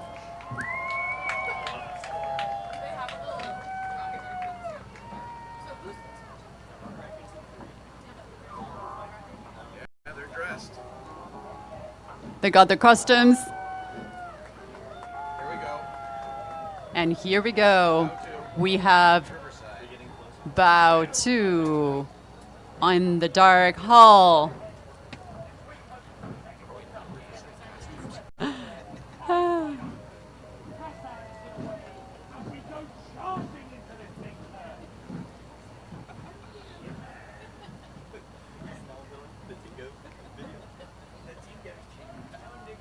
I don't want to say anything smart. Better keep up. It's the last one. Feel free. It's awesome.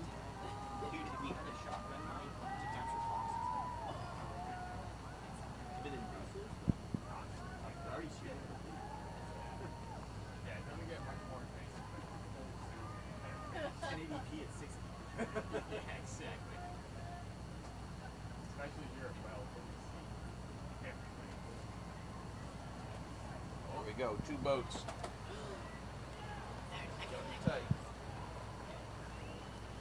Bow number 3 is coming through first in red. Bow number 5. Coming up, we got a couple boats coming up.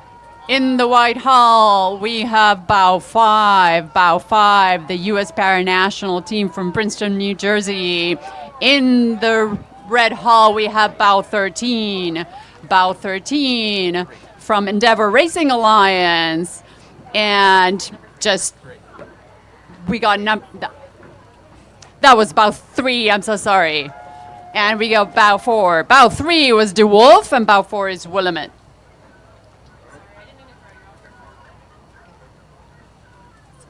Better I correct it right there. Here we go. And it's rename it. Sorry. Recaps.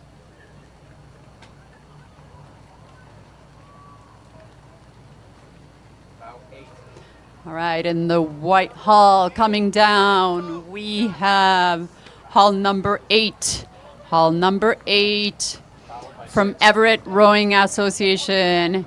And in the dark hull coming down is bow 6. And that is Cambridge and affiliated. Nobody would claim them.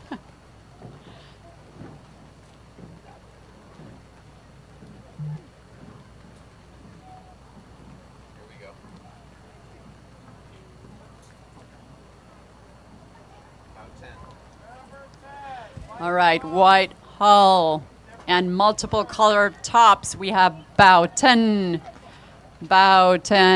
from a couple Canadian, Argonaut, Club d'Aviron, Lake Union, Long Beach, Toronto. And coming down as well in a white hull boat, that is bow 12. Bow 12 from Riverfront Recapture from Connecticut. In the blue hull, we have bow 9. That is Nashville, a Mixed Masters crew from Music City.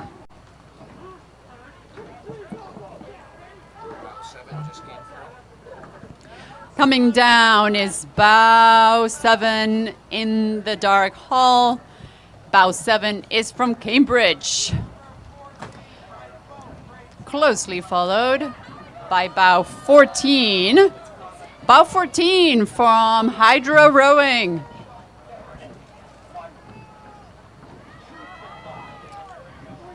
Coxswain Peter Choi just got bronze medal at the Beach Sprints World Championships. We have bow 11 in the royal blue hull. Bow 11 PCRA from New Rochelle, New York. And then we have hull 13 Endeavor Alliance. There you go. Leslie Wright, Cox in that boat.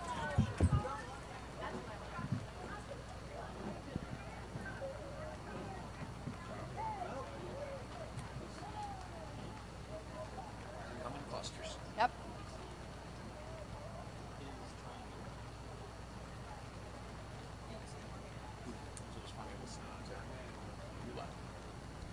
No, I'm off. I'm always turning it up. Listening to Libby and Ann, they're calling it right, so they're calling the crashes and stuff, which you're not supposed to do. Right.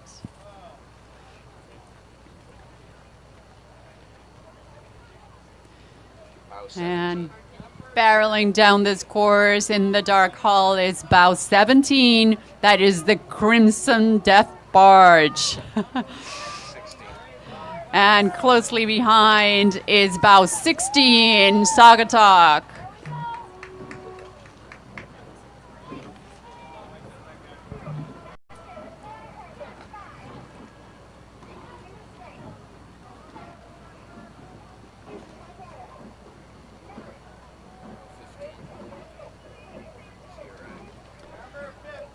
Coming down, red hull, red tops. We got bow 15 from CRI.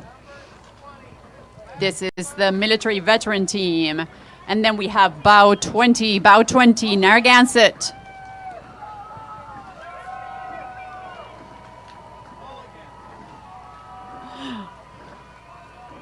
We have several mulligans in that boat. We got bow 22, that is the white hull, white tops, and bow 22, Atomic Rowing from Oak Ridge, Tennessee. Closely coming down, red hull, that is bow 18 from Rowing Colors, Sarasota, Florida, and in the outside, we have bow 21. Bow 21 is Ann Arbor Rowing Club. And we have DC Strokes on Vashon Island. Closely followed by bow 23. Bow 23 from Baltimore and a couple other cities in the Atlantic. And then we have bow 19 in the red hull. That is another CRI crew. And finally now in the white hull, that is bow 25. And that is an affiliated crew. It's a family 8. Oh.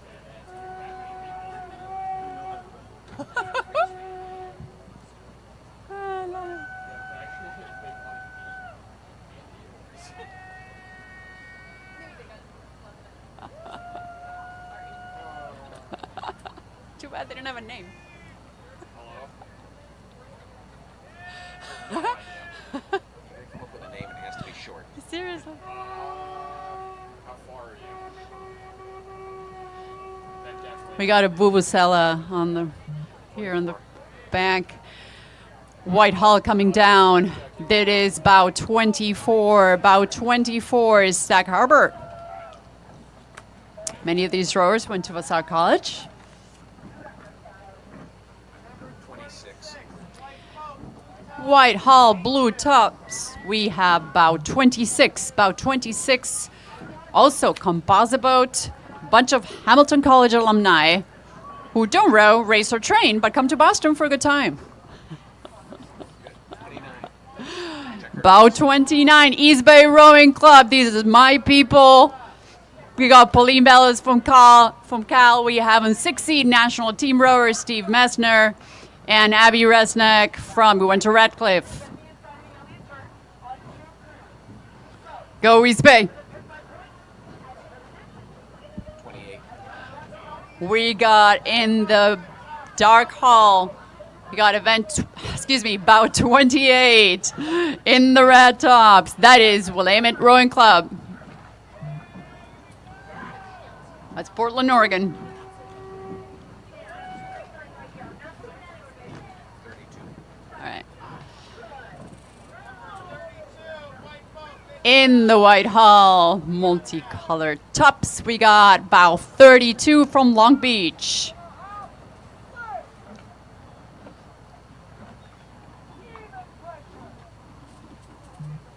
Very experienced masters rowers in this crew.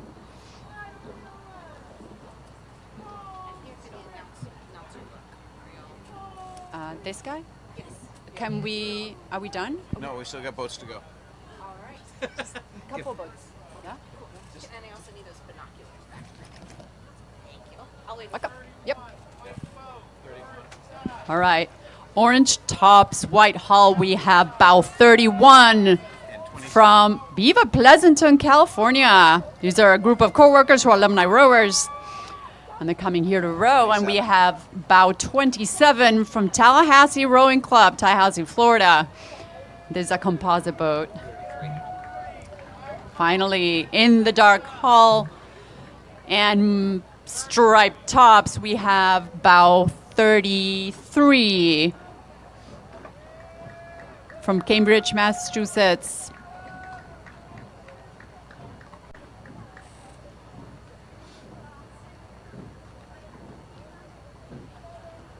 What is this? Am I missing this? It's not MIT. Is this MIT Rowing Club? I have no idea. I don't know.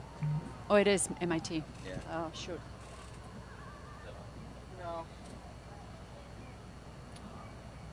It's like, why do you guys enter it like that? All right. 30. In the red hull, we have bow 30 for another crew from CRI. This is a boat of lawyers. We're associated with the Boston law firm, Choate Hall and Stewart. Don't mess with them. So I think they Choate Hall and Stewart. Oh, got it.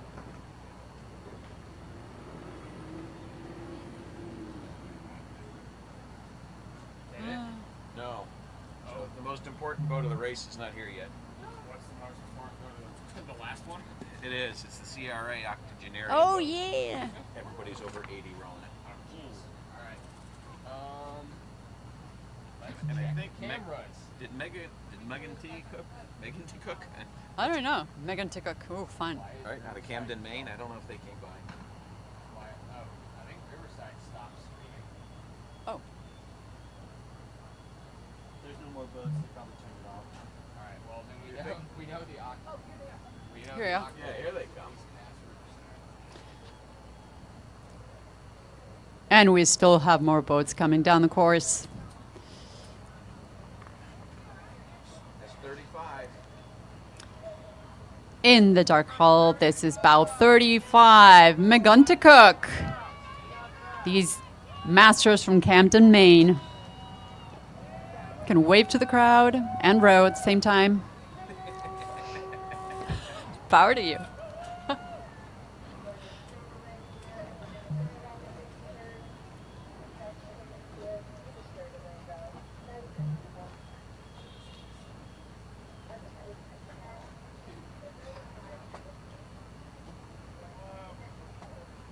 Una más?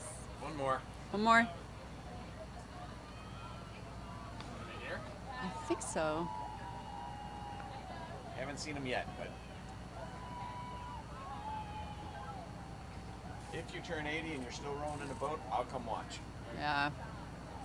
This is pretty awesome, actually.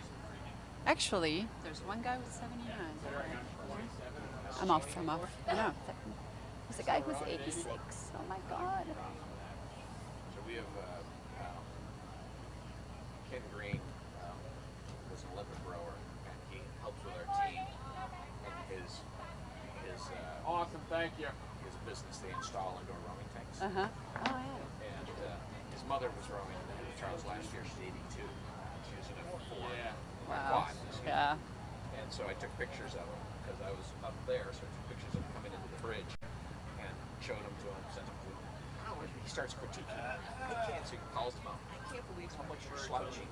You know, what's wrong with your catch? It's just this whole litany of things. Oh my God, disaster. Oh, yeah. Like, No. Ken, she's 82. It's like, You're about to lose your network. That's okay. It's not okay. How long?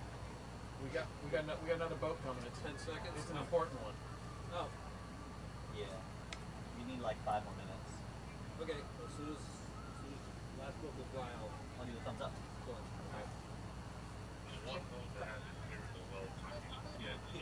come stand out of the rain.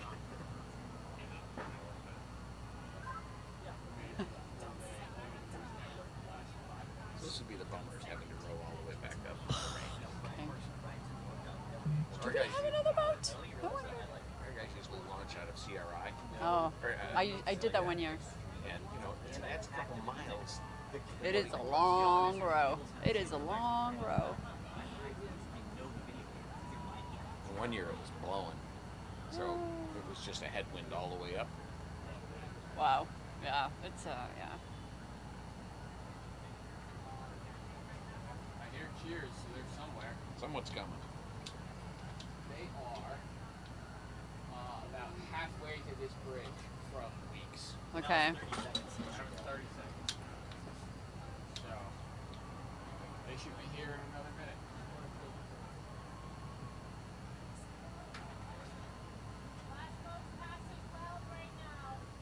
Don't.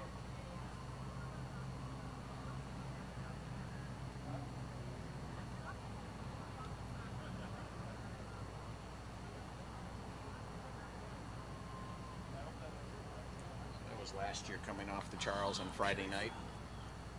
We finally cleared the river about close to 8 p.m. Wow. It's like, okay, it's worth being on the river. I did row before the Friday events were put in place, yeah. And now, but I got out early.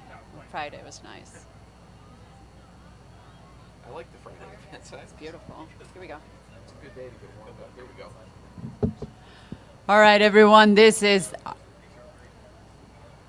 the best and last boat of this race and of this regatta.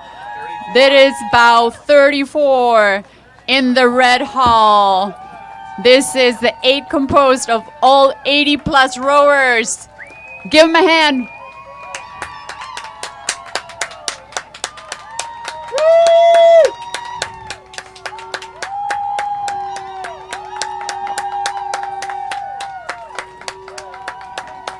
We got William Beckley and Lee Warren, Genevieve Coyle, Peter McGowan, Richard Barron, and Alan McClellan.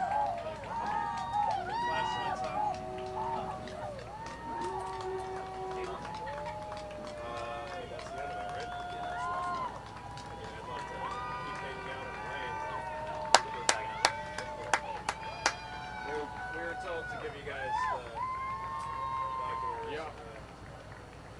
And that's the end of our shift, Nick. That is. From all of us, I hope you all had a great regatta and see you in 2023. Fantastic. Very nice. That was fun.